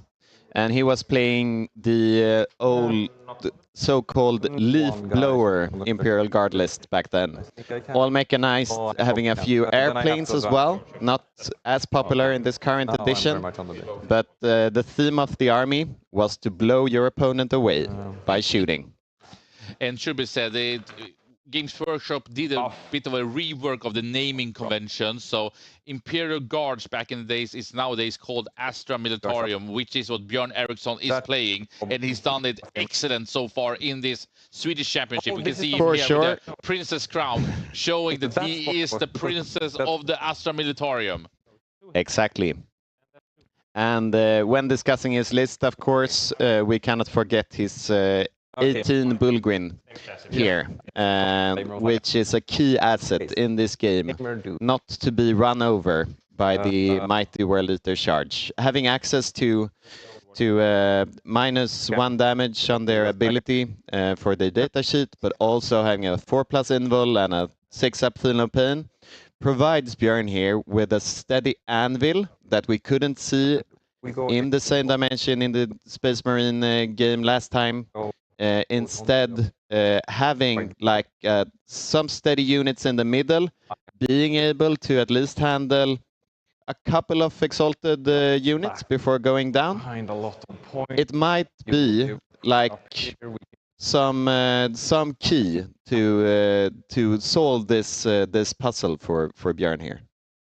Absolutely, and we can see here in the very bottom, in that ruin, the picture we showed before, we have the Bullgrins, 6 Bullgrins on the bottom objective, so to speak. Exactly. In the middle, the blue ones, I believe, also are 6 Bullgrins. Yes. And in the top, almost in the top of that objective, left side of the objective, you can see the green Bullgrins. And the question is, can the World Eaters one-shot them in one turn? If they can't, they will be stuck there most likely for almost the remainder of the game. For sure. And having access to stratagems such as Interrupt as well, it's really hard for Emil's MSU sort of army list to really handle those units. Having 3-man units of 8-bound instead of 6-mans in this game is somewhat lacking damage-wise, because if it's charging with 2 tiny units, then Björn do have the option to interrupt and maybe get rid of 2 out of 3 8-bounds before they can even strike. Yeah, a lot of discussions now in this corner on how Emil can move, and Björn having some opinions around it, I believe. I think, where did I measure it? Yeah, I mean, they are quite too far ahead. I think these are behind, because they were, so the thing goes here, so they were actually standing here. I'm thinking. No, it's fine. It's just that doesn't necessarily matter. I mean, I might want to shoot them into here to lock you up. That would be the only thing. Right. So we have some chaos spawn here, advancing towards the camera. It's fine. It's fine. Yeah, I'll even move in here. I think that's. You can still take that charge if you want to, but. I mean, I don't want to do any of this. So, but you're not making it easy. Exalted will move up here. It seems to be that the plan of Emil, both on these Exalteds down here and on Angron, didn't really work out as the plan. However, there are good arguments that maybe it's good that Angron didn't go a bit to the right and actually just sprinted directly towards that Hellhound. And we will see if he makes the charge, then it will be great. For sure. And as mentioned before, Emil was somewhat complaining at the beginning of the round that he didn't get a good enough blood tide roll. Hopefully hoping for an advancing charge. Now he does have the potential to connect here, but there is a chance that some of the charges may miss. And it might provide some great cost for the World Eaters army at this point. Exactly, we see here Jonathan Nerling, one of the captains of Team Sweden, that it really is a big blow that you don't have advance and charge turn 1 for the World Eater. Yeah. Especially with these guys coming in after. Angron can, but 8-bound cannot. Nephrem's also filling in. Really happy to hear everyone watching this grand final of the Swedish Championship. Yeah, and as we can see here, he's going in for the rush on the bottom right flank here. He needs to. He can't stand and wait. No. Especially as Björn went first and draw good cards. These guys are so Emil really wanted to go first and didn't draw good cards. For sure. So having overwhelming force, I guess here Emil is hoping to slay the tiny guys in the middle, hopefully going for a kill at the Chimera as well, in order to catch up on the early secondary lead from Björn here. maybe. It's a bit of frustration from Emil, but he's keeping a really cool, good mood, and I think that he has played some really nice Warhammer already in this grand final. When it's been discussions, he's been not sure, but it's fine. I find another solution to it, and I think that's so bad. And that's the way one should play 40K, right? 100%. And you can see here on this game and throughout the weekend, people have been communicating, being really transparent, and like describing, I'm doing this right now. Do you have any objections to it? And people help each other out when it comes to important measurements, and that is even on a highly competitive international level, or as with this, the finals of the Swedish championships. One is very considerate about, you know, I want to win this fair and square, be really sportsman and gentleman alike about it, and that's one thing that is great about this game as it is right now. No, okay, no, it's fine. I'll 100%, and just very quickly going back to this camera view. So that's Angron sprinted here on the left. Bring them out. 6 Bolgrons ahead of him. A Hellhound, and 2 is that Lehman Russ. That is 2 Lehman Russes facing Angron. And Angron is already hurt, down to 13 wounds. Mm-hmm. Of course, the Great Demon is not having any fear, but he's up for being beaten. He will get some beating next turn for sure. And it will be really interesting here whether Emil wants to go for like the longer charge into the bull or into the Hellhound, or if he's going for the shorter one into the Bullgrins. It's really important for Emil in this game to get rid of the Bullgrin, and Angron is a key piece in this because of his damage D6 plus 2. No, but he can maybe kill 3 to 4, which is really important to at least nerf the swing back from the Bullgrins into potential 8 bounce or spawn units. So what I want to put, yeah. See if we can figure it out. It's probably possible. I think so, because I'm behind. I mean, because I'm behind this.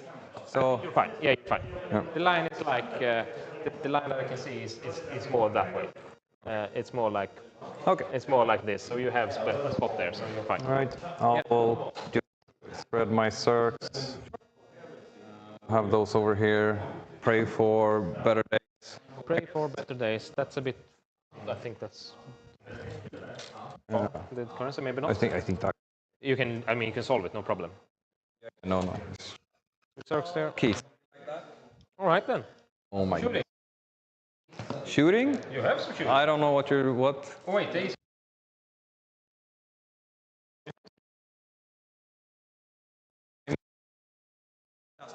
Oh, sorry. Yep. Do you overcharge? Nope. I did a double 6 anyway. 5, 1, minus 2. Minus 2, and I have.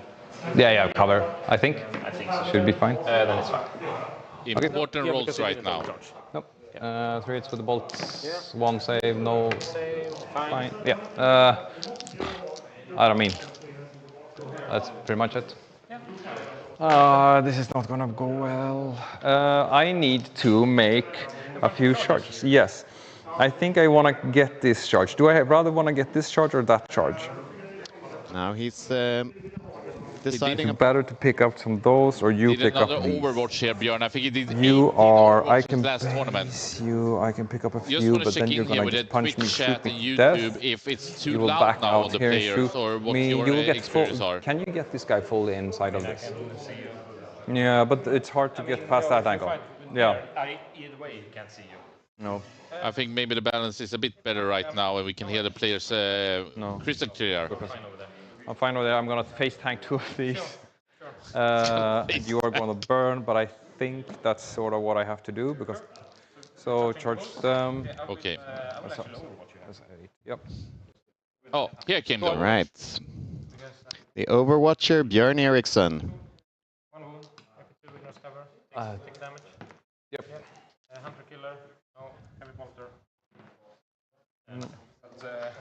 Two shots, unfortunately. So yeah. Only 2 shots coming in from what is probably a demolisher. So 8 should be fine. I mean, I'm here, so this would be my furthest, I guess. Yes, something like that. Or I could be. Yeah, I'm just not standing on the dot, so if something would happen. I mean, I'm not gonna kill you, but sure. No, those are here.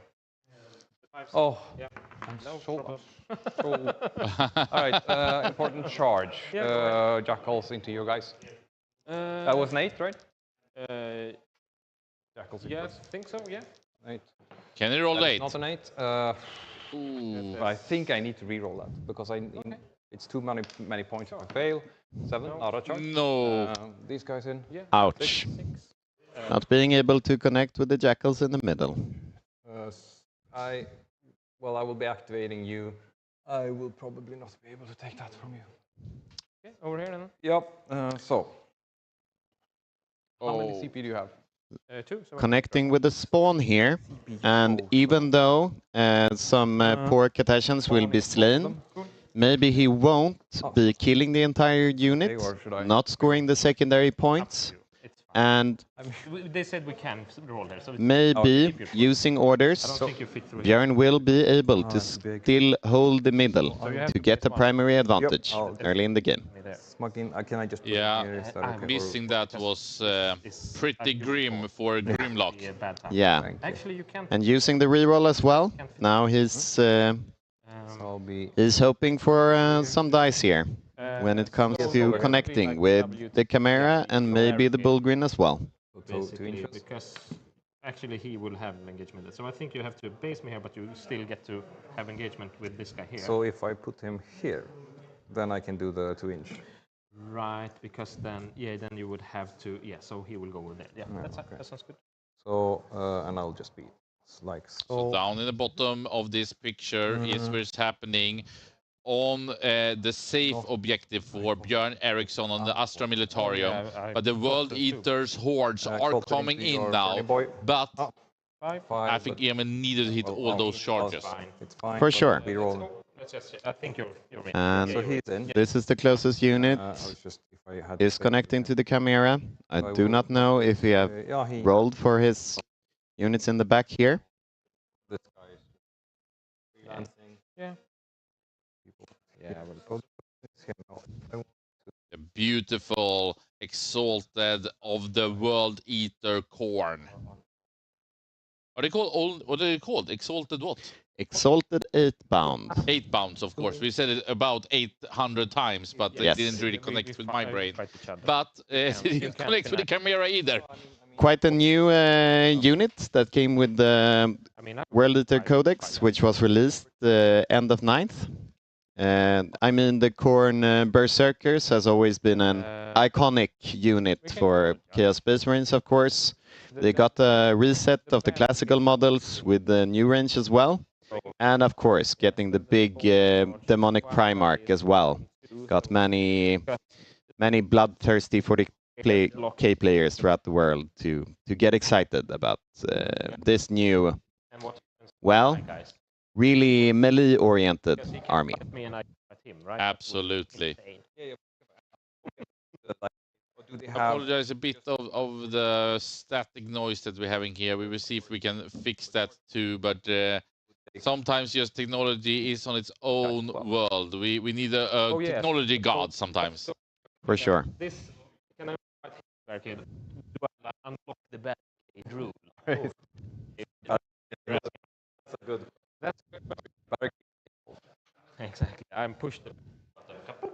While we do that, I'm going to charge these guys in here, and I'm going to please the streamers and roll a 10. 10, Jesus. Wow. And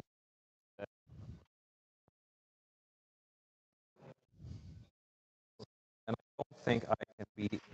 Maybe actually we should restart the one to find a new connection on it. Mm-hmm. Yeah. You can base.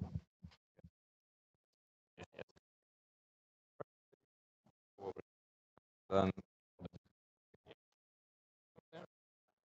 final round. Yeah. Because you can pioneer Yep. through you. All right. Any more charges? Or yeah, it's a question about that one.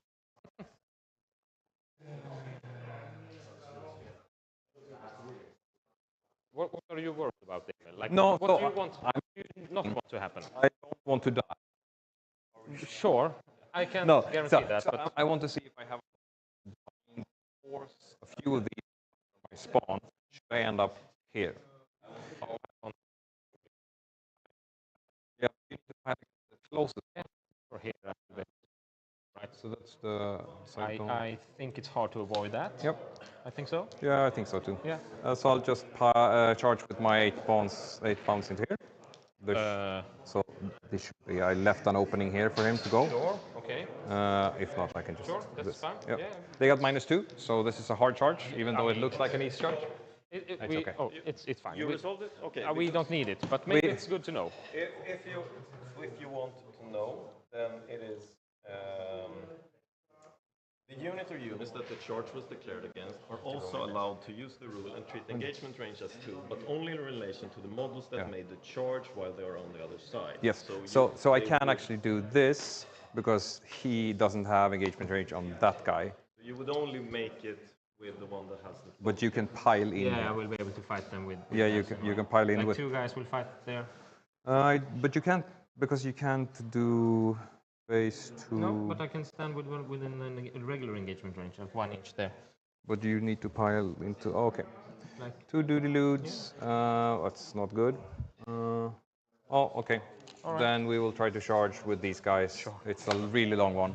The Durpa, we don't know what Blood Angels Codex will be playable, but most likely within 1 week from yesterday, I believe. Probably next weekend, I think, actually the Codex will be playable. So, I want to start. I can interrupt with my Chimera, you know that. Or 2. With a Chimera. Yes. You are able to interrupt with the Chimera. I'm waiting. I want to play the new Blood Angels. I need to see what you do. Mm-hmm. I can only fight. So these no. 1 spawn. There is really no reason to start with anything here. No, it's Angron. Yeah. Yeah, absolutely. Okay. Twos. Rerolling the ones. Right. Twos. Yes. No rerolls here, right? No rerolls. Nice. My God. 5, right? Not rolling good right now. We can hear the frustration from Emil Sardom on the World Eaters. First. Going second, turn 1. Yeah. 2. Oh yeah, because you got feel no pain. Okay, so first guy. Yep. 7. No 6 because -1. Yes. He just dies. All right. This guy is 7. He dies, and then that's 5, 4. 3 dead. And the last one. I forgot the 7. Yeah. 6, 5. 5. Nice damage rolls, my friend. I would not. Yeah, but it evened out with the whole. 3. Wasn't it 4 die? Oh, maybe it was 4. Yeah. Here we go. I mean, I can just do a thing into the objective a bit. You're at it. You can't move closer. But isn't it the center? Isn't it just like the actual objective marker? I think. Okay, I'll move. I'll stay then. Doesn't really matter. All right, I will not interrupt. I'm fine. Okay. What do you start with? I'm gonna have a think. Yeah. Good. Because you will go out, and they're kind of a lot. Okay, so the can openers. So that's the exalted on these guys. Sure. So the boss 3 attack, 6 attacks, beating on 3s. That's a 2. So I believe we got down 4 4 bolt attacks here. -3. -3. Yeah. So 3 damage 2, right? Damage 2. 6. Yes. All right. So And you can see here the good Angron now reroll. killed 4 Bolgrins and took the objective. Brutal. I reroll once here because of the regular guys, but you have So 6 more saves. 15. 15. Cool. 6 more saves. So 6. AP2, right? Yeah, 3. AP3 as well? Cool. He's dead. Blow up? He does. No. We took down the Chimera down in the bottom, but did blow up. Do it, man. 3 on I don't know what I rolled for. This start 3. Okay, he's here. So one is fine.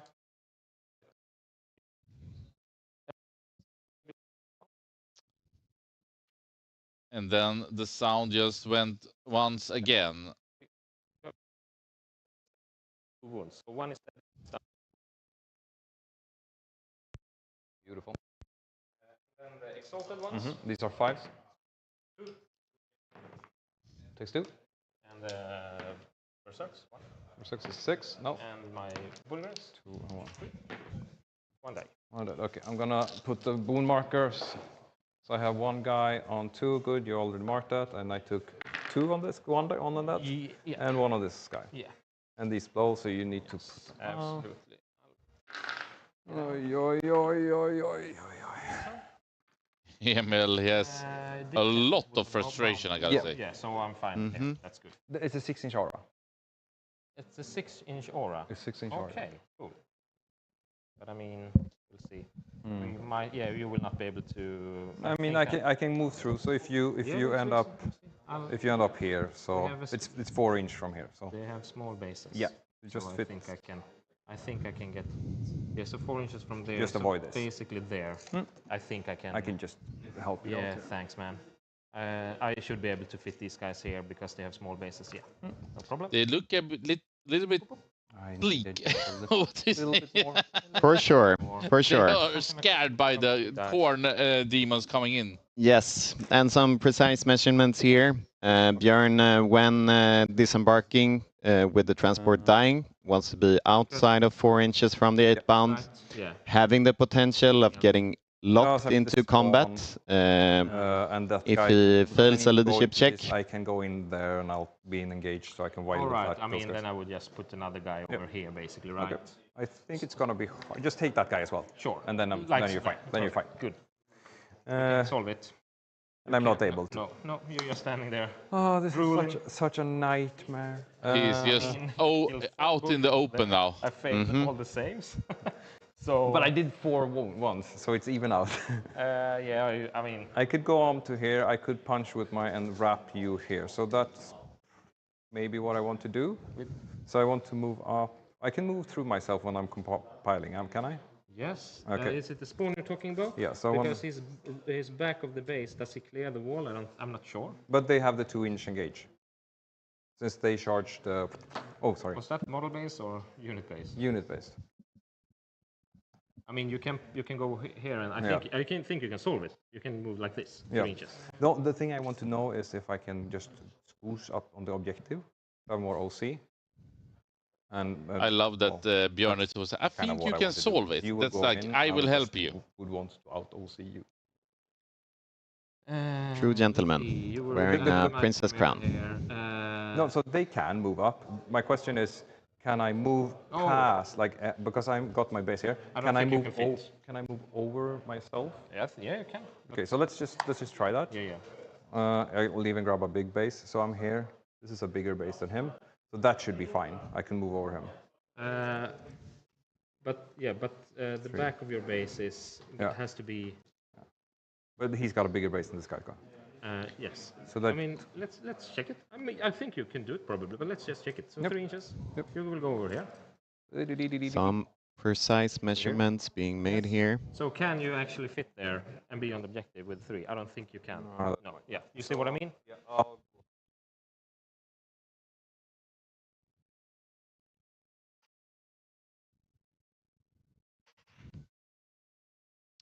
Let's see if they can figure it out together. Björn Eriksson on the Astra Militarium facing off Emil Söderholm on the World Eaters. Emil went second here in turn 1, but it looks more like a turn 2 to 3 right now because it's fighting all over the battlefield. You say you don't. Yeah, but all right. So give me 3 of those. 3 of those dice. 9 plus 6, so 15. It's a d6 plus. D6 plus 2, but 3 when I charge. Right. So 3 of them. 3 of them. I mean, these guys generally hit about hit on 4, but usually like they hit on 5. I hear what you're saying.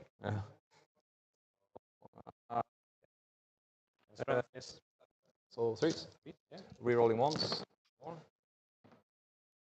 4. 4 minus 1. So that's 2 damage. No. Is it damage? No. Like you're right. Yeah. And now the question is, do I want to expose my 8 bounds? I have 2 of them. So just an update here on the sound is that we will cut the player mics very momentarily here, and then you replace them. And actually, we had a different setup coming into this match to improve it further, and then it was not working because they were muted by the players by accident. So we are sorting this out, and then we hope to have a perfect way coming in here into turn 2. But we can see here the exalted ones that brought down the chimeras, but they are completely exposed if you look from the top view here, down of the Lehman Russ in the bottom. And I think that Emil, we have heard him speak quite a bit right now, not being happy how this turned out for him.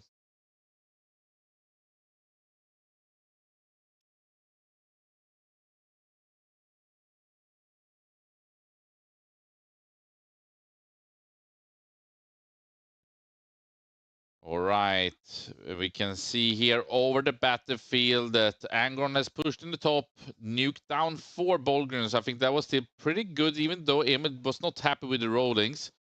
And also a push in the bottom here from the World Eater player.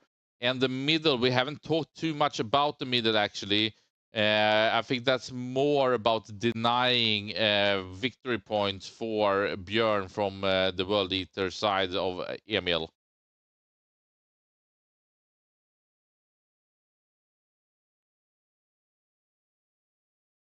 You can see them here a little bit. So we will very momentarily get some microphones working. While he is rolling, I had thought. Sorry for that. But I think that Emil has not been happy with his opener turn 1 and is under tremendous pressure, maybe having a disadvantage coming into this match. And also maybe the middle facing or favoring Björn Eriksson on the Astra Militarium. We will see here if Emil can crawl back. But as you can see, Angron in the top there on, I believe, 13 wounds, and the guns are pointing towards him, and will start blazing.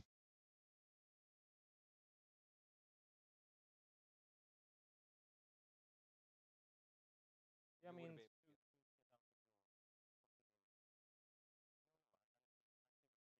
what I'm saying is, if I could remove guys, place them, remove guys, so you couldn't do this. All right, we're back with player I mics. don't think you could.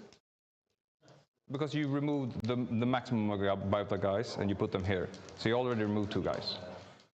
Sure. Is it okay? I mean, it's fine. No, I can't because I'm out of conspiracy, so I can't do it. Because I wouldn't even be able to move him. No, you couldn't. Yeah, that's fine. Yeah, actually.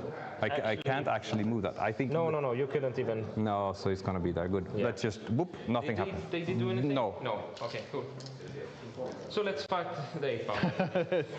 Then you can move them back if you want to, the guys you killed here, because that was because of those. I mean, it doesn't matter, but sure they can be there. It's a little bit closer. So 16 attacks into your 8 bound. Yeah. I mean, I'm grasping at straws currently, but. Yeah, sure. I mean, I think you're too worried. No, it depends on what I do this turn. Yeah, but I had to commit too much, and I bounced here, I bounced there. Oh, I haven't punched with those yet. We'll do that later. In the middle, yeah. He hasn't used that. Do they hit on 3s? Yes. Okay, cool. And 3s? Okay. All right, Axel. Strength 6. Well, Strength 7? It's strength 7? Yeah. Oh, okay. Yeah. Sorry. -1, so 4. Björn is fighting back here. 2, this was on the regular. Yeah, you're 1 on 2. Success, he's on 1, and he's dead. here we have some clapback from the Bullgrin. You have 1 guy. So my I can't disengage these guys. It's a lot about the bottom, we gotta say. For sure. I mean, you got to check. And there are at least 12 8-bounds down there, creating some pressure for Emil here, with Angron holding the other flank. For now, we will see how the Astra Militarum will retaliate, the 4 Bullgreens being killed. Will they bring down the Demonic Primarch next turn? Or will he maybe survive, actually? You still have that, so no. The tendency with guard, you know, hitting on 4-ups, it can be dicey, for sure. One small overwhelming and a small engage. Yes, exactly. So let's fight with my... Is that 3+5 then? He scored 2 on engage, I believe, being in 3 table quarters, and then an additional 3 on overwhelming force. So 16 is what you say. 15. They got the melee Astra. All right. They're fixed bayonets and brace. Sure. Cool. I get a small engage and a small overwhelming. Small...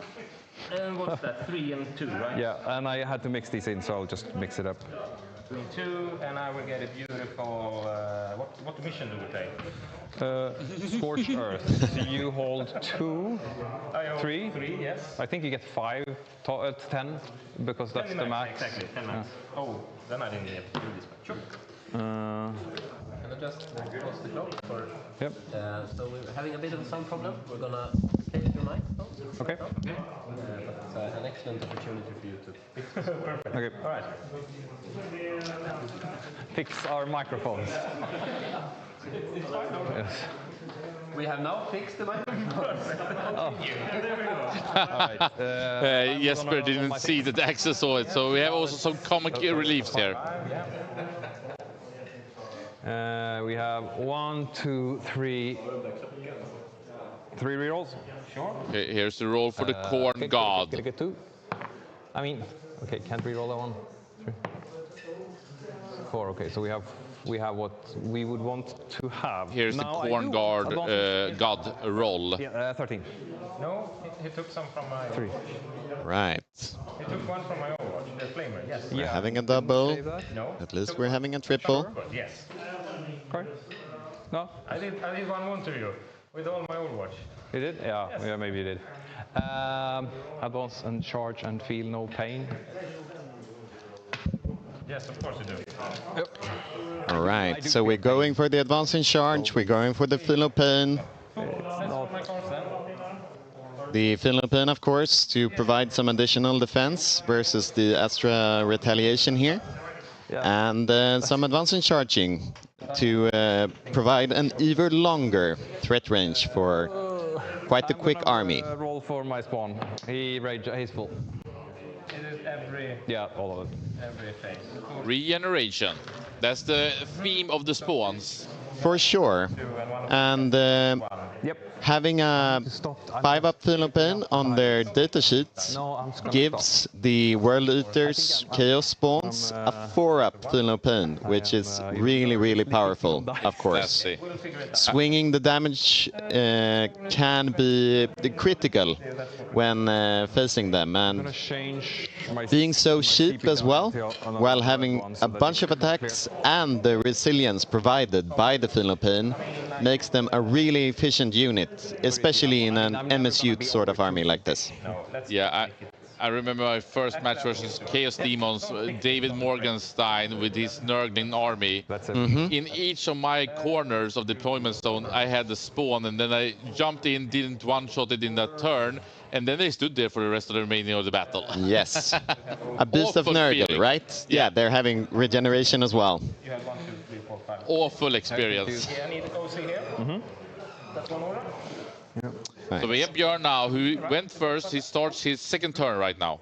Yeah, so scoring a 10 on primary, and he's deciding upon his orders. I will probably do... do I do plus to hit?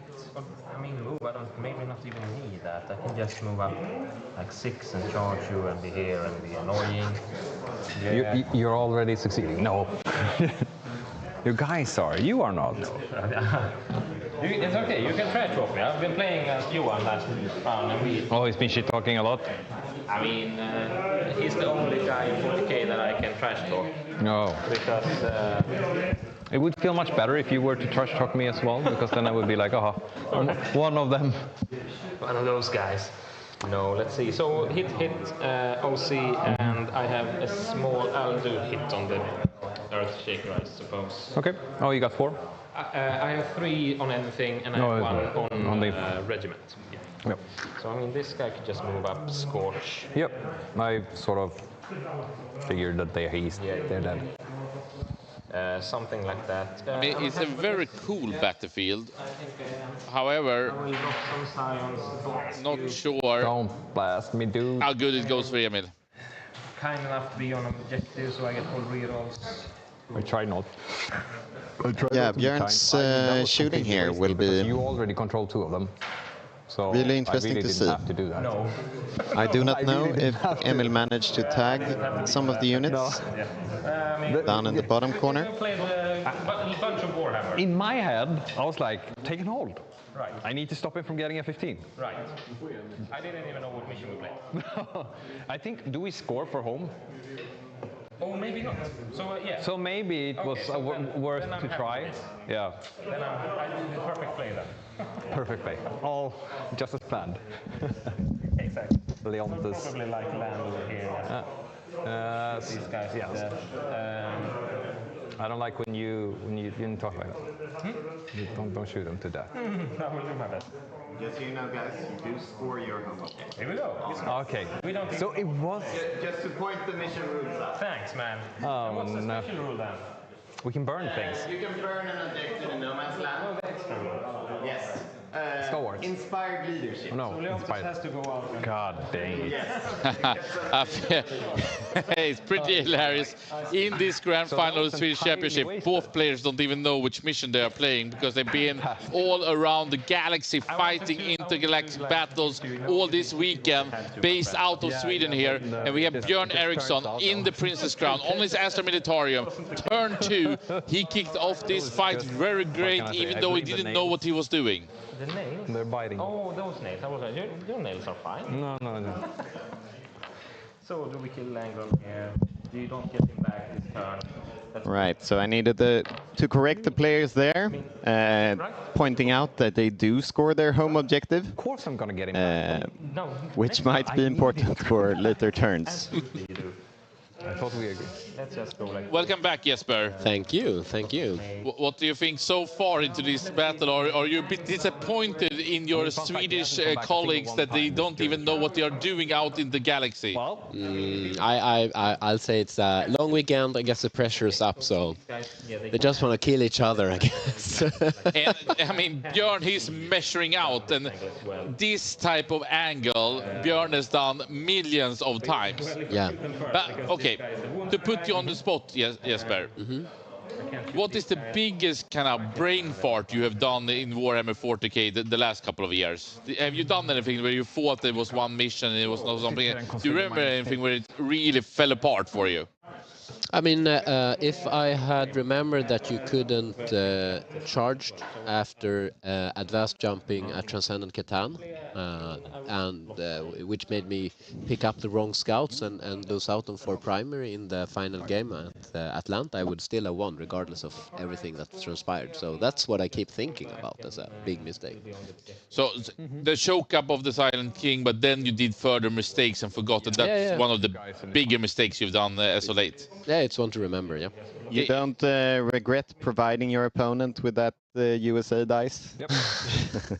It will never go away, this match, because we don't often speak about it, Jesper, and I'm trying to not bring it up, but even I don't intend, that was not the question of what I was looking for. No. You still comes back to that match. I'm sorry, buddy. It's fine.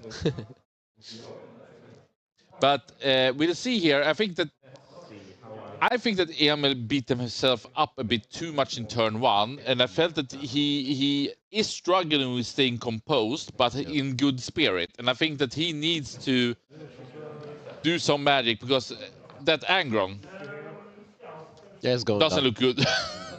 And the bottom looks challenging, given that his exalts are completely wide open to the Lehman Russ. And is it a dorm? No, it's another Hellhound down there, right? That is moving forward right now, Björn.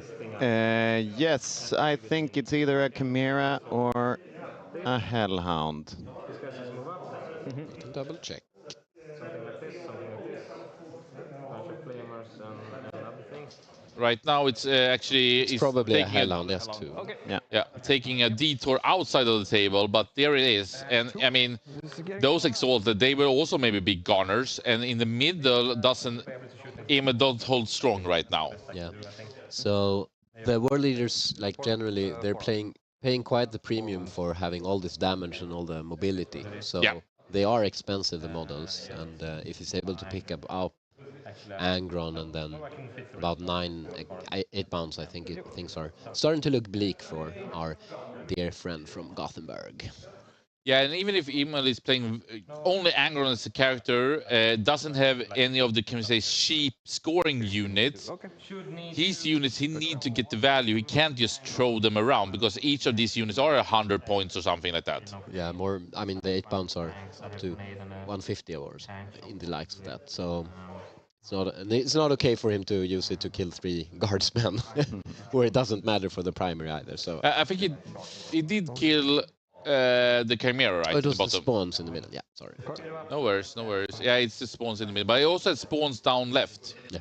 But I think that what he's unhappy with was that he couldn't leap up with his exalted into the objective from the Chimera, and now they're completely exposed in the bottom. And as you're saying, I think the biggest challenge for Emil here is to find his composure again. I mean, of course, he's in a bit of a disadvantage right now, but if things go a bit better, and especially if he gets Angron back, as I expect him to get killed now, I think he has every opportunity to still win the game. I mean, they haven't really done anything. Now Björn here considering with his middle Bullgrins whether he should go for heading towards Angron or heading towards the bottom. He's also an objective. And safing up, maybe being able to charge the spawn in the middle as well, if he doesn't manage to get rid of them. He will not come back this turn, so... You keep saying that. I don't know, man. I think that he coming back is, of course, super cool, but it is a premium. It's impossible. I would have to charge to kill you. That is so volatile, I think.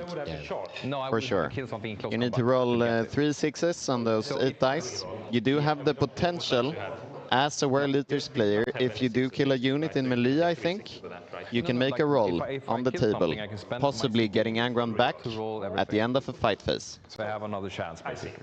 So these guys will just, will be able to have... That is cool, though. But also... It is pretty cool. Angron, basically.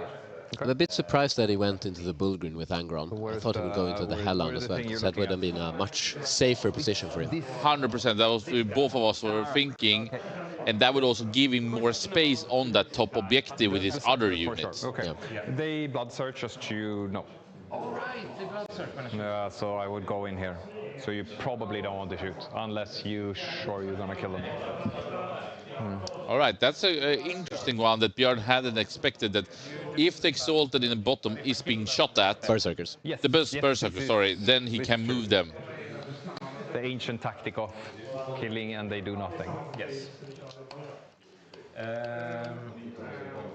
Then it's like actually more interesting. And there's still all the science in the Deep Strike, and they do a lot of damage to infantry units.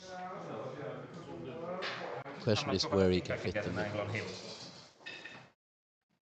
So I will take that angle as well, and then into I will not give you 2 guys, like 2 tanks with him.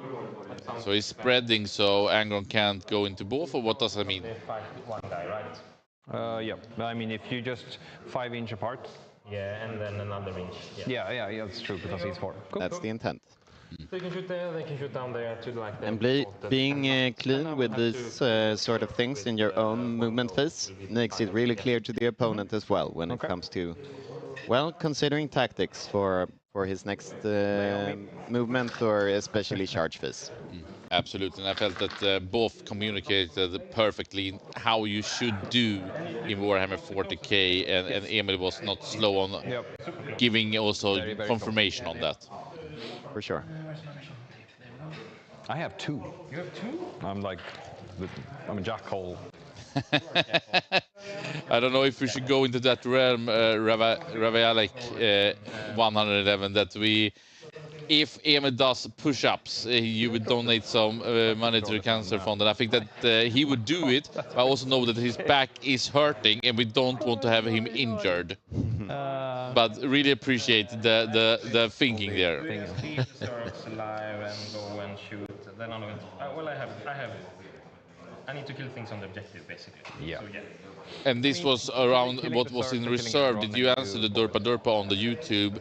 Is the Rogal Dorn in reserve? I see 3 Lehman Russ tanks. I believe that's not correct, right? If we go very quickly here into the army list and looking at it, I believe that he has 2 Lehman Russ Get inspired. and 1 Dorn. 3 Lehman Russ. Okay. Do I bother about that? You could. Is this the wrong list then? You could move here 11 and 6. Yeah. 9 now because advance and charge. So 10 to 15. Yes. Yeah, there's a slight mistake in the list. There's no Lehman Russ. It's 3. There's no Rogal Dorn. It's only 3 Lehman Russes. Okay. So you were correct, the Durpa Durpa. But it's not in reserve, right? No. No Dorn reinforcements here. The crown. Well, if he gets to bring in another Angron, I think it's only fair. For sure. Until you. Okay. Alright, so let's shoot. Let's go. Right. I'm grabbing my die. The Astra Militarum phase. Shoot. This Shooting. can only stay there, so let's do that first. Cool. Autocannons. Oh, that's a lot of. Let's do the Mantis. Does he not have plasmas? No, he has Mantis. This guy. Oh, that's the Manta guy. Doesn't he have hit? No, because I have Hit, to OC. yeah. You have to OC. 3s? Nothing. And then the autocannon. Yeah, I think that was Johan That's a lot of Norman's cannons. list, actually. Yes, but unfortunately, Okay. 2 wounds. Minus 1. 1. Do I get covered? Yeah, you do. Okay, 4. 1 go through. 3 damage. Let's see if I survive. I do. Take 2. And then we have the last cannon. No. And then we'll put my hunter-killer into. No. Cool. Okay. Great. Stubbers. Stabbing. 4s? No. Okay. Could you Some small do the same, smattering. please? No. Repeat. Let's do the Scions. I'll actually do them into the Zergs. Let's do over here. Let's see what happens against Angron. So, Right. The I will Angron shooting shoot here. this guy. Angron? Heavy bolter, and I'll shoot everything into him. All of the flamer things. Yep. Yes, So, that's more bolter. important. No. Important here. Missing. 7. String 6. Oh, that was the 5 up. how many attacks? 3 at 82 ignores cover. That's a lot, of course. 1 damage. 1, so 6. No. Yeah, so he's down to 11. 11. And then I will shoot this guy into him. The plasma, let's overcharge. So 4 shots. I need to stretch my back. All hits, 1 lethal. Oh, it's 5, so 2. So you're invul. 4s. 1, that's 2 damage. 6s. Nope. I do not burn myself. Hunter killer hits. No wound. Blast cannon hits. No. Big shot. 9. It's a never-ending story. Yeah, but it's not rolling that great. Oh, lots of full rerolls versus the objective. Saves at 81, ignores cover. Oh, ignores cover. 5, 6, okay. So 3 ups. You. 6 damage. Okay. 6 damage to Angron. Down to 3. No feed, no pains. Stubbers. Down to 3. 3 lethals. 4 lethals. 5 saves. What the? Take 1. That was not what I meant by repeat that. Let's do the grenade into you. Jesus, okay. Going for the grenade from the Bullgrin here. Does he blow? Having the grenade keyword on the Bullgrins. It's Angron goes down. so Bullgrin grenade. Let's do the big cannon. And I think he has quite a lot of shooting left now. Yes. 3 saves. 2, 3, okay. No cover. So force. 3 damage each. That was on the... On this exalted over here. Okay, so 3 damage first on the two wound guy. He dies, Yes. and the second guy dies. Cool. So one... No, they were only... No, it's 1 left. Yeah. Let's keep shooting that. No, I don't? Oh, okay, yeah. Yeah, it was the full. So let's do the plasma cannons. Do you have range? Charge. Yeah, you have range. 36, yeah. So 5 shots. Let's see if I got this. No, it's fine. Full Yeah, reload. so Björn's plan for retaliation seems to work out fine for now. All in? 8 damage. I'll just roll this twice. Yeah, he died. Can you grab him? Yeah, absolutely. Thank you. That's him. These guys are shooting. Björn is just mashing damage in quickly, very quickly. Let's do the last guns first because you're 1 gun on 1 wound. So let's do it. When they land, they give them set order more rapid fire. Okay. Sorry, I didn't say that. No, it's fine. Yeah. So hot shot, full reloads because you're on objective.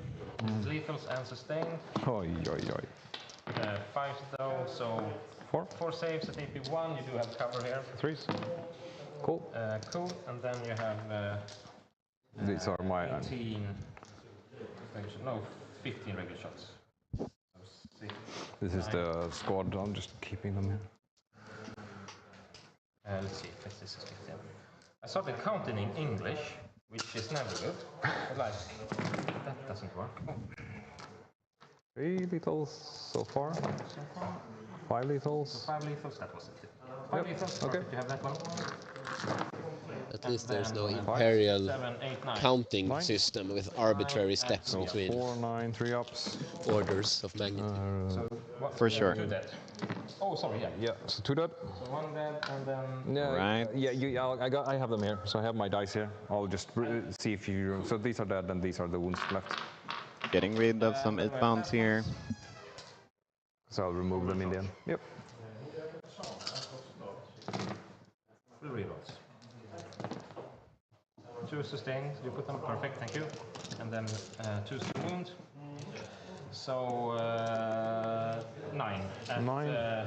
Minus 2. Minus 3. Minus 3. Charge, of course. Do I have cover? You do have cover. I do have cover. So 5s? 5. Right, so some plasma That's a shots lot. here. So 5, so I'm gonna roll these. 5 going through. So 1 guy dead. 2 guy dead, and I have 1 more. Yeah, they are. Dead. Yeah. Perfect. And so I burn myself. Getting rid of the squad. Nope. And as you said before, Jesper, Scions are really, really good at picking up infantry units. I'll pop everything into him. Okay. All of the Astra players just pivoted into them when the Caster King got nerfed. Okay. Yep. Okay. Looks like we have a slight earthquake here. Very up and down. Very. Things are now fine. 2 wounds, AP2, ignores cover. 4s, 5s, 1, and damage 1, I guess. So 1 damage. And then the Kazakin, these guys. You shoot, it's like 1 guy, 3 guys outside the rapid fire, so 1, 2, 3, 4, 5, 6, 3, 4, 5, 6, 7, 8, 9. Okay. Last guys. Yep. It's a lethal. 3 saves. I don't know who you're shooting at. At this 8 pounds. Is it fun? Oh, so Some more 8 pounds shooting here. You pay 3? Pay 2. Okay, 2. And then some flamers. 4 shots only. 1. 1. Yep. Cool. Alright. Cool. Let's charge then. I don't have many charges, I guess. I can charge my hellhound into... I don't have a lot of charges, Björn said, but boo-hoo. Pretty happy after that shooting phase, I guess. Yep. You can heroic. But if I charge over here, you can't heroic. I mean with them. No, not with these guys. No. So if I charge, if you, that's fine. Okay. So he will charge these guys. Yep. Can I roll you? Yeah, sure. 6, that's enough. Yep. Or even pivot, so like this. Yeah, now I can heroic. Oh, right. Can I? I don't think there's because I have a guy here. Oh, you have a guy there. Oh, Yeah. I didn't see that. Do you still wanna? Because you will have to base him. Right. I didn't see him. No, it's fine. You can just not do it I if you. will just keep him there. Yeah, is that fine? Yep. No problem. You will get. I'll get my 10 on primary. Unless these Bulgarians absolutely mastered you, but they won't. I will pile, so that will probably be hard. I have to kill a lot, but yeah. I can't. Yeah, so it's fine. No, then it's cool. Yeah, All right. I thought it was over. No, it's fine. So I mean, it's just a mess of limbs, so I understand.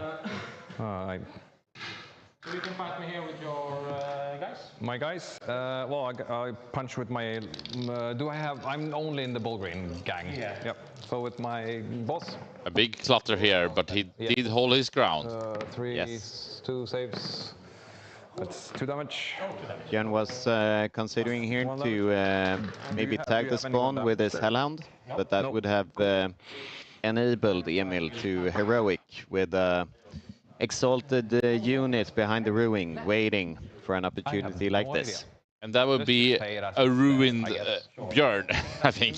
For sure. Into him and one guy into the spot. Let's go for it. I mean, because you could get in, I guess. I'm full confidence in you doing some magic. Showing the respect. I don't want to fight this, but I have to. One. Just heal. Oh, not only that one. Nice save. 1, 2, 3. Could you? This guy is out of coherency again, but we made sure that he was in coherency. Yeah, he piled like that. That's fine. Correcting on the bottom objective there. 5 guys into your. 4 guys. One is dead. Okay. To your 8 pound here. Survive. Freeze to wound. Praying to anyone who can hear him, I think Emil is doing. 9 saves. I'm sure Korn listens. Few too many. On 4. Very understanding God. Very forgiving. Roll these twice. He's dead. Doesn't care from who. Didn't go the way. I will pile into your spawn. Yeah, I figured. So you can't fight my little guys. Yep. Seems perfectly reasonable. I will. I'll punch into your small guy. No, you pulled out. I fell back. Like a coward. I pulled out. You pulled out 5. And you don't charge here, so only. Yeah. So here was where the character went down against the Bulgarians who came through the ruin there. I mean, your first round was really good with it. All the charges made it. Yeah, but I mean, I didn't even need to be there. No, that was. I didn't even need to be there. Unfortunate. That was. Yep. Okay, so I score over in force for 5. And score, bring it down for 4. He's 16 wounds. Oh, right. Yeah. All right, I'm gonna draw. Sorry, let's just write it down. I can do it while you start your movement. Yeah, so you get. Okay, I'm going area deny and recover. Area and recover. You have to kill the guys in the middle. Right, so some more secondaries here for Björn. I do. The Bulgarian is not within 6, but but you will be in 6. When you charge, yes. Because you will heroic. Yeah, so. absolutely. So. Absolutely. What did answer again? Oh, this is just, and I won't even get a small one because no, you're actually. Could you just double check to see if you're within 3? Oh. I might not even. From the middle? No, I'm not. I couldn't be. Yes. It's a small one. A small deny. Jesus, I need to reconsider my life choices. Okay, this guy we can. Emil is hard against himself, I think, right now. Yep. Nails are biting. But I think it also shows that Emil is on this verge of you know, he has the capability of playing on this level versus someone like Björn Eriksson on the Astra. But he needs to stay composed and he can't do many mistakes. For sure. Both of them are equal. Especially with Angron dying, getting the Exalted. Getting rid of the 8 bounds, or at least the majority of them down in the bottom right corner. They did not have it will take some effort for Emil to get back into the game from this stage. But this is fine. I had no other order. Björn, forget to... 4 saves at forget something? 1 effective. Okay, that's... so you have to roll 4 damage on the first one? Yep. Okay, I think you forgot to shoot All right. something. He has 4 or 5 as well. Yeah. Okay, so, but he dies. One guy saves, and he's slow. He are slow, and he. There was some final. I think you forgot the basilisk. That's a thing. Shooting. I mean, coming here. Killing 2 would have just yeah. And just super quickly, as we had the wrong list before, here is Björn Eriksson's list. 10. No.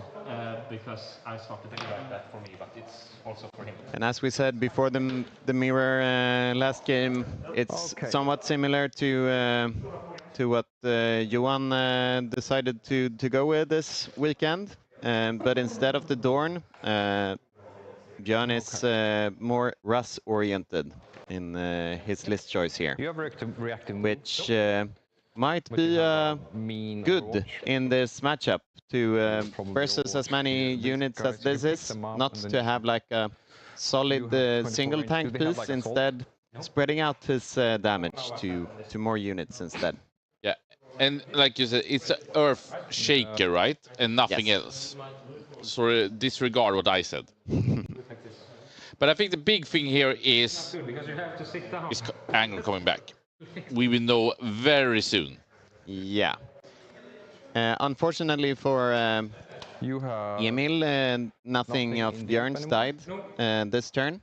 So he won't be able to bring Angron back until his next roll, which is the beginning of next round. Wow. So it's very rough for Emil here not to have an Angron, getting rid of some additional Astra units. And I mean, he needs to go big in this game, as Björn is scoring so many points, already up at 40. And without Angron, tricky. For sure, for sure. So melt us in the front because they. We can see here, Emil thinking, how the hell am I going to solve it? This is a problem, he says. This guy, do we have like some battlefield repairs? Yeah, no battlefield repairs here. All right. Send the medics to Björn. I don't think he really needs them.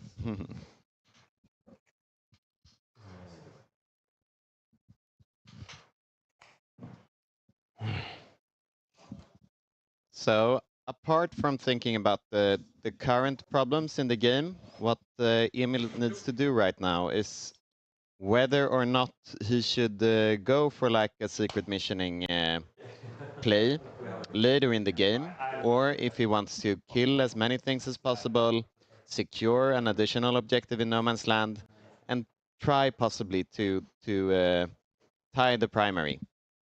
Because if Björn continues like this, maybe eventually in a turn or two, he will start burning objectives as well, increasing his score even further. 100%. How many?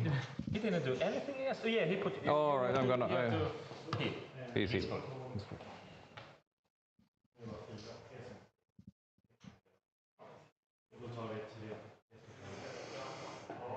Wish I would have thought about the uselessness of that objective before I threw away half of my into a very, very. Yes.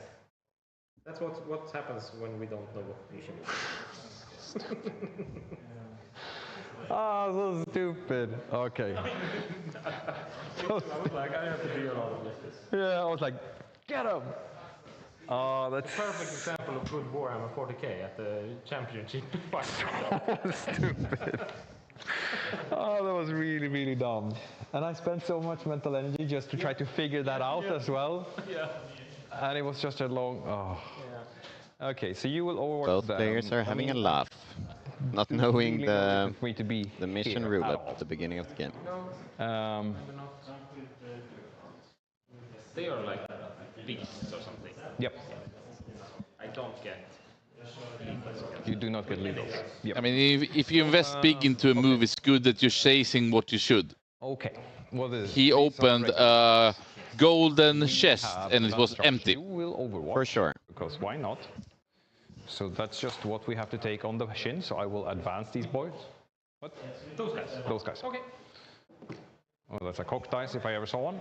Oh, you just got reminded of that. Yeah, perfect. It's fine. So we have 14 inch of possible movement. Sounds good. Now, we can. Let us remove this. Yes. So it's easier for you to see. We can be a bit of a nuisance. Sure, absolutely. Yeah, just to keep an inch away from me, and you're fine. Just Which like. that looks good, yeah. So you could. This is like the wall, basically. But you Yeah, I mean, be here. like here. I think you can do that. If I possibly could just punch some into your wagon, that's something I can do. I can also try to do something about these guys. I will not pick up the group squad. Do they have fallback and shoot? No. No. They do not. They do not. That would have been amazing. Maybe. But if. Oh, let's not do any maybes. We can talk about it. But they have 6 inch. They can advance. They can move 9. They can move 9 because they can give you. themselves the order. Oh, they can. Oh, so then they're actually fast all of a sudden. Yeah, so they can move 9. Annoying. Yep. And they have lines all into my back line. So I probably need to deal with those. They have sustain and lethals. Cover area. Area is. Yeah, just life is not very good right now. Recovery is not the one you wanted as well. No. I love it. Emil, how it's just laughing at his misery. Yes. You have rerolls or something now? Recover assets being a mission that you need to survive in no man's land until next turn in order to be able to score it. No. Don't charge me. Well, yes. Emil is a bit upset that seeing the reality, it's mostly unlikely that any unit would be able to survive in no man's land at this point. When I have my movement. So if I'm here, you will see me with like. That's only the trash guys. These are like the special ones. Yeah, so that's kind of what I want. I want to be not have the plasma guys. Yeah, don't put your sword out like that. Stupid sword. Get back. Back in line. And then I will shoot you. Yep. So if I'm like this, then if I can. Yeah, the line is. You can solve it, but you can't get the perfect. Yeah, so this. If I can avoid the plasma, I'm happy. Here I would get like. Here I would get a plasma gun. Emil here being plasma gun. Yes. Forced to move towards this flank in order to get rid of the sneaky scions. You just know I'm going to. However, Björn do have the possibility, if Emil is able to wipe them off, to respawn the whole unit using his stratagem. This is going to take a while for me. I mean, this looks almost hilarious. It looks like, two crooks from a cartoon movie trying to run away and hide, and then you have the gang being eager in blue on the left there, and we even see one of the scions, I think, has fallen apart. He's tripped already, but they are blazing their guns, hopefully. For sure, for sure. Charge, I could make it impossible for you to actually get on the objective. Yeah, unless I kill one guy. Yep. Which Wolverines could possibly do. But they haven't. We've seen it happen. Yeah. So you're still out of 3, but you will get in. I think I need to. Oh yeah, Oh yeah. Even. I mean, I will still be within 6, so I will still. Yeah, but you're also but at least you are not. You're here. Yeah, for sure. That's better than here. I agree. It's very great comments from Emil right now. We would. Very fundamental. You are here in the middle, so at least you're not in my deployment zone, basically. Lucky with your thing. As of right now. So we got some jackals. We can put jackals. We can do here. Would want to. I'm not gonna pick these up, so I'm not gonna hold that for you. You're still gonna have 2. So that's completely wasted. Yeah, remember the mission. I'm remembering. I am working hard to remember. You will probably be able to pick these guys up. I mean, one would think, right? Hasn't. No, I mean. Has been proving to be. Actually, to be honest. Here you actually can see the middle bullies from the Emil's POV And they are really bully boys. Like, you can see that they are ready to beat some World Eaters up. For sure. I like them. And having them within 6 inches of the guardsman here in the middle. Yeah, Emil is having a rough time with the heroic threat always present. The best possible way. You can fall forward and die. Fall forward and die. I've been shenanigans with that to like die and then do charge in after that. But you will have to have fall back and charge to do that. Yeah. So we can. So you're nuts. Thank you. Be here, we can just stop. I mean, you don't really have any reason to, and I don't really have any reason to. You will be punching first. Right. So if I fall back, put myself here, put myself just 1 inch away, still be able to move up this way. We need to get away. Well, I'll just fall back. Yeah, sure. Fall back. That's good, man. Do I need to even wait before I do this? Do I even need to be on the objective? I don't. There's no reason for me to be on this objective.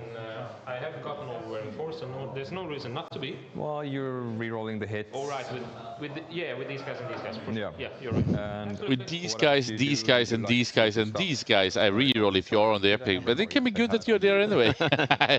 Pleasing him a bit. Battle line can do actions in. No, inspired leadership. When did we have Stalwart? Of course, having access to full rerolls to hit while standing on an objective, it's really nice. Really much preferred. Maybe I can put myself. And in a dice game, to just be able to reroll dice in general makes the statistical part of it even better. So I'm just. Are you gonna Overwatch here, maybe? No. No Overwatch. Nothing. We've seen this. We've seen this before. Emmanuel, yes, he already have the princess crown on him, Björn Eriksson, on his Astra Militarium. Eliminating his Astra opponent, Johan, in last round, winning by 11-9. So a really tight game there. I have to check for the mic box when I sit down. Okay. Björn sitting down like a king or a queen. Oh, you have the play? I have one possible play. I would very much want to kill one thing in close combat. Right. That would be nice. He wants to kill something. Sacrifice. So he can get Angron back, right? Yeah. Exactly. Do I? Can you do all the rerolls? Yes. Yes, that's a blood tithe, but I'm only allowed to select one buff with Angron too. I'm only allowed to select one from my tithe, but Angron is an ability sheet ability, so I can buy two. So if you reroll, you pick one, and then but you can bonus get Angron. Yes. Yes. I see. Okay. And how many things do you have on objectives now? I have currently 1, 2, 3 on objectives. I'm gonna maybe have 4. Maybe have 4, maybe have 5. But you got me a bit pinned, and I got a little unpleasant charge. I probably need to go in with these if I want to charge. I could spread out here. It's not likely I will actually kill you. I could. Yeah, they have 2 up and 10 toughness 10. 2 ups. Yeah. My boys. Yes. For some reason, having a big like gasoline tank in the back makes you tougher. Don't ask me why. All right. In the YouTube chat, the Derpa has some question with regards to the new Blood Angels Codex coming up later in October, as expected from GW. Having looked at some of the rules, I think the community in general expect them to be shaking up the meta quite a bit. We will see where the balance slate ends up when it comes to points, etc. Having the possibility with the new codex to advance and charge is a really strong ability for the Sons of Sanguinius, of course. Just having ordinary marine bodies, like the Assault Intercessors, led by Sanguinary Priests, for I don't know where they will end up, around 200, 250 points. They will be meaty. They will be meaty for sure. Having 30 of them, led by priests, at around 500 to 600 points. Have I told you about this? I have discussed it with Jesper. And I told him. Yes. So I'm the inventor. You're the source. So actually it's Vlad here from the Veizla crew who was the one who brought it up when we were going home from Games of Westeros. And I haven't tried it, but I think it's a pretty cool one, to be honest. For sure. And with the 10th edition right now being really primary oriented, having lots of OC, lots of durability, having access to both Feel No Pain 5-up, access to Armor of Contempt, provides one of those really, you know, key anvil units that we have been discussing when it comes to Deathwing Knights, or in this game here, the Bullgryns, having a solid rock to stand in the middle. I just think that also attaching them with the Rhino so they can move. I don't know if there's any other vehicle, but that should be the cheapest one. It just becomes like 990 points or something, which is half your army. And Blood Angels have so strong characters now with both Mephiston, Dante, Steel Martes, and Azurath. That's a problem, I think, to get everything in. For sure. Emil is pounding here in his turn 2 in the grand final of the Swedish Championship. He needs to act. He needs to move. We can check here on the clock. It's 43 minutes left on his time. And Björn has 57. And turn 3 has just begun from Emil. So I think that he is for sure under pressure. He's under the clock. He is under... The back guy 15, so I can go... Soon under the ground. At least Angron is already. For sure, as of right now. And Lucas here is asking, are World Eaters without Angron trash? Well, he is somewhat, as of right now, a key piece in the World Eaters army, providing them with some valuable high damage, having access to rerolls, being able to respawn. He provides so many things for this army as of right now. So I really have a hard time seeing anytime soon World Eaters without him being competitive enough to make it. But I mean, looking at Emil here, he's trying new things by bringing lots of buddies, getting rid of another 400 points invested in a single character. He can maybe get even more units. But at this point, I do not really see it. No, I mean, actually, you know the math better than I do, but Angron being a 450-point character, I believe, and the Bulgars, are they 110? So that 6-man is 220? Throw them this way. God damn it. No, there should be more, right? We're standing here, I can just 7. Yeah. We can check actually the Björn's list here very quickly. 6 Bullgryns are 180, I believe. Yeah. This is 180. Yeah. So Angron, who is over 400 points, when he didn't kill 4 of these and then got blasted. Sure, having him being shot in it, having something else being shot at is some value, but we can say for sure that Angron, he needs to come back. He needs to come back now, because Emil needs the power of the Angron to be able to squeeze back this match. And so far, he's been almost a ratio 1-3. For sure. The next couple of Blood Tithe rolls will be really, really important. Okay. Gonna have to move these out. So Emil has been thinking here deeply, and now he's acting and moving. I'm gonna have to move around a bit.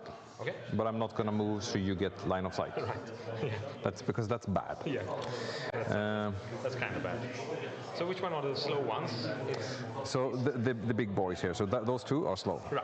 So I would want to put him here.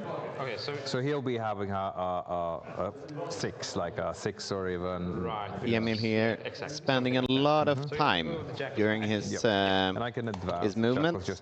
It is very important. However, soon he needs to be making decisions. doing those charges, moving those models to be able to provide himself enough time at the end game to get back at this point. Absolutely. This is not good. They will have to force to do recover. I will have to just find stupid angles for me to stand. All right.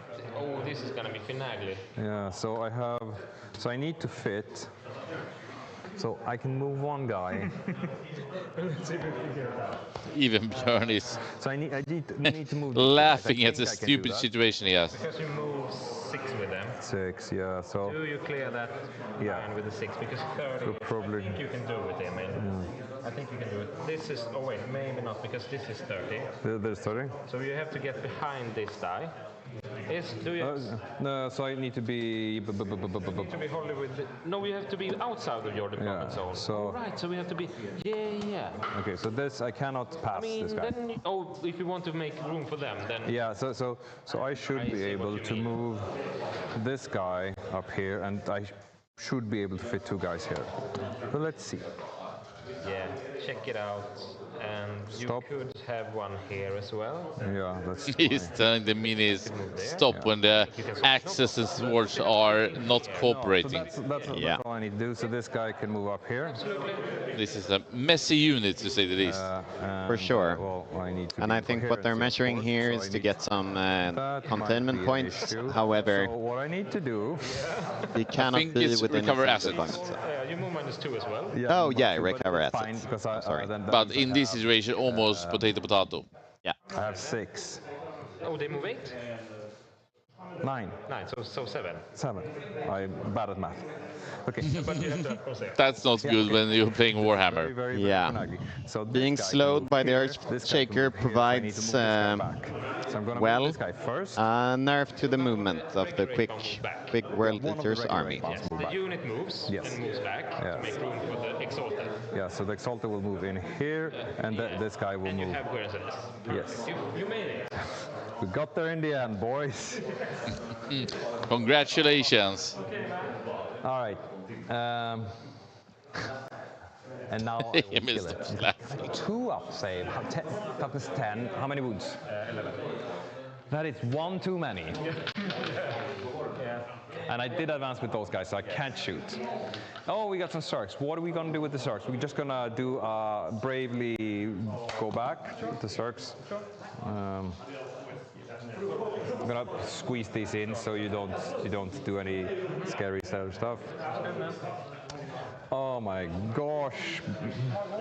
Why are you being so mean? Okay.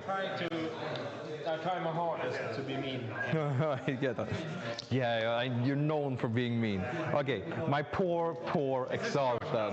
Yes, because I don't have anything to shoot with. I mean, I can shoot some pistols. I will shoot you with pistols. 10 auto pistols. 9 because the big guy doesn't have one. What do you say? Desperate means for desperate times. I need for sure. No. Okay, never mind. Being Emily army, the dream is dead. The World Eater shooting phase tend to be short and non-efficient. Yeah, so I needed 6 or more. That is good. Perfect. Okay. So he did a big charge on 11 here, coming into the Hellhound in the top. How much did I get? 10. So that's an 8. So I can get his base behind this. That is good. So despite having -2 to his charge from the Earthshaker battery, the Earthbound here still manages to connect with the Hellhound. I will charge your Bulgarins. So if you, that means I will tie you up. You will probably not kill me. No. We'll see what happens. We'll see what happens. Boom. I have gotten overwhelming. Doesn't matter if you're on objective. Rerolls. Yes, sorry. So maybe I will actually. It's like a low key. I think almost Björn is trying to trick him, but he's not going into that trap. Teasing him once again. Okay, so spawn. Yeah, I will. So with his charge, Emil decides to leave the objective to prevent any full rerolling from the Astra Lemon Russes here. So they will just... He needs every bits and piece right now. For sure. Do I roll here just to make your points less? The bully's in the middle. If I'm gearing up to win Swedish Championship 2026, I think it's I need to play past my lifetime to catch up with these guys. If I kill one guy, I can also pile on the Well, possibly. as with anything, as long as you know, spend time doing your reps, maybe watching games like this, one can always improve. 7, that's fine. 7 is a number. Looking at, for example, he was here playing this weekend, Joel Larsson, last year's winner of the Swedish Championships, current master until, well, we will see within a couple of hours who gets to wear the crown as of right now. He's really new to the game. He's been playing it for a year and a half by this point. He's already on last year's WTC Team Sweden. He is applying for this year as well, and I do think that his chances are quite good to make it another year. He did get eliminated playing in the same pod as Björn, I believe. It was Emil. Emil, yes. Put in the boy. Boy should be. I might just. I'm fairly sure of. And also, welcome back, Lucas Hervé. Amazing to see that you're returning to Warhammer 40k after 15 years of hiatus. And Space Marines 2, what a fantastic game. I think brought back a lot of people into this amazing community and game. Okay, but I could also pile this way. All right, the Bulgarians are doing actions now in the middle, stacking up here. 7 should be fine now. Now this charge isn't worth it. No, it's not worth it. I mean, I had to push you up. That was the reason.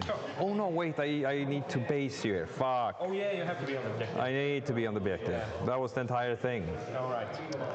The rules. Some of these rules are just annoying me. Yes. Why do we have to play by them? You have a charge here. That's sort of important. Oh my god. It's a CP reroll. I do need a CP, but come on. I need a breather. Yeah. That was unfortunate. That was quite unfortunate. Yeah. Yeah, it was. I sort of needed them to die. Yeah. Yeah. Okay.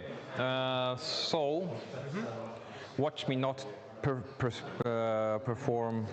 All right, Lucas here is asking a question on YouTube whether there is an actual best player in the world. And there is an upcoming World Championships in Atlanta this upcoming month. You do have to interrupt. The best players in the world who have collected golden tickets throughout the tournament season as of yet will be competing, who is to be crowned. Last year, the winner was Mani Chima from England. Maybe. I would say personally that Liam VSL from Belgium, in my opinion, is the best player in the world as of right now when it comes to innovating new lists, playing a really clean game, being really quick, and also doing wise decisions and having statistics in his favor in everything that he does. Taking home both the LGT last weekend and also the LGT Invitational with the new veterans Chaos Space Marine Army, which one should definitely check out if one is the 6 chaotic player. Force. Yes. Okay. No, but that's they do. Like I said so in the start. And yeah, Innes Wilson from Scotland is another great player. That is 2 damage. He runs the StatCheck podcast with a couple of guys, Anthony Vanella being one of them, who is really good as well. Considered being the best Snake Eyes now. World Eaters player in the world as of right now. 11, right? Yeah, it's 11. But getting some big wins for his US team, last year's WTC. What are you doing to yourself? Oh my god! Okay. I say what? It's not fair. This is rough. This is rough. Well, I mean. I will punch you like this. Ay, ay, ay, ay, ay. And I'm not able to roll. Ay, ay, ay. And this guy will not pile because I don't want to be in many with them. So let's do the bull ruins. Let's go. Actually, yeah, because they short, so they will do it. This is the thing. Right. For these to be alive, I needed the 2 CP to do -1 damage. Oh, yeah. That was. But now I'm gonna lose that probably. Probably. But we'll see. 5s. Who are you punching with now? Bullets in there. Okay. Yeah. All right. This is why. Right, I thought so you said 5. So woundings on spawn here in the middle. 5 bull. 5. Okay. All right. So look, it's. Yeah. So 7. 7. 7 wounds here. That's 7 5-ups. Watch me soar. 1 5-up. Okay, so that's. That's a lot. So let's go 2 by 2 here. So 2. So. They're going good for Emil here with the damage. 6 wounds going through. He's on 1. That's 12 damage. That's dead. Killing the first spawn. Okay, 1. 2, 3. But you will not be able to. Yes, I will. You will. These guys will just move up when they consolidate. So right, because you're punching. So I can do them now. Just. So Björn killed the spawn here. Yeah, you will be able to pile within like 3 inches of the center, denying Emil his secondary mission of area denial. Not Kasukin. Katashans. 1 wound. AP 1. Oh my gosh. Oh. Take a wound. And the Katashan delivering another wound. So the I will Chaos punch Ball. you with my bull ruins up there. Nope. They are tired. Yeah, they've been slogging all day. They've been fighting Angron. That's 1. I take 2. That's pretty hard. And then my Hellhound will fight your salted 3 hits. No, -1 because I'm back at the 1 toughness 6, right? Yep. Yeah, 1. All right. So the Hellhound surviving in the top as well. I'll just regenerate the guy up top. He gets 2, so he's back, and this guy takes 1 up. Oh, in my command phase. In your command phase, correct. Right. I'm also gonna throw away area denial because that's not gonna happen. Yes. And recover, you start dead. Yep, here. The jackals here that are hiding, and the jackals here. Yes. Right, so some jackals starting the just push them in a bit. Recover assets objective. I will. I can just. I will give you that. It's a 3, right? With 2 units. I haven't completed it yet. I mean, you will. Okay. I gave it to you now. All right, so not the best of turns from Emil here. Not being able to clear the middle enough to score area denial. Now is the turning point. Now, here it comes back. Not removing This is the first time. any assets from the Astra Militarum, I think. Okay, so this one. So we do actually have Angron back. We do have Angron is back. This is now 8. Am I? Yeah, I'm blind. You're fine. All right, so we actually have an Angron, that's fine. That's pretty good. That's not just fine. That's fine. Having Angron back, it's fine. Then the question remains. I mean, we do want Feel No Pain. Yeah, that sounds like. I would very much want a Advanced Charge, but I do not feel like I have a 6 that I could You just. have 4 6s. I do have 4 That you 6s. can use to anything, right? That's pretty good. As well as Angron. Yeah, so That's I'm just gonna. pretty I'm good. not gonna reroll them. I'm just saying that, so I'm gonna put them in the corner. Yeah. Putting baby in the corner. They are locked Yes. in. Yes. Gonna reroll this one. It's a 5. Doesn't give me anything. Okay. Now, if I reroll a few of these, I might end up with not being able to buy 2 things. That's not what I want. That would be bad, right? Yes. I am fairly sure I want to be able to move, and I want to be able to not die. So Feel No Pain and movement. Move. Yeah. Cool. Sounds good. Yeah. And Angron. Angron Which is pretty good. Yeah, I needed that. Oh my god. Yeah, I'm happy for you. Establish focus, no prisoners. Cool. I can feel that Björn doesn't feel that Emil has had the game going his way, so he's a bit happy that Angron at least got back. Yeah. You can also maybe do it. Okay, so we need to make sure Angron doesn't come like behind and muck it up. Yeah, so not getting Angron back at this point would have been definitely the nail in the coffin for the World Eaters at this stage. I mean, Angron normally doesn't come back, even though he should. How does it work? Is he now in deep strike? Where does he spawn? He comes from the ground, he comes from the air, he comes from a teleport. He explodes in a sudden demonic warp explosion of blood, and he will be arriving from reserves, which typically means that as a World Eaters player, you tend to rapid ingress him. So you think that on these two CP that Emil has, one will go for rapid ingress here very soon, and that's what Björn needs to counter right now. Yeah. To try to screen him as good as he can. Exactly. Pushing him back towards Emil's deployment zone, possibly to get some clear lines of sight into potential spots to get some extra shooting into him as well. Yeah. Did you answer who was your favorite faction? But we don't need to answer that, right? We already know. It's Elves of Elves. Elves of any sort is my favorite faction, for sure. I tend to like glass cannony armies, providing lots of damage. Well, being a bit weak on the defensive side, but I really enjoy the quickness and the damage output of the elves in any shape or form. You like the movements, you like when it's a bit technical, we can say. Yes.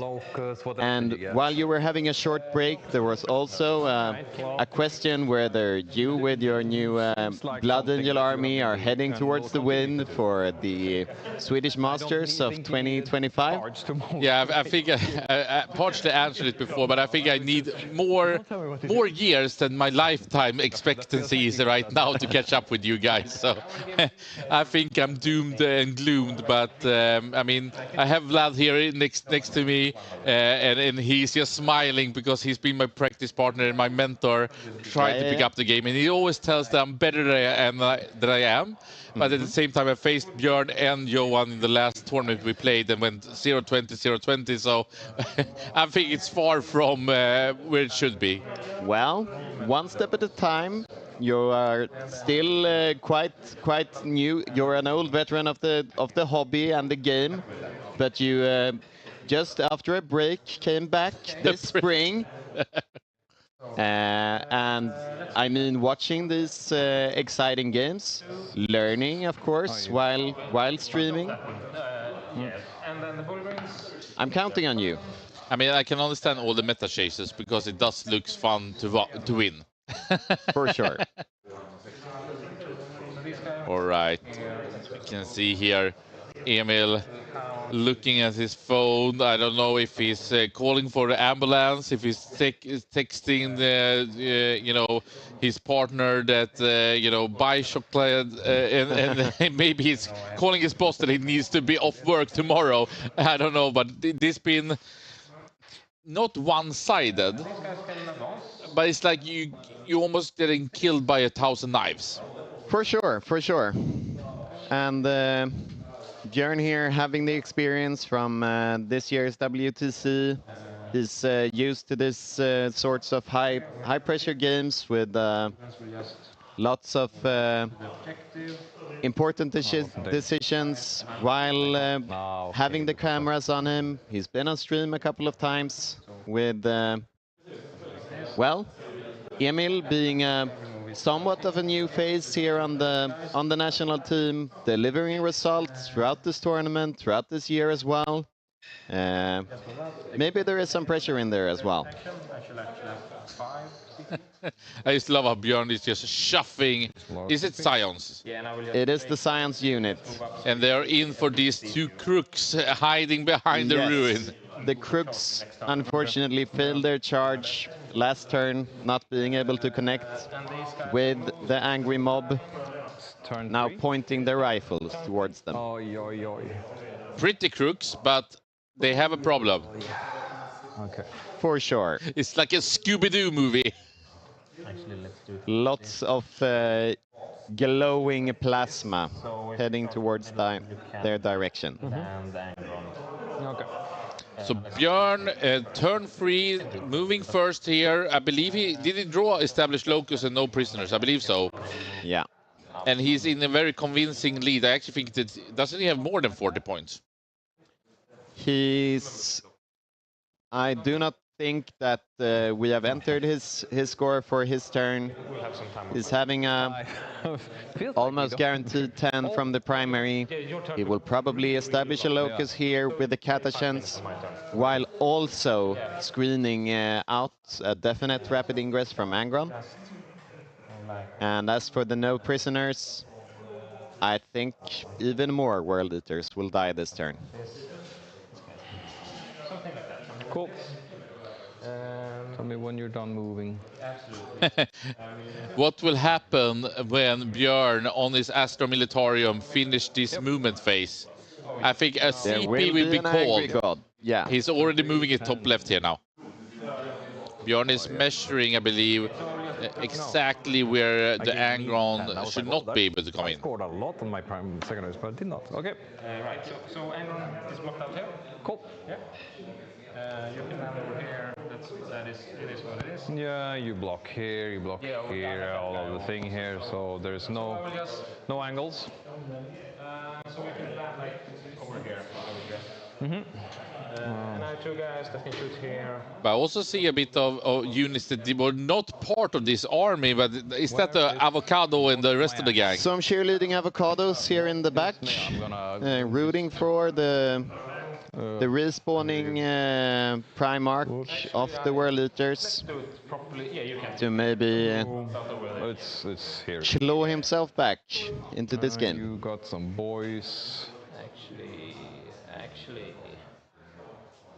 I can do it like this just to be. You haven't gotten overwhelming. You have gotten overwhelming. Have you? Yes. But I think okay, good. Then I can this area had been overwhelming. A bit strange and interesting. I think is it the jackals who is standing in the ruin and then another jackals behind it? Yes. What is my? But these haven't been fully utilized. They haven't been impacting this game as of right now. Emil's army having 5 of those units, being able to score the secondaries, while also screening and hopefully providing some primary points, with the rest of the World Eaters army rushing towards the opponent. We will see. Maybe he needs to be starting using them in order to stop the Astra Militarum snowball at this point. The back unit, having started their action of recovering some assets, might at least provide some secondary points.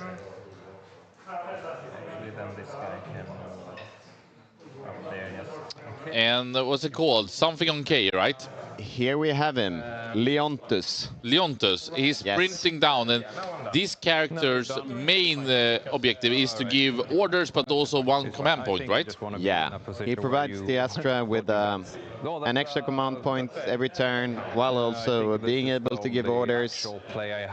Some symbolic power weapon attacks to finish up what the Bullgrins start. But it's not that one that has a lot of wounds, right? I think he's having 8 wounds or something. Yeah, I think so too. So quite the toughness you get from having a horse in this universe. Galactical horses, for sure. I think all of them have shot their 100 kills. These guys have not. They did. That one did. With the potential points increase now, it will be interesting to see whether Astra Militarum players will be... No, it's fine. It's fine. Maybe start looking at the Rough Riders. Also the horse men of the Astra Militarum being able to provide some well-needed melee potential in an otherwise shooted-oriented army. Those are like from a Bretonia fantasy army, but the lances are actually doing crazy damage. For sure. I think fluff-wise they're having tiny explosive devices at the tip of their lances. Of course, almost orc style of them. For sure. And we know what you think about orcs, Axel. Yeah. Okay, this Those darn green shroomies. Let's do the... Maybe that's what we should do the next time. We should have an intergalactic battlefield between elves and orcs, and having 5 of each facing off. Yeah. So damages. But how would the Eldari and the Drukari face? On the elf side. Anything else would be cruel. Yes. I'll put them here. Let's do some... But I mean, Eldari and Drukari, they must hate each other. Retire. They do. They do. They had this argument around 10,000 years ago, dividing the elven species into different camps. I say more Drukari hating Eldari, and Eldari don't care. yeah, so... He's on one, and the next one, he's dead. Maybe a bit of both, as with many things. But Drukari definitely are more hate-filled towards everything, Eldari included. But they are not praying to corn. They are not. That's only the fantasy. Yes. In fantasy, I think they share like the same god, Cain. Yeah. The Daughters of Cain army. Same with the Blood of Death for the elves. So the avatar is called Avatar of Cain, which is the incarnation of the Eldari death god. Because I don't want to... I can charge each of whatever. All right. We have Björn here on his turn 3 going first, rolling out the damage here. I don't know if you want. It's fine. The Hellhound will shoot into those guys. Flamer, 6 shots. This will be a lot of damage, I am afraid of. You have 6 up saves. 5 ups. 4 die. 4, oh yeah, 5 up, nice. So I'm gonna put 4 dead here. Water. 1 hit. 1 hit, okay. 1 wound. 1 wound, that's -1 but cover, so 6 ups. that's a cock die. Right, so Angron having rest here in the back. 5 dice, okay. We are good. Hey Sealor at the Twitch chat, appreciate the question. With Age of Sigmar, we actually do not cover that right now. Veizla was founded here in July, focused on 40k in Sweden, but who knows, we might expand into Age of Sigmar 2. We know that the Swedish scene is fantastically strong. I know that the Team Sweden, for example, came third this year, and I think that they were disappointed in that performance. So for sure, we know that Age of Sigmar in Sweden is arguably almost as big as the 40k, and the top players are really strong force. Do you know any of those players by yourself, Axel? I know that you played at least fantasy some years ago. For sure, for sure. Having the same, well, obviously GW oriented origin, and there are quite a few connections between, you know, the tactics within the game. As a Sigmar player, you can have discussions with them as a 40k player when it comes to discussing tactics. And of course, I have some friends within the Age of Sigmar community, recognizable faces, since they tend to have tournaments at conventions at the same time as 40k players. No 5 up, because I stripped your cover. Okay, so just no Feel No Pain. Yeah, that was the feeling. Yep, so 2 die. Yep. And then Oh, and I actually think that we talked so much about other things that we did miss that the Angron is back in action here with the rapid ingress. Yes. Or was that when I was maybe out walking? Yeah, he ingressed behind the safe big ruin here, and the question is whether he can provide that much needed clap back from the World Eaters next turn. One more. So sorry. And the only thing that I'm wondering is that he can't really reach any of the Lehman Russ tanks. He cannot. 2 damage. As with the current board state, he can either head for a, well, as with this turn, hopefully for the World Eaters, dead Hellhound, or maybe some guardsmen blocking the middle. But Björn has not lost a lot. He has lost that Bulgars in the top, basically, and no vehicles, I believe. 1 Chimera, sorry. Yeah. I will toss a grenade. It's brute. It's actually... See if I can finish him off.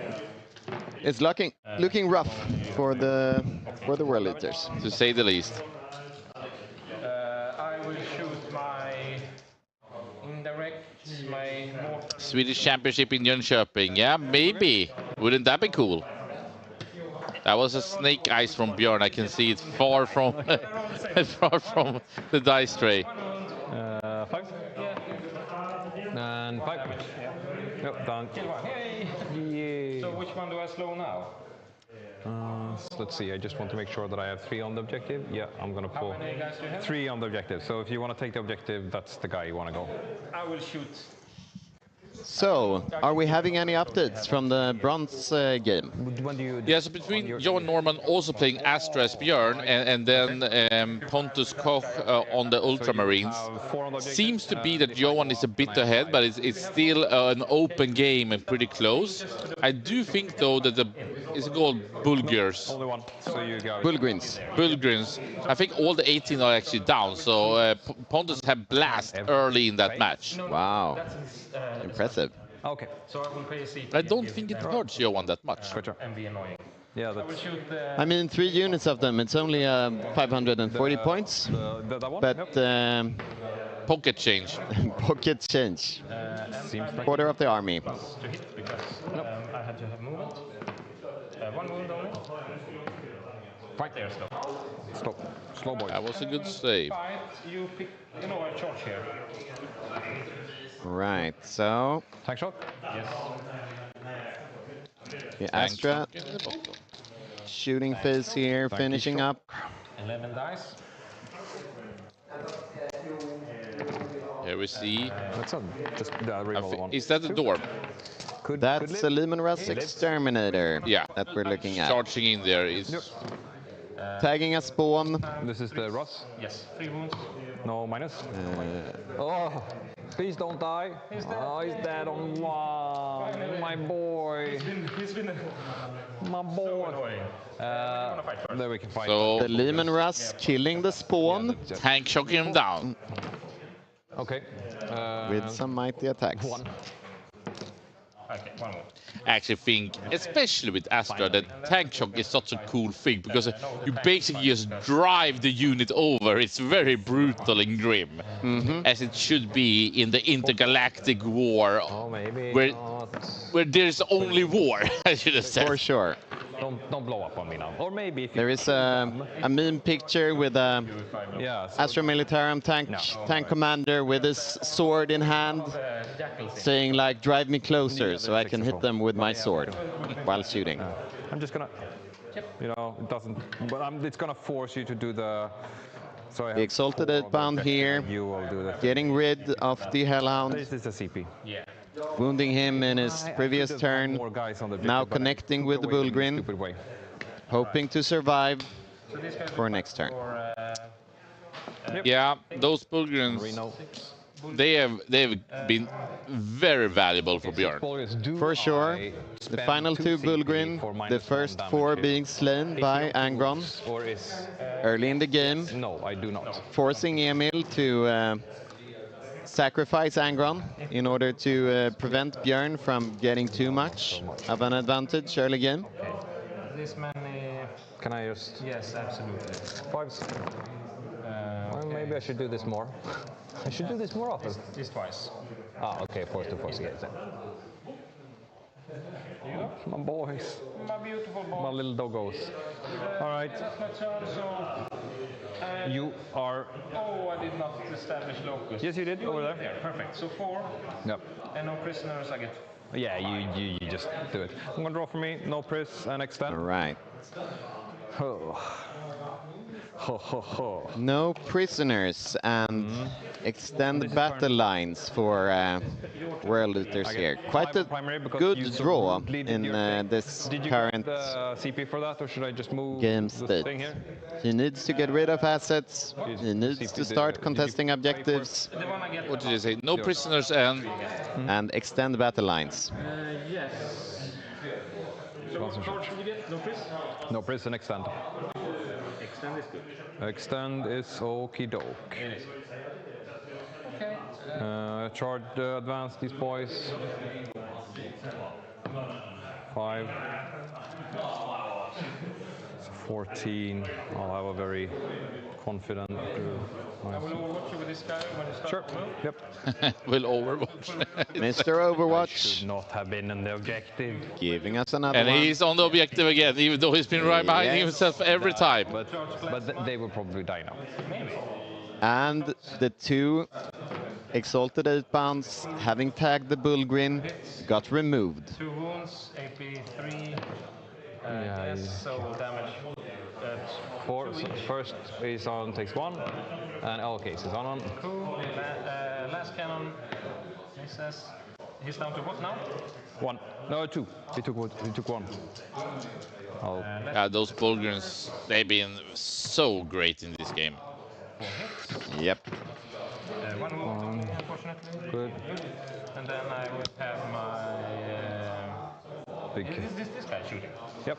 I do think the Lehman Russ there on the left are pretty cute though, pointing at each other and then shooting, you know, with something from Roadrunners almost. Exactly. Yeah, maybe. 1 wound. 5. Oh no, is that oh. Is this a It's command reroll? considering whether to command reroll. And Overwatch. No, yeah, okay. Yeah. Fudge. Okay, yeah. I should Battle cannon. on the objective. Maybe a plasma. No. And 3 damage instead. Oh, nice, just 1 guy left. Then I can't. God Removing another 8-pound. Why are you doing this to me, my man? Sorry. Shit. Russ.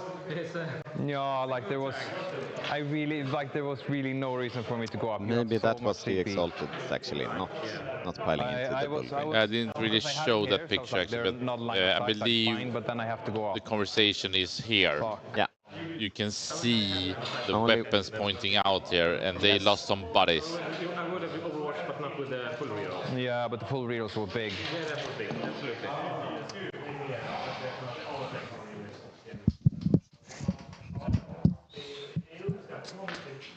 I am so not. Because I really need to get that tank. Then I was in the game, but now I'm not in the game. The mighty Lehman Russ. Why did I do that? Is it 18 now? 20.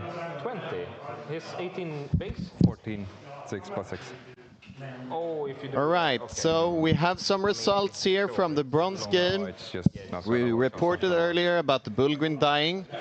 And apparently we have a bronze winner for this year's WTC, being the Ultramarine player, Pontus Second serious misplay. Amazing. Pontus coming in, being the rank 97 on the Swedish rank, making it to the semi-finals and then in the bronze match. Defeating Johan Norman with his Astra Militarum, using his Ultramarines, Gladius style, after eliminating both me, myself, and also Dogs, Bringers of Flame, 2 sister players, being top of the meta, using like a oddball army and going, if not all the way through, at least claiming that bronze and third place in the Swedish National Championships. What an upset, what a dark horse, what a story. The local hero from Jönköping played a couple of local tournaments, but is not so haven't played that for that long in the competitive scene, and now he's the 3rd best player in Sweden after finishing off Johan Norman. Congratulations, Pontus! What an achievement! Back to the action here of the grand final that we have, and we can say that it's maybe been not so upset that Björn is here. But Emil, he had shown his day 1. He showed it against Pontus, but he's in danger right now. Well, for sure. You and me both. It's the big thing. It's a new thing. Sisters and Asta, that's the new meta counter. Yes, that's cool. He's on 2.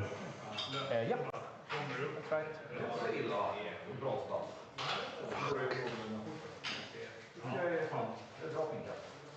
You'll be able to get onto my objective next turn with these fuckers. 9 inch. Oh, yeah, now we can turn it down. Again. Hi again. Hi again. Yeah, I mean, it's going to be very hard for me to claw myself back here. Because now I need to throw away Angron here and put up a block, and you will kill everything, and I mean, yeah, that's. I'm happy with that sound. What I could do is I could try to be a nuisance over here, but you have Bulgarians there, so no. I can't get in here because you did the thing.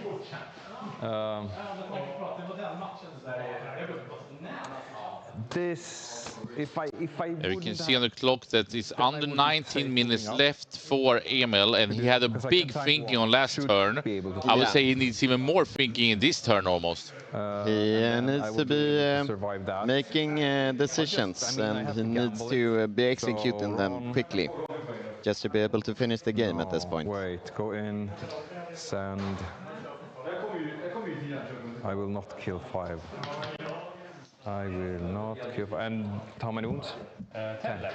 So he could potentially kill it. T11, 2+. Highly unlikely. He has the potential. He has the potential. But it's very unlikely, as you say. What am I willing to sacrifice for these? Will I do 5 wounds? I will do not 5 wounds. The only thing I can do is I can stop that, and then but I have to have, like, I need to not. Yeah, I just have to. And also commenting on Lucas Hervé here, returning after 15 years to Warhammer 40k. Welcome once again. Wotan you can absolutely play, and I would say it's overall a shooting army, a very strong shooting army with the land fortress, etc. But you have a couple cool melee units. Of course, Terminators being good in both and versatile, but also the Berserkers who actually are mean machines. Yeah, exactly. Yeah. I'm just going to move these up. I'm going to.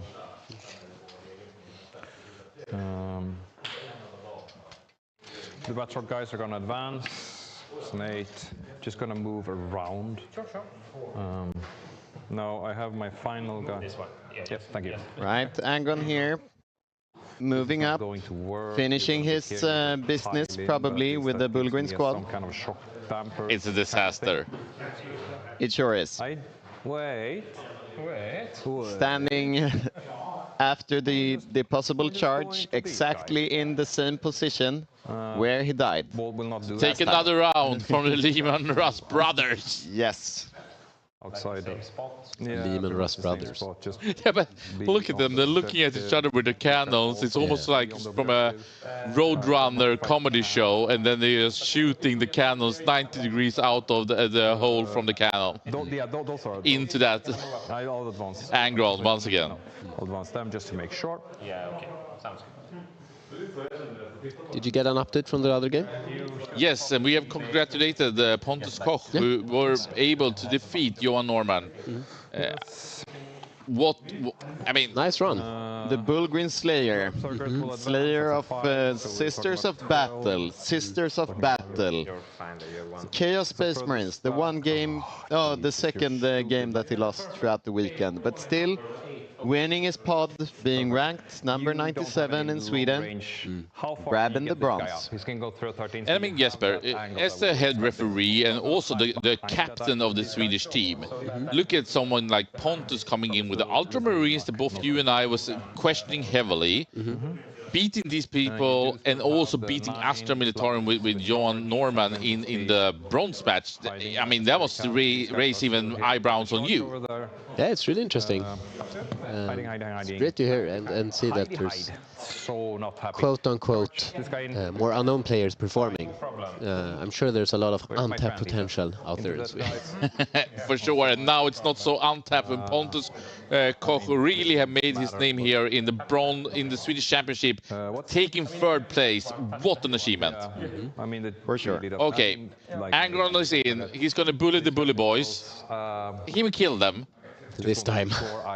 But will he survive? I think not. Yeah, I did not do that. I wanted to make sure. But at the same time, I mean, Emil needs those victory points, and he needs to deny Björn almost all the victory points from now on. Over there. For sure. Yep. Maybe I will. And he can't do it in the bottom because that one is completely sealed and won. And I mean, we see the blue bully boys coming in the middle. Yeah. Bully boys. Yeah, but have you seen these guys? So you can interrupt somewhere. Yes. How good are those?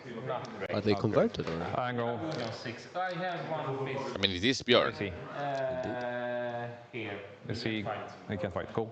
Angron into the bullruns.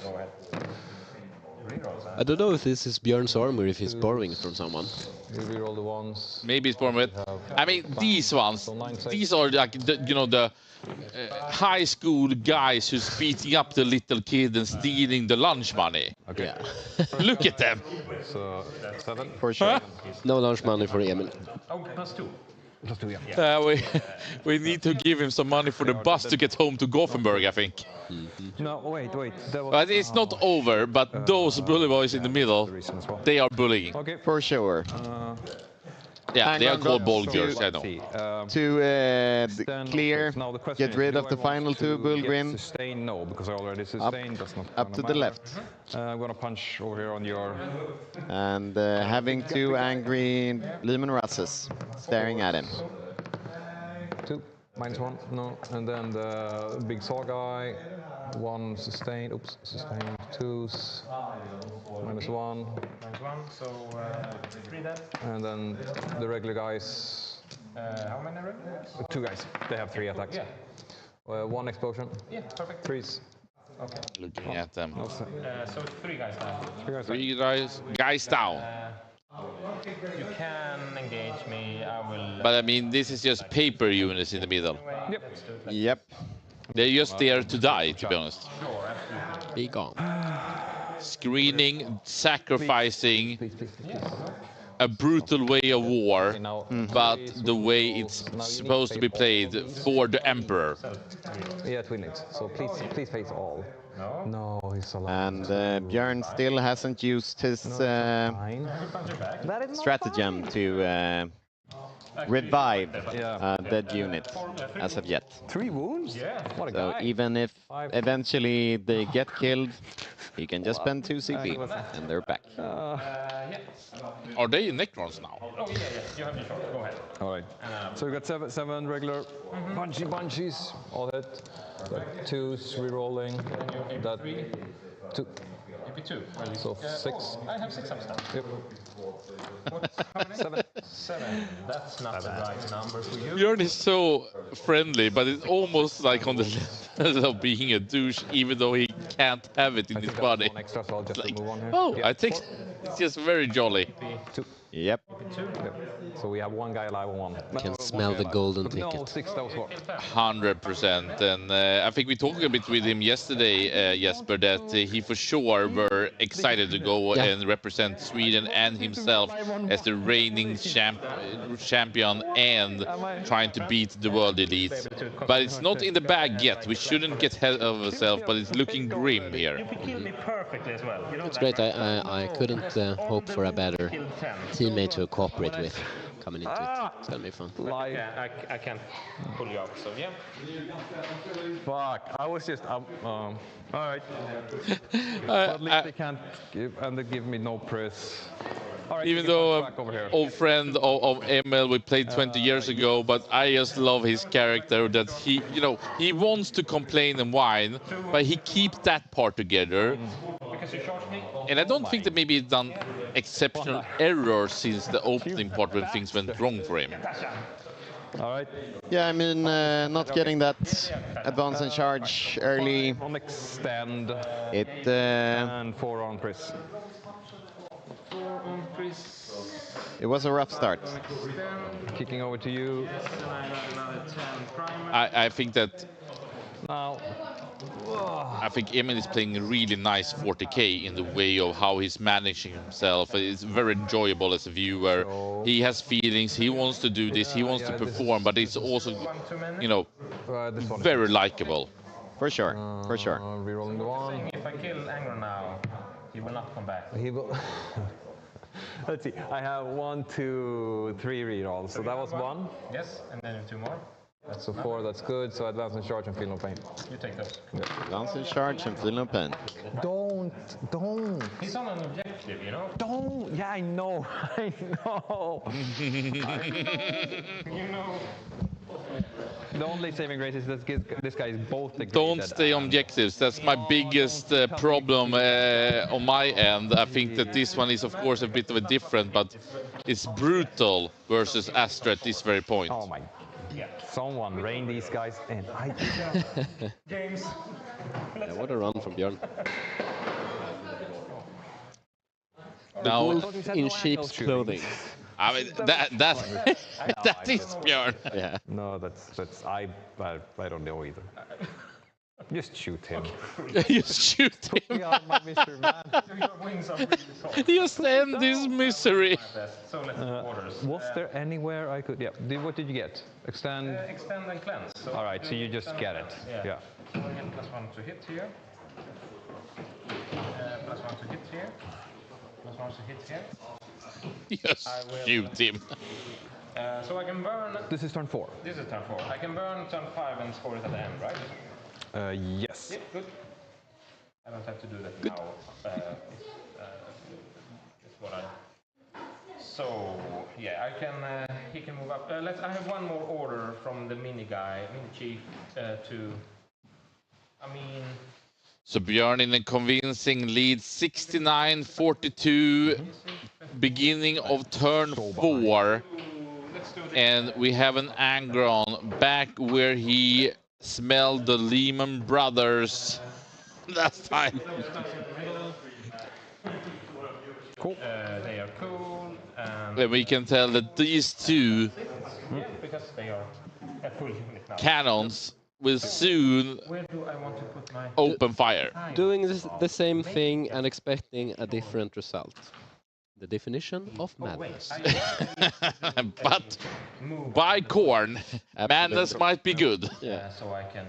I mean, imagine that Angron is just taking it on the chest. Yeah. Yes. It just comes and then just bounces off. Absolutely. But I don't see it happening. I'm gonna sit down, take a breather. Take a breather. Charge myself up for a massive amount of saves. You should do what Gitgood did. Yeah. Yeah, let's see some shadow boxing, please. Gitgood got nothing on this guy. Kill him in melee. Look at those arms. That's nothing I can do about that. Here we see Emil Turn too late though. Yeah, maybe. trying to compose himself. And I think these guys will move their 9 like so. And just charge in and be happy with their life. Yeah, no reason not to. I don't think so either. Something like that. I think just that Emil has done such a fantastic tournament. He must be happy with himself. But in this final, I think he's seeing like, I could do even better. I could be on par with this Björn, but he hasn't been able to really overcome all the challenges that Björn has created. Bullgrin blocker kind of move. Yeah, for sure. So I will just like go here, so you can't charge me on the objective basically. Sure. It's so stupid. I'm just move here so you can charge me here. But You don't want to do that, right? You don't mind. But what's really great from this tournament overall is it's a fantastic showing from the Jönköping-Gothenburg region.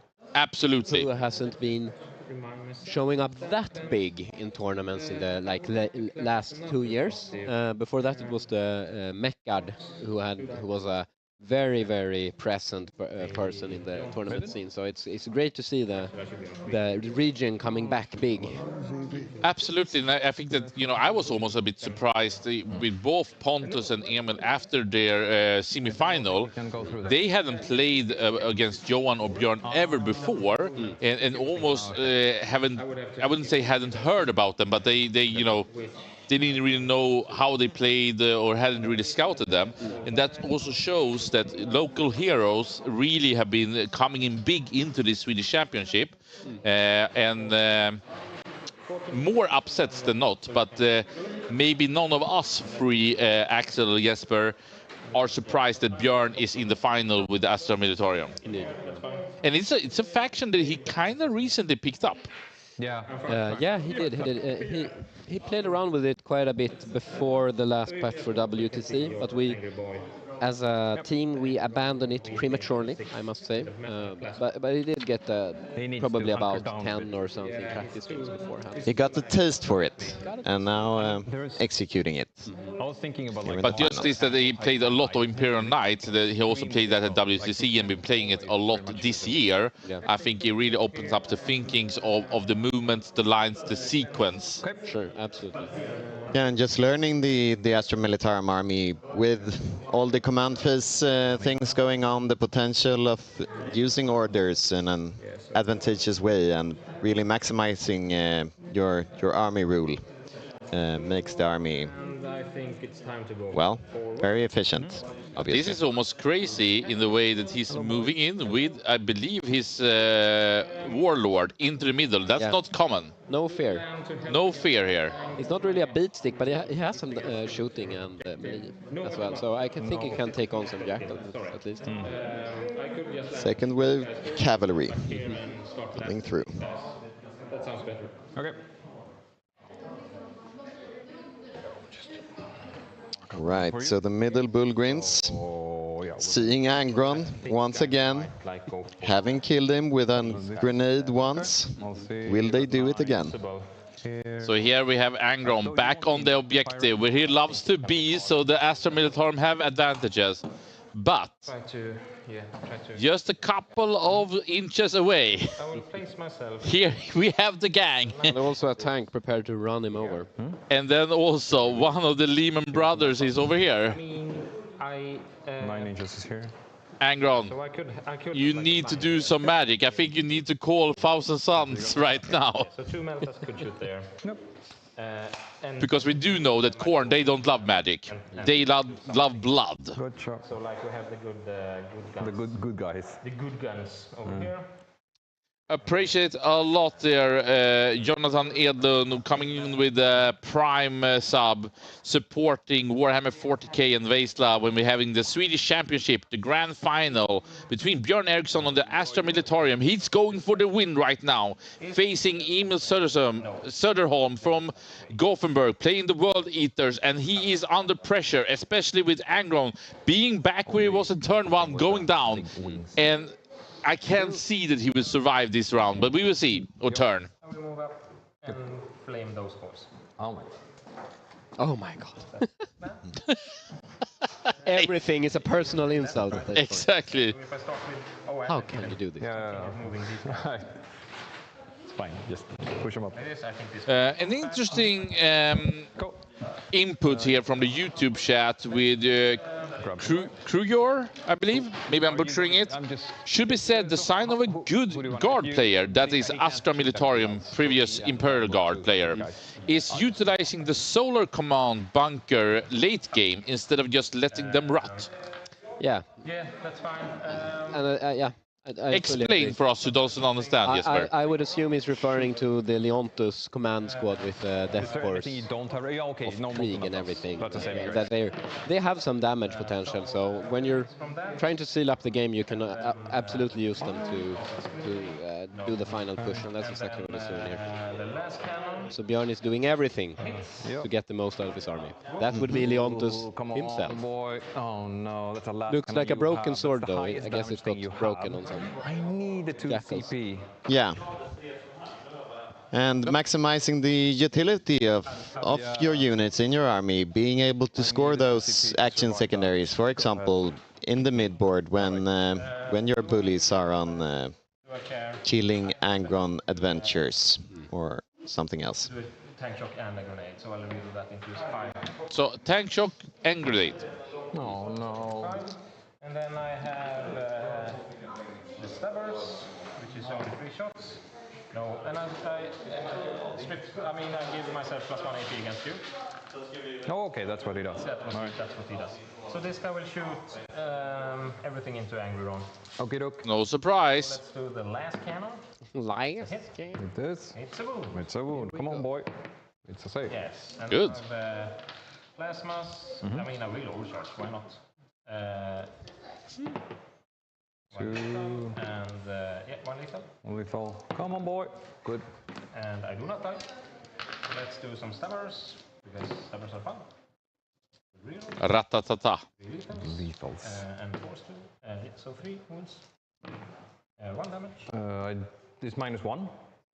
It is my. Oh, right. It's But I have cover. You have cover. Absolutely. From this guy, you have cover. Yep. And I think I'm also from this guy. No.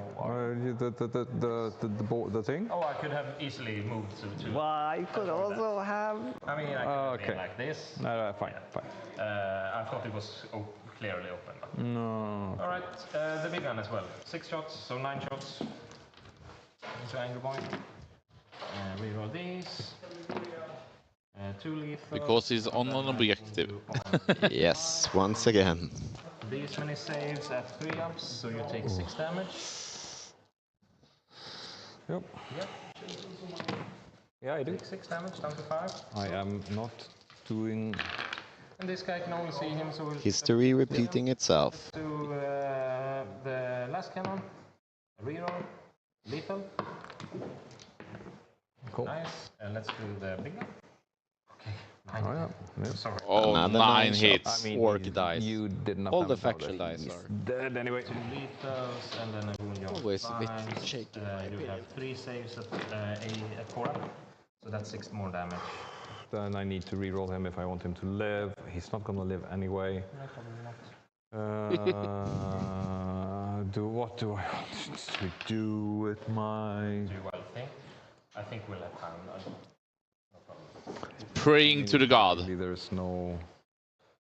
If I can force you to charge him and punch him, that's good. So I'm gonna have to, and then just hope, because that was the big gun. You have the plasma left. Yeah. Okay, so 6 damage. There's the reroll. Just barely. Blows? No. And he's dead. Once again. Whack-a-mole. Anger on to whack-a-mole. finish the Fulgrim score. In the same spot on which he died. All right, let's shoot. Turn 2. Oh yeah, absolutely. I mean, it's not gonna.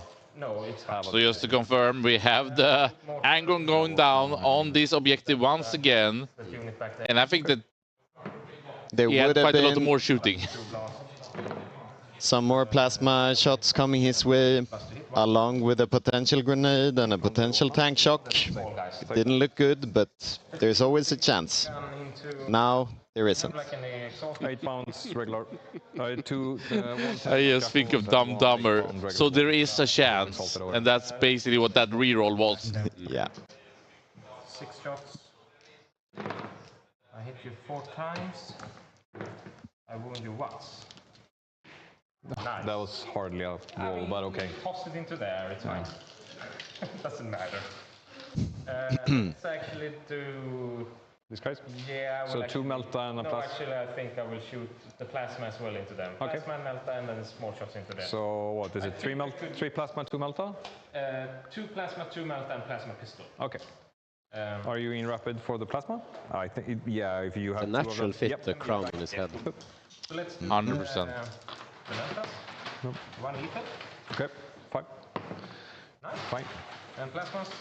2 plasma and plasma pistol. I overcharge, obviously. Having worn the golden hat on last WTC a couple of times, Björn is maybe improving while wearing gold on his head. Yeah, he should have a gold suit. I think so too. The golden boy from Simrishamn, originally from Umeå, going here for the win of the Swedish Championship 2024, hosted by Veizla, and yeah, it's been a strong tournament for Björn. For sure, for sure. So 2 die. And that's my turn. I extend and I cleanse for 2, so I get 5 and 4. Cool. Another 9 points on secondaries here for Björn. Yes, that's. I really, if he would have lived, maybe, but. I mean, I've gotten the perfect secondaries all game as well. I mean, it's... It's crazy. It's crazy. But I do get 10 on my primary. Oh shit, I forgot to charge you. Can I do that with the bullets? Okay. Like into your guys? Yeah, sure. I forgot them. Sure. I don't know what it is. Is 8 enough? Yeah, into the jackals, sure. Let's go. That's Ruthless. never-ending story. Ruthless. You will kill me here with your guys. Okay. The bullies Stand against the wall. Yeah. doing their thing. They bullin. Yeah. So we'll charge here. What did I roll? An 8? Yeah. Yeah. 8, so I will get in 3 range here, here. And then you have that. Do you need to be in line of sight to do the strat for? No. Oh, of course Just not. in order within 24 inches. Ah. So they go like this. So you will give me 5 again.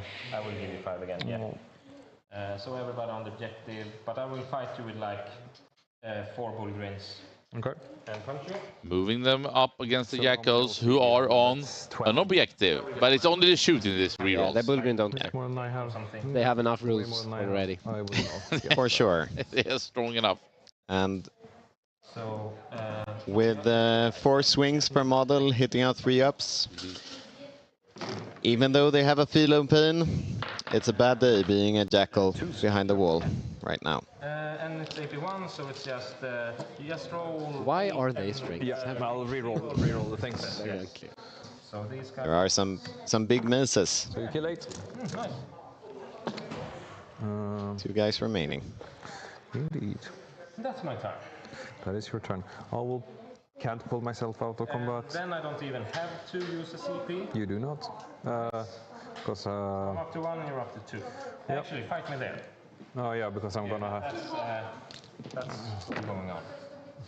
Come on, my man. No. He's got to be linked. Oh yeah, there we go. So 5s. 5 ups. I'll do this. I mean, let's do it. yeah, why not? Oh, okay. Do I blow All up? right. No, Angron, please.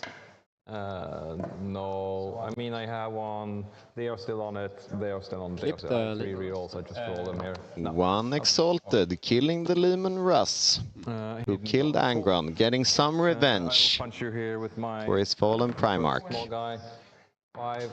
Using his CP, he didn't get Angron back. No, and then I won't even bother with the small guy. What cards do you get, my friend? Storm and behind. Storm and behind. Yay! I need to see if he's battle shocked. Oh yeah. Storm hostile objective and behind enemy lines.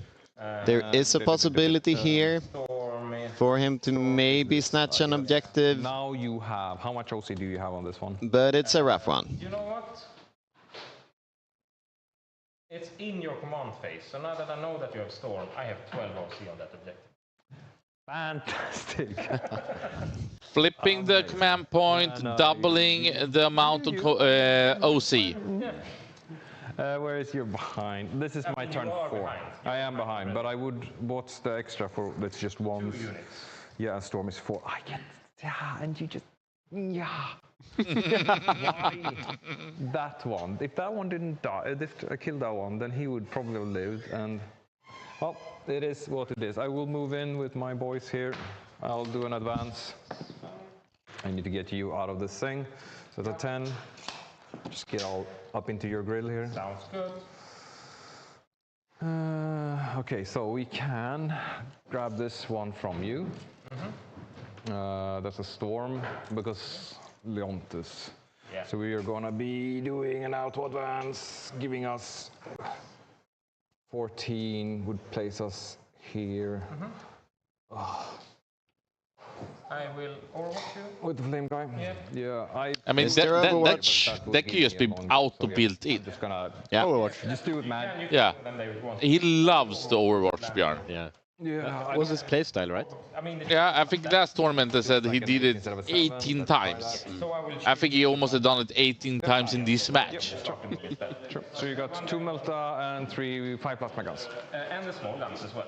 All right, cool. And the small guns. It's like Jesper said, it's always a bit more. Maybe Just one more thing. On Imperial vehicles, there's always another weapon. 2 lethals. Fantastic. One go in. Yeah, fine. Nice. And The feel of pain. last match.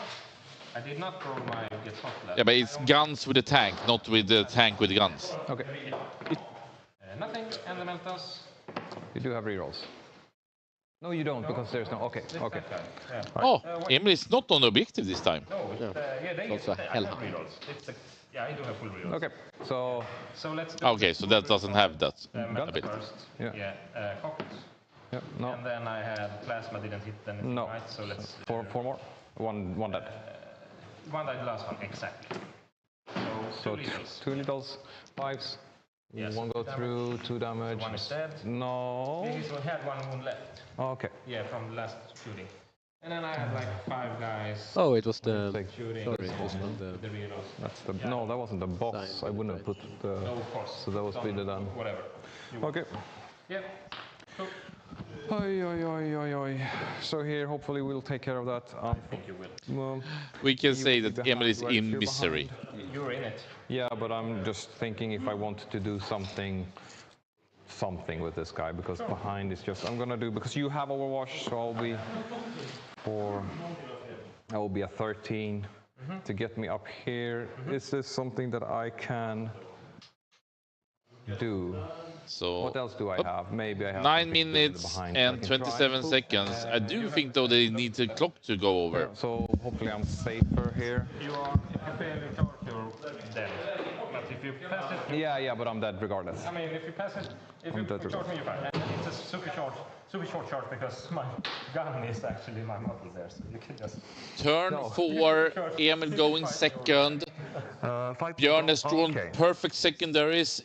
Emil have done some misplays, we gotta say that, and also been a bit unlucky, but I think going angry on bullies twice and being killed by the Lehman Ross, that's not good enough. Sure. I'll be the football captain. Will I kill these, or will they kill me? I will kill you. Don't 4-ups? Maybe not. I will not. Maybe not kill you. That was just maybe. Because I need you to stop you from taking this. I need to kill them. I have my 3 guys here. Yeah. Wait. So this is turn 4. This is turn 4.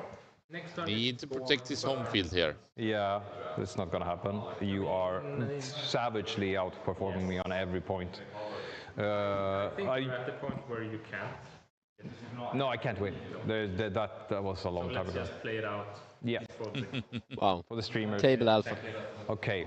Mission kill Leontus. Get his. Because if I kill Leontus, I get the cap, right? Sure. That won't happen. So you have how much OC did we say? Leontus is? He has 1 or 2 maybe. Okay, good. So if I base here and here, you will not be able to pile in. Am I correct in that assumption?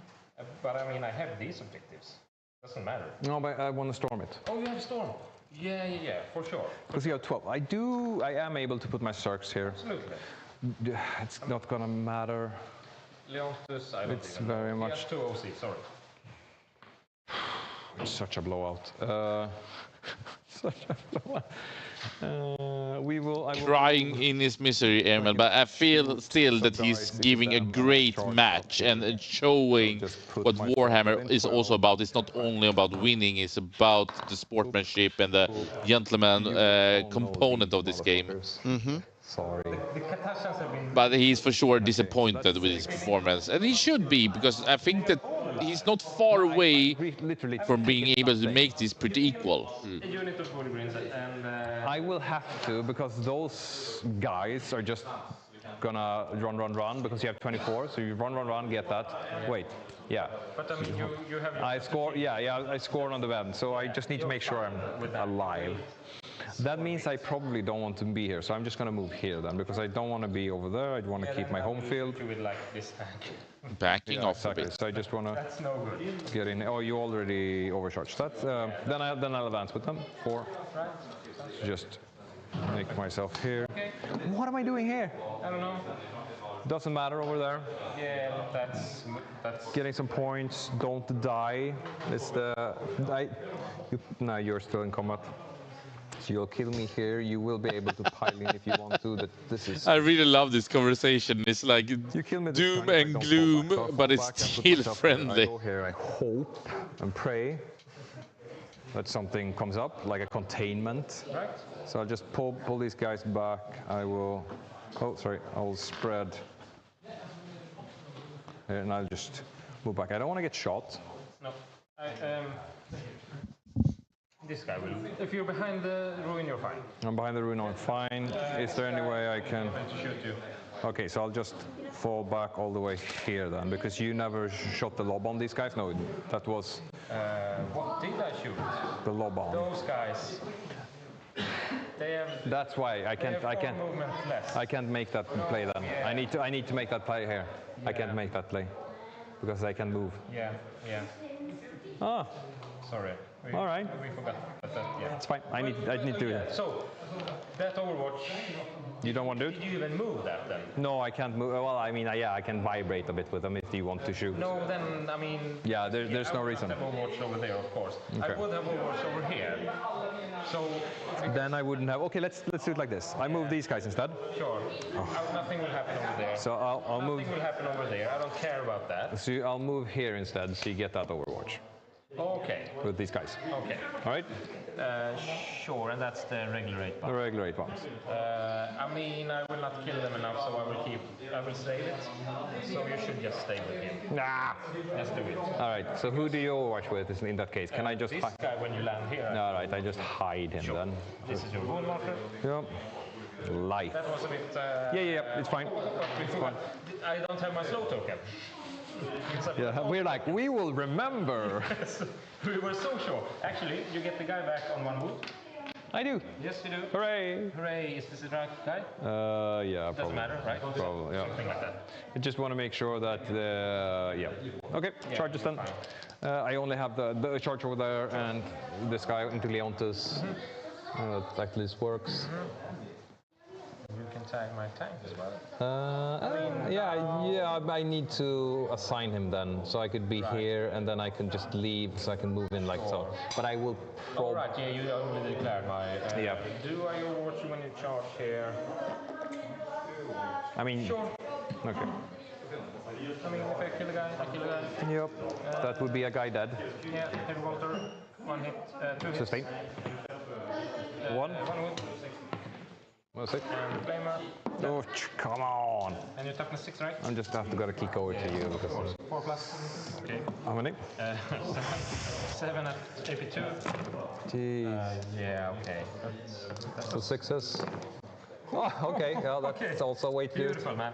Right. There you go. Cool. I just need the small. Yeah. All right. No. Okay. Do you mind just picking those up, and I'll just see if I can do something up against Leontus. Oh, yeah, absolutely. So that's. Punchlontus. Yeah, Punchlontus. Do you wanna like? No, you want it bad. Yeah, I just want to say. Okay. I mean, I don't. Oh, gosh, 2s. Yeah. So that many saves. 2s, -2. AP2? AP2. Yeah, I don't have any saves, so it's 7 guys. 7 guys. How many are you? 1, 2, 3, 4, 5, 6, 7 guys. Okay, and the boss. Hit like 7 guys. I'm just throwing for the boss here. 3 more guys. 3 more guys. 7. You know what? Just I don't need to give orders for. No, I don't. No, exactly, Sami Belsko on the Twitch chat. I think that Bulgars are not good to go with Angron. For those guys, I'm gonna do my. Yeah, Starglow 83, exactly what happened. I mean, it's big. Roll it up. So we have 1 here, and I do. I mean, please kill me properly. Because if you flank, you can't do this, right? Oh no. I mean. Yeah. You can do it on my time. It's not the time issue. Just because if you like fail. Of course. I gotcha. Yeah. Bad rolls once again for Emil. Yeah. AP2, right? AP2. So 6 ups. You kill 4 guys. And then 5 attacks. And you hit on 2s here. 3s. Yeah, I just re-rolled the whole thing because I rolled too many dice. 3 more saves. 3 more. So that's 6 dead. No, there's a guy with more wounds. So 2 damage and 3 damage. All right, so we put So you kill me. Yeah, Perfect. okay. Now you can do your thing. Now I can do my thing. Yeah, absolutely. I did get 2 6s. No. Yeah, fuck it. Okay. All right. Just because. Yeah. No, it's fine. It was at the last rule. Behind and storm. So you storm for. 4, and I get. Actually, I have to punch you here. You have to punch me. Oh no, Leontus is a big boy. He's a big boy. Yes. So it's like this. Leontus, you have it down 2 wounds, so Leontus will start. He will slap you with his saber. Dots. Oh, hits on 2s? Yes. Cool. 3. Come on, boys. Oh my god. 2 damage each. First guy survives. He actually has 2, so he can take next one as well. He's dead. He's dead, and the last one, he's alive. So. And then the power fist, nothing. So. I'm having. Which means you don't, because you have 2 OC and I have 2 OC. Oh my god. Yeah, I'm sorry, man. Why? Why? He denies the storm hostile Then I objective. should probably reroll it. Fuck that.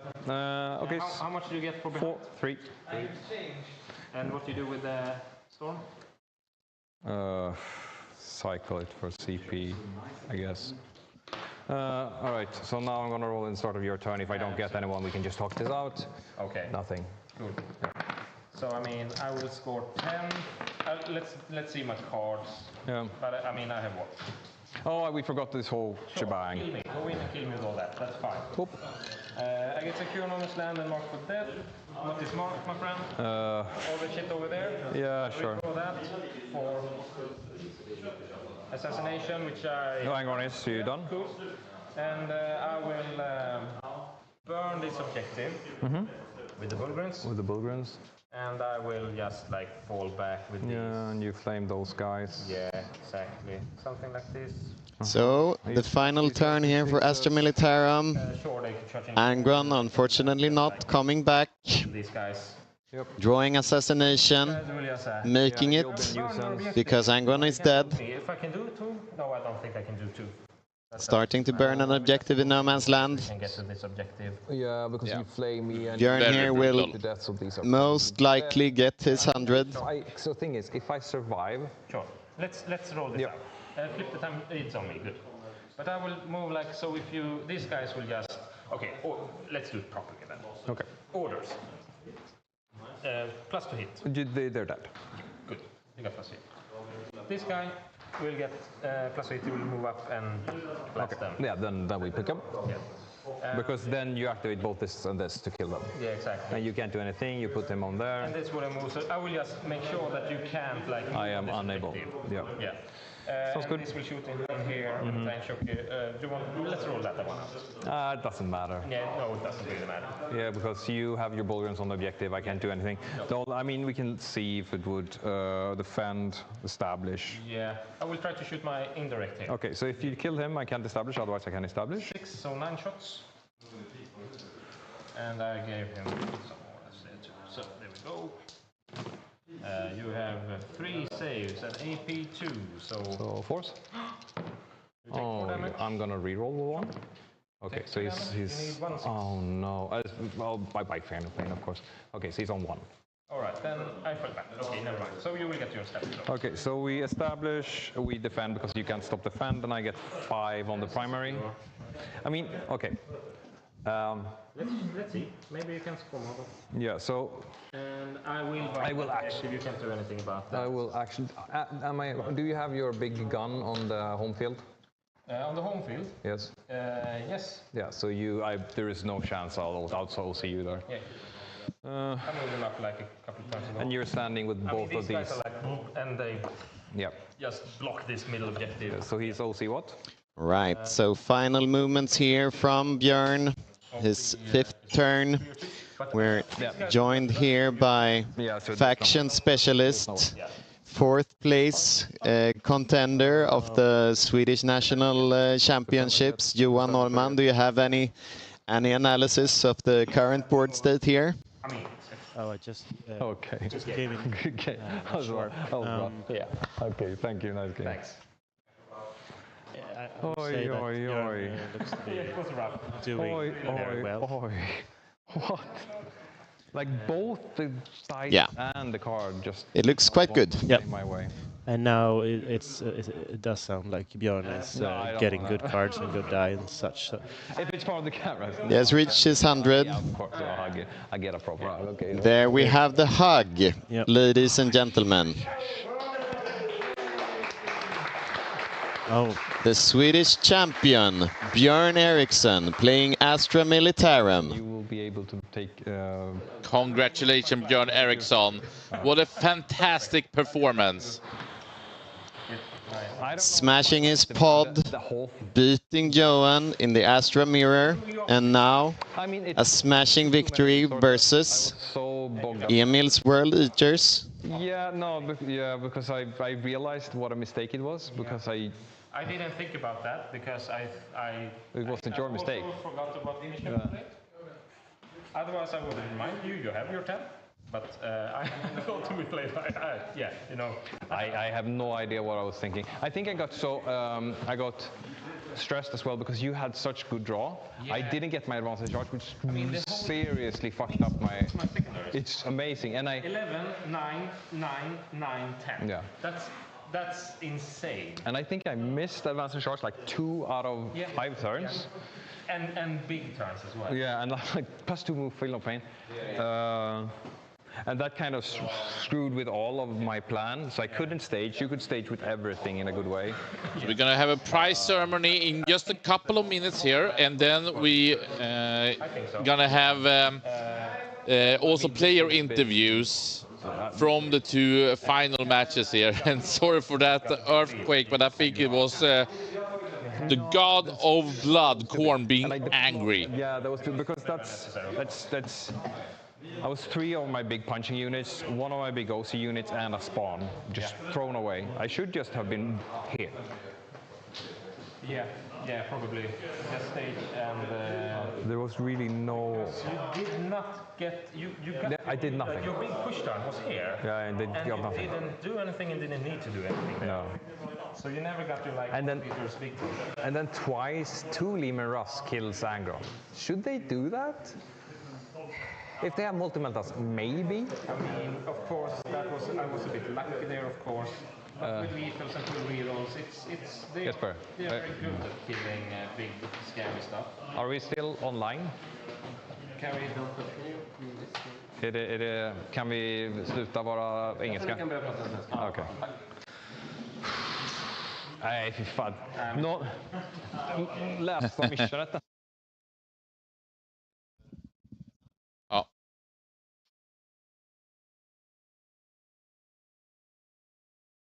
All right, so we see here a bit of a debrief. We did cut it just because they did switch language, and we were thinking that most likely it's better to mute them off here. But we're going to have a prize ceremony here, just some minutes coming up. I do believe that maybe Björn even reached 100 points. I'm not sure. I think that actually the top score is incorrect, or maybe it was 88-50 by the end of this game. So quite a big blowout. Of course, maybe more closer than actually the results is showing. But there were some, I wouldn't say misplay. We need to once again hear the players talking it out. But I think that we can see here Emil feeling drained, feeling that he wanted more, he had more, he could more. But Björn being nice, but totally relentless. Totally relentless.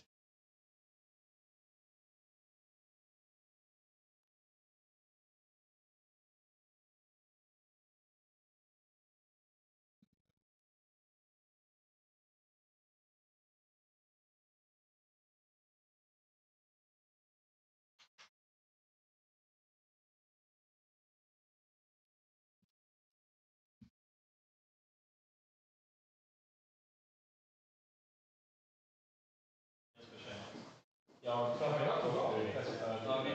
Skulle vi ha det på oss? Nej, inte. Nej, jag ska mitt ljus som det är ditt ljus som inte. Okej.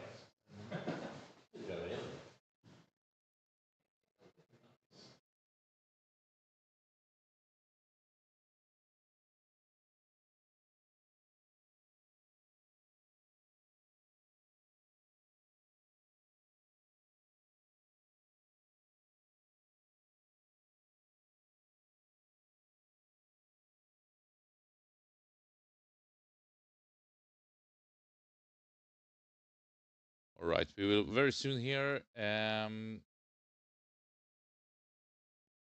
have Jesper doing the presentation here.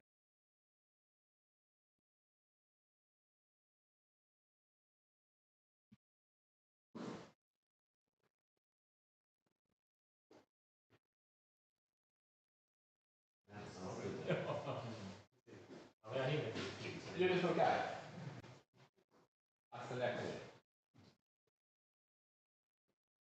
Då kör vi igång. Okej hörni, vilken helg. Jättekul, jättestort tack till alla som varit här, våra spelare, alla som har hjälpt till och alla besökare som vi har haft också. Vi vill förstås tacka alla våra partners, jättestort tack till Asus som har lånat ut den här fantastiska datorn som egentligen har möjliggjort hela streamen. Vi har lånat stora delar av all streamutrustning från BME, så det hade också inte funkat överhuvudtaget annars. Enormt stort tack till SSG-grabbarna som kör sin egen stream, som har fått hit all terräng som vi har lånat av. Det hade inte gått utan det heller. Extremt stort tack till Miniature Metropolis som också verkligen har varit boots on the ground och som dessutom har fixat fram den här lokalen. Så enormt stort tack till er.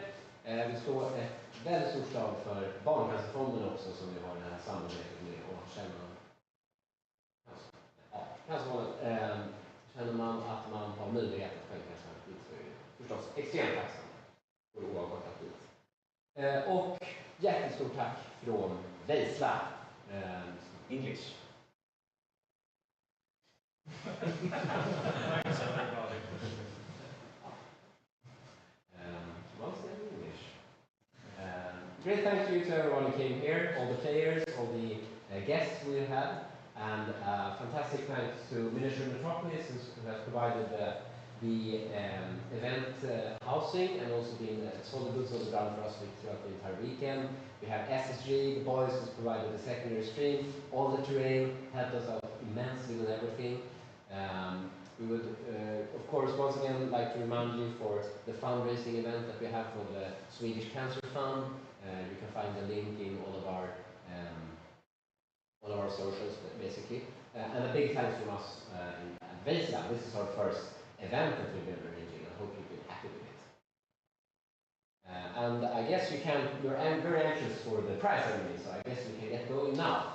So, on third place, the great hope for Jönköping, we have Pontus Koch.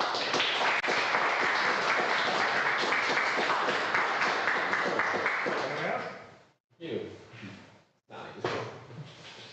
And second place, we have Emil Söderholm.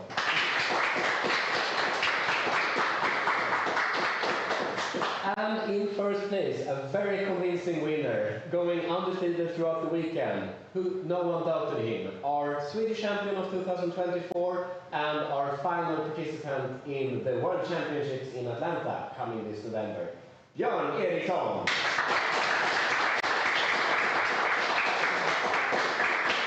Congratulations, Björn. Maybe in the middle.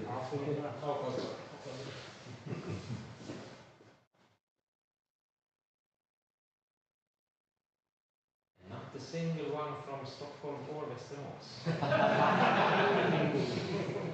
And look at me for a couple of minutes.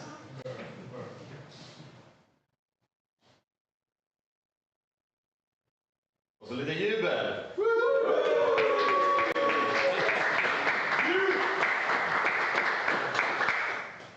Right. Då tänkte vi avrunda med lite bronsmatch-intervju och sen så vinnarna. Det kommer vara väldigt, väldigt kort. Så bara in och joina. Vi börjar med bronsmatchen. All right. Rapportera in. Fantastic to see how the top three were able to do such a great performance here. And just gonna get the cameras ready, and we're getting the two bronze match finalists coming in here to the studio. This was for sure an epic battle, especially through last day where we had, or the first day where we had Pontus Koch going through pod 1, coming in as the lowest rated player in this tournament.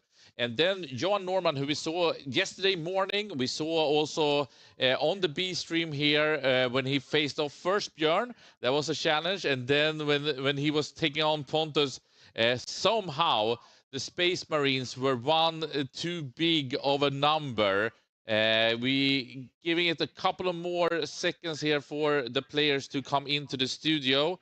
It's been very exciting. I'm very happy also that we were able to provide both these two great semifinals and these two great final matches where Björn Eriksson became the Swedish champions in Warhammer 40k.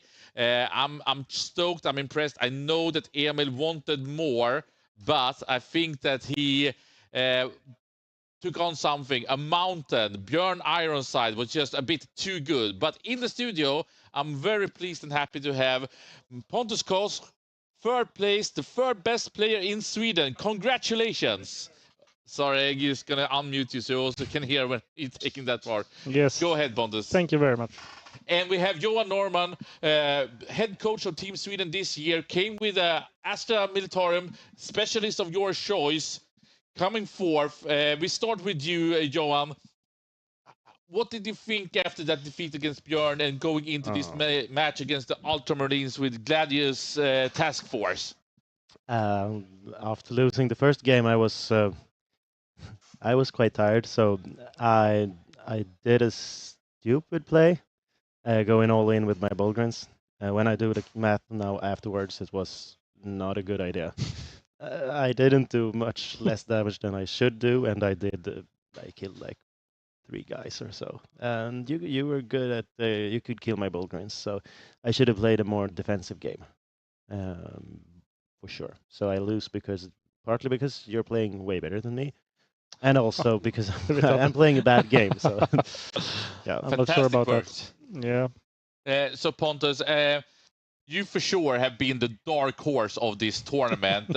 We said it many times in the stream. You were ranked 97. Yeah. You are a local hero from Jönköping in that area. You played. Which big tournament was it actually that you won that qualified you here to the Swedish Championship? Borås, early this summer actually. So. Early this summer, you won your first big tournament. You told me that at several times you played previous Vetlanda tournaments, etc., and come second, but this was the first big tournament, qualifying in here. Coming with the Ultramarines, that I said it so many times, me and Jesper were a bit almost laughing. Why is he doing that? Jesper were questioning the choice of your army list, that maybe it was not optimized. Well, it was optimized for the Swedish Championship. It was optimized to get third in this tournament. Yeah. How does it feel? I need to ask you. It's above my expectations. I went into this. I didn't want to go 5-0 and lose 5 games in a row. So I'm happy. I'm well above my expectations. But you know, in your first round yesterday, you faced off Axel Rudén, one of the best players, the highest rated player in this tournament. 18-2. You didn't win. You didn't crush. You destroyed him. And then it was Dog next, and we were seeing a pattern against the sister. 17-3. And the third match, you were facing Mattias Levin, KO Space Marines. And that one you actually did get the defeat on. Yeah, I did. I also got a little overzealous, and I got punished. And then here today, we saw you coming in first against the World Eaters, and Angron was just up, and it was a disaster. Yeah, you can say. And then people started to talk that they didn't believe that you could do good against Astra. Like, what were your expectations? Had you done the math that Johan hadn't done? I know I have some advantages, like my lance. He doesn't have any invuls on his vehicles and stuff like that, which really helps me. And I have a lot of mortal wounds, which is a counter, the small counter to Bulgin that there is, stuff like that. So I have that in my advantage. So yeah, I have some few tricks. Apparently, I think quite many tricks, and sounding on Johan, it seems like Pontus played a very strong Warhammer 40k match. Pontus, were you surprised when Johan did his special move when he don't know what to do and he just pushes in? Or did you feel it was a good move, or was it a bad move of him? It was a little overzealous. I think 6 Bulgarians would have done the job, not 12. Do you agree here? Yeah, he gave me a too easy. I have my deep strike blob, so he kind of gave me that when he went into my ruin, and then I could roll on from there. Yeah. So otherwise, he screened wherever. I couldn't shoot any tanks or anything juicy. He just gave me one target, and that was enough. Yeah, it is enough. I shouldn't charge any Bulgrins, in my opinion. I shouldn't probably just deny you the objectives and let you charge. So easy to get. You want to do some damage. I want to do some damage. Yeah. So I did a bad YOLO charge. Sometimes you do a YOLO charge, which is acceptable. Like there is an actual chance that you will win the Yeah, game. and a reward. And the reward. Like if you kill my impulsor, that was it doesn't. I don't care It about. doesn't Yeah, care. no, yeah. No, it's worth nothing to do the charge. So it is. It was just a bad move. But Johan, you still must be kind of happy with coming fourth in this tournament because it was stacked, and we see a lot of the Seed 1 players falling down. Actually, non-Seed 1 player made it into the semifinals. And so, you know, it was an open field for today. Yeah. But if we talk a little bit just here about Pontus next to you, the opponent that were able to conquer you in this last round 5, can we say, Pontus, that you are fairly new to the competitive scene? Yeah, of course, yeah. So, Johan, like, what do you see here? Is this a future of Warhammer 40k in Sweden with Pontus coming in here, bringing havoc? What do you?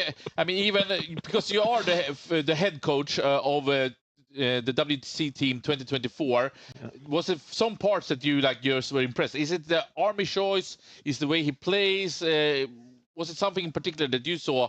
Wow, I'm getting beaten here. The most promising thing is that you have taken an army that isn't the meta choice. Like we were looking at the army, asking ourselves, what is this army? What does it do? Why haven't you got your 15 Deathwing Knights or something like that? I think they're trash. I fucking hate. Yeah. Oh yeah. Just kill them. I would say that is something that we. Well, I'm not on the national team right now as the coach, but when I was a coach, you want to have people who do the inventing. They should not just copy. Sometimes you copy a list, sometimes you do your own thing. And that's the most impressive thing. The world leader army as well. That's in the final. It's when I looked at it and it's like 15 units of Jackals, I was like, what the fuck is this? What is this? Like, but it's still, yeah. It's the Black Templar version of world leaders. Like just have as much as possible. And I haven't seen that exact list doing the world leader playing. So both of you came up with your own ideas, which is nice. I like that. So don't get stuck at just the statistics. I think Ultramarines are 35% win ratio currently. You don't need to be afraid, even if you are, can we say, just the top 100 player in Sweden, because you can come to the Swedish Championship and you can come home with a cool trophy for sure and a bronze medalist. Yeah. Congratulations, Pontus Koch. Anything you want to say to the people? I think that Jönköping, they've been cheering on you all this weekend and you didn't let them down. No, I'm very glad. Thank you very much. Thank you so much, guys. And we will soon come back with the finalists and also the champion of the Swedish Championship. So getting back to you in a very few seconds here.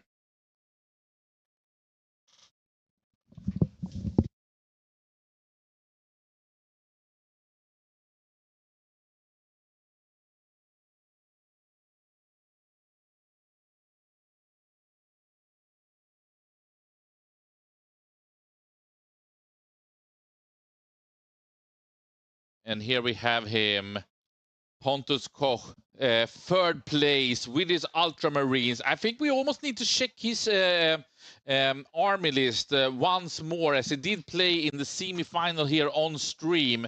A fantastic performance. Of course, maybe Marnius Kalgar is not an old choice. I think that's maybe the go-to character if you are an Ultramarine player. But both having these lieutenants with the company heroes and the Hellblasters, and also infiltrators, incursors, inceptors is a big variety of choices.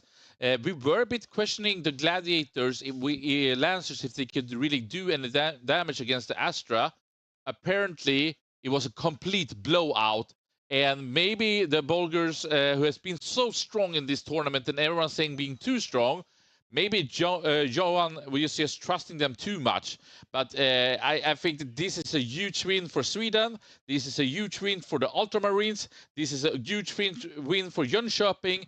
This is amazing. So once again, congratulations, Pontus Koch, coming third in the Swedish Championship 2024, brought to you by Veizla, partnered with Miniature Metropolis, who hosted this event together with us, together with Fantasia North, who is providing the golden ticket to Atlanta and the World Championship by Games Workshop.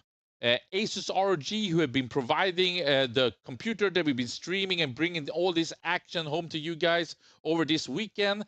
And of course, Cancerfonden. Please, if you are following this weekend, you really liked what we were doing, donate a couple of dollars to Cancerfonden to fight cancer and making the society even a better place. And of course, also our co-partners, SSG, both for doing a perfect secondary stream, and they were covering Pontus Koch from beginning to end, from his fights in this pod, and have been amazing, providing also the terrain and being supportive on site. I think that that's one of the coolest things here with the Warhammer 40k community, that we come together, we bind together.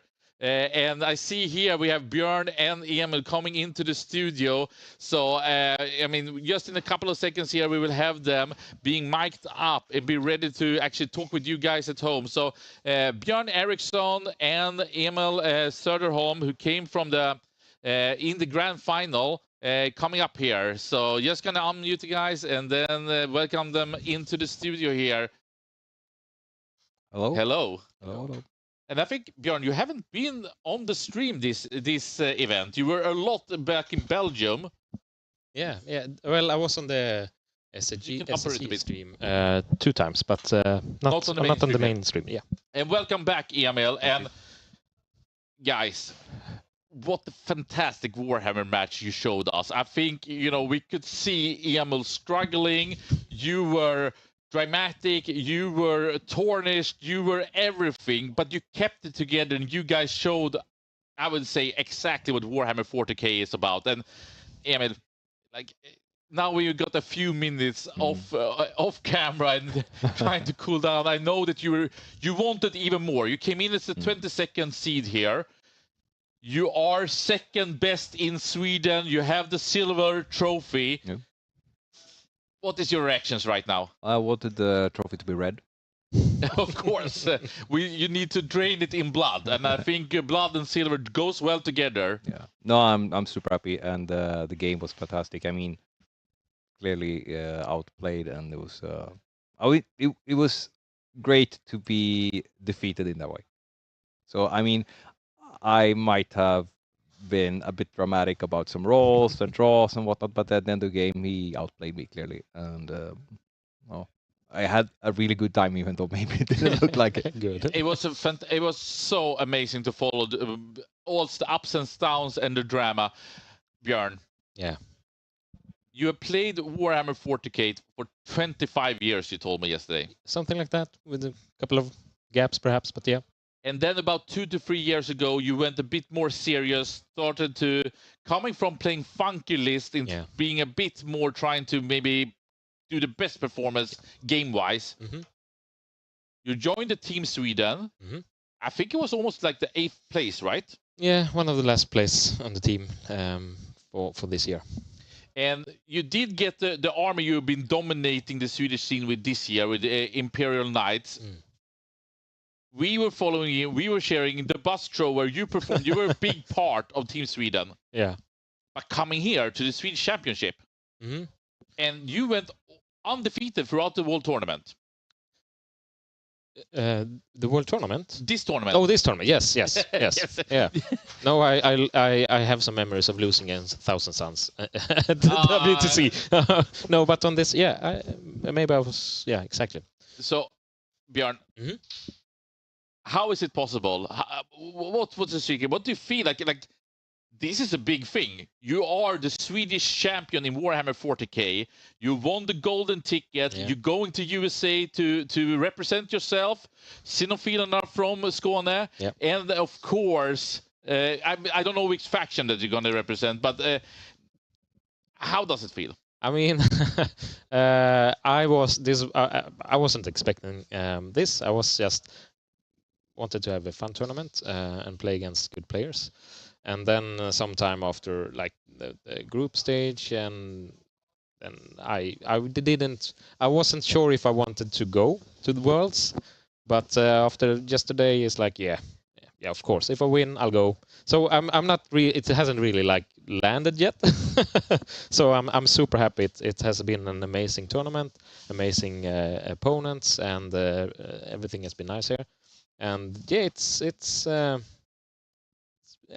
nice. It's Yeah. nice. I mean, I know it's been a super long day, and both of you have a big travel to get home to your places. But I need to ask a couple more questions also Sure. about this game. I think that maybe it was a 50-50, maybe a bit towards Astra, but we saw how big the World Eaters can go with you, Emil. Emil, like we saw early in turn 1. You probably wanted to go first. You did go second. Was that enough of a disadvantage? And then you didn't really stick to your plan. And you said, I normally have a plan and I throw out the window. And this time you threw it out the wrong window, maybe. Yeah. Well, I mean, my biggest mistake was that I misunderstood the mission. Both of you, I think, Yeah. were a bit clueless what was going on. Yeah, so I overcommitted on the far side, my far side, which I really didn't have to. Yeah. I should not even have, because it was clear that I was so much stronger in my bottom side, so I should have staged and moved from there. Now I was spread too thin. I had to push with things that really didn't do a dent. I was going for like a bit of a Hail Mary. I didn't get the advanced charge. I didn't get any offensive. I think I got like all 2s and 3s or something. So I only got like +2 to move and feel no pain. So I didn't really get the incentive to push. I felt like I had to because he got so good draws and I got shit draws. So I'd be behind so much. And he, the staging, the positioning from Bjorn was superb. He really shut me down throughout the whole game. Maybe it would have been, it would have been more even if I didn't do that mistake in the start. But yeah, it was rough. Yeah, I mean, I think the Bullgrins are just so good against World Eaters because it like halves the whole damage output of basically the whole army. Yeah. And then they can just push up and tank anything, like everything except Angron, perhaps. And even then, for like 2 turns. And I mean, yeah, I got so. I mean, the least secondaries I scored was 9. Yeah. It was like okay, I didn't really have to play super good Warhammer because I had so lucky draws, and then yeah, just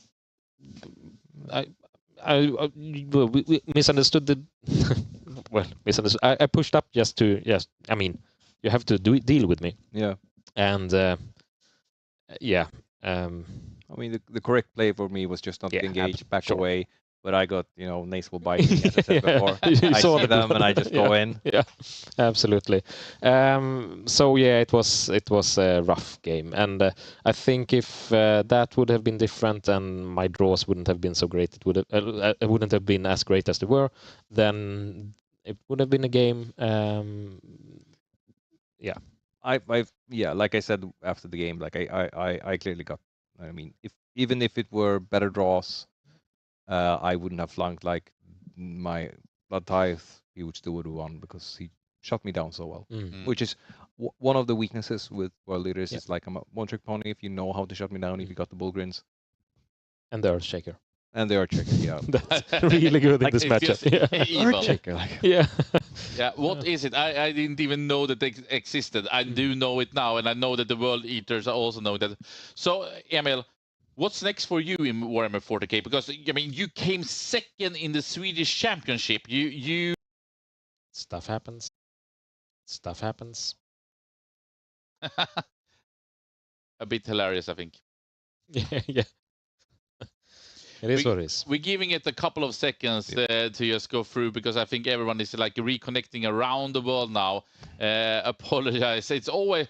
I'm just gonna say this has happened to me at a big final events where the internet's been cut down when you started to de-rig, and internet and power you shouldn't de-rig until the stream is off. So apologize for that. So everyone at home, you haven't missed anything. We did see it just directly in, but Emma, we were talking about you after this second place performance. Like, are you going pro now? Will you play even more Hammer? Not only reading the primary missions. Well, I will.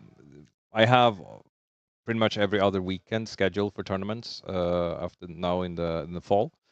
So going by that, then yes, I will be playing more. Of course, going pro, I don't really know what that would mean. No, it's maybe a bad terminology. But I mean, if someone wants to pay me to play Warhammer, let's go. Hook me up. I can coach. I'm apparently halfway good at Warriors. No, so yeah, I have a few or a lot of tournaments booked. So hopefully I will do well, and I'm maybe you'll see me here again in a year. Hopefully in that seat. Exactly. That's what everyone is aspiring for. And I think your performance coming out of Gothenburg, I think Pontus' performance coming out of Jönköping, we see middle to west of Sweden racing up because they haven't been on the map for quite some time, and I really hope that everyone at home can get inspired by Emil's and Pontus' performance. And then, of course, we know that Skåne is a stronghold. We know that Umeå, where you are origin from, is a stronghold. But what we have seen in this tournament is that the reigning Västerås and Stockholm kids, yeah, they have been schooled in this tournament. Björn, I know you're playing tremendous amounts, almost on the level like how much more can you even keep up and spending time on Warhammer, but it must feel pretty sweet being the Swedish champion though. Absolutely. And the Pony King. Anything for you what's next coming up except of preparing for Atlanta, a USA trip, facing off these big louds Americans and others? I mean, there's 2 tournaments before that in Sweden that I'm going to. I think I will miss one because it's overlapping, unfortunately. But so I have plenty more Warhammer before Worlds. So yeah, I'm just gonna wait for the slate to see what I'm gonna play in America, and hopefully the Pony King will reign in America. We'll see. Absolutely. I mean, I think it's exciting. We had hoped to play the new slate this tournament. Yeah. I think at least the 2 gentlemen next to me here are happy. It was the, can we say, solved meta that wasn't solved until it hasn't been solved, I would say. But Astra is on top. Yeah. Arguably the worst, one of the worst armies coming into the WC. Arguably the best army coming into the Swedish Championship, and you showed that one. An amazing performance, Emil, on the World Eater side, and amazing play. What a match you guys have. Emil, you want to say any last words? You can look in the camera if you want to give any shout-outs. Well, to my team, the Glamperers, who's been very supportive, and well, the whole Gothenburg community that I also have been receiving a lot of cheers throughout the day. So thank you guys and girls. Amazing t-shirt. Inget stoppar denna spårvagn. Yep. Nothing stops this. The tram. The tram. Yeah. So this, like this Gloria with the fishes. Oh wow. Yep. Earrings. Amazing. The Glamperer protects. And Björn. Yes. Once again, the Swedish champion for the first time for you. Yes. I can see many more championships going your way. Any final words you have?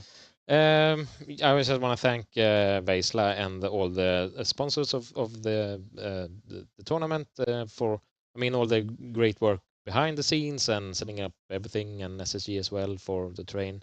Amazing tournament. And thank all the opponents that I've had and everybody that has been cheering on the Pony King in the comments. I see some here in, in the Twitch chat, and of course, let's not do a long Oscar speech. I have a flight to catch. Yeah, you deserve it though. Congratulations, Swedish champion Björn Eriksson on the Astra Militarium, representing Sweden together with Jesper and Rasmus at the World Championship in Atlanta later this year in November.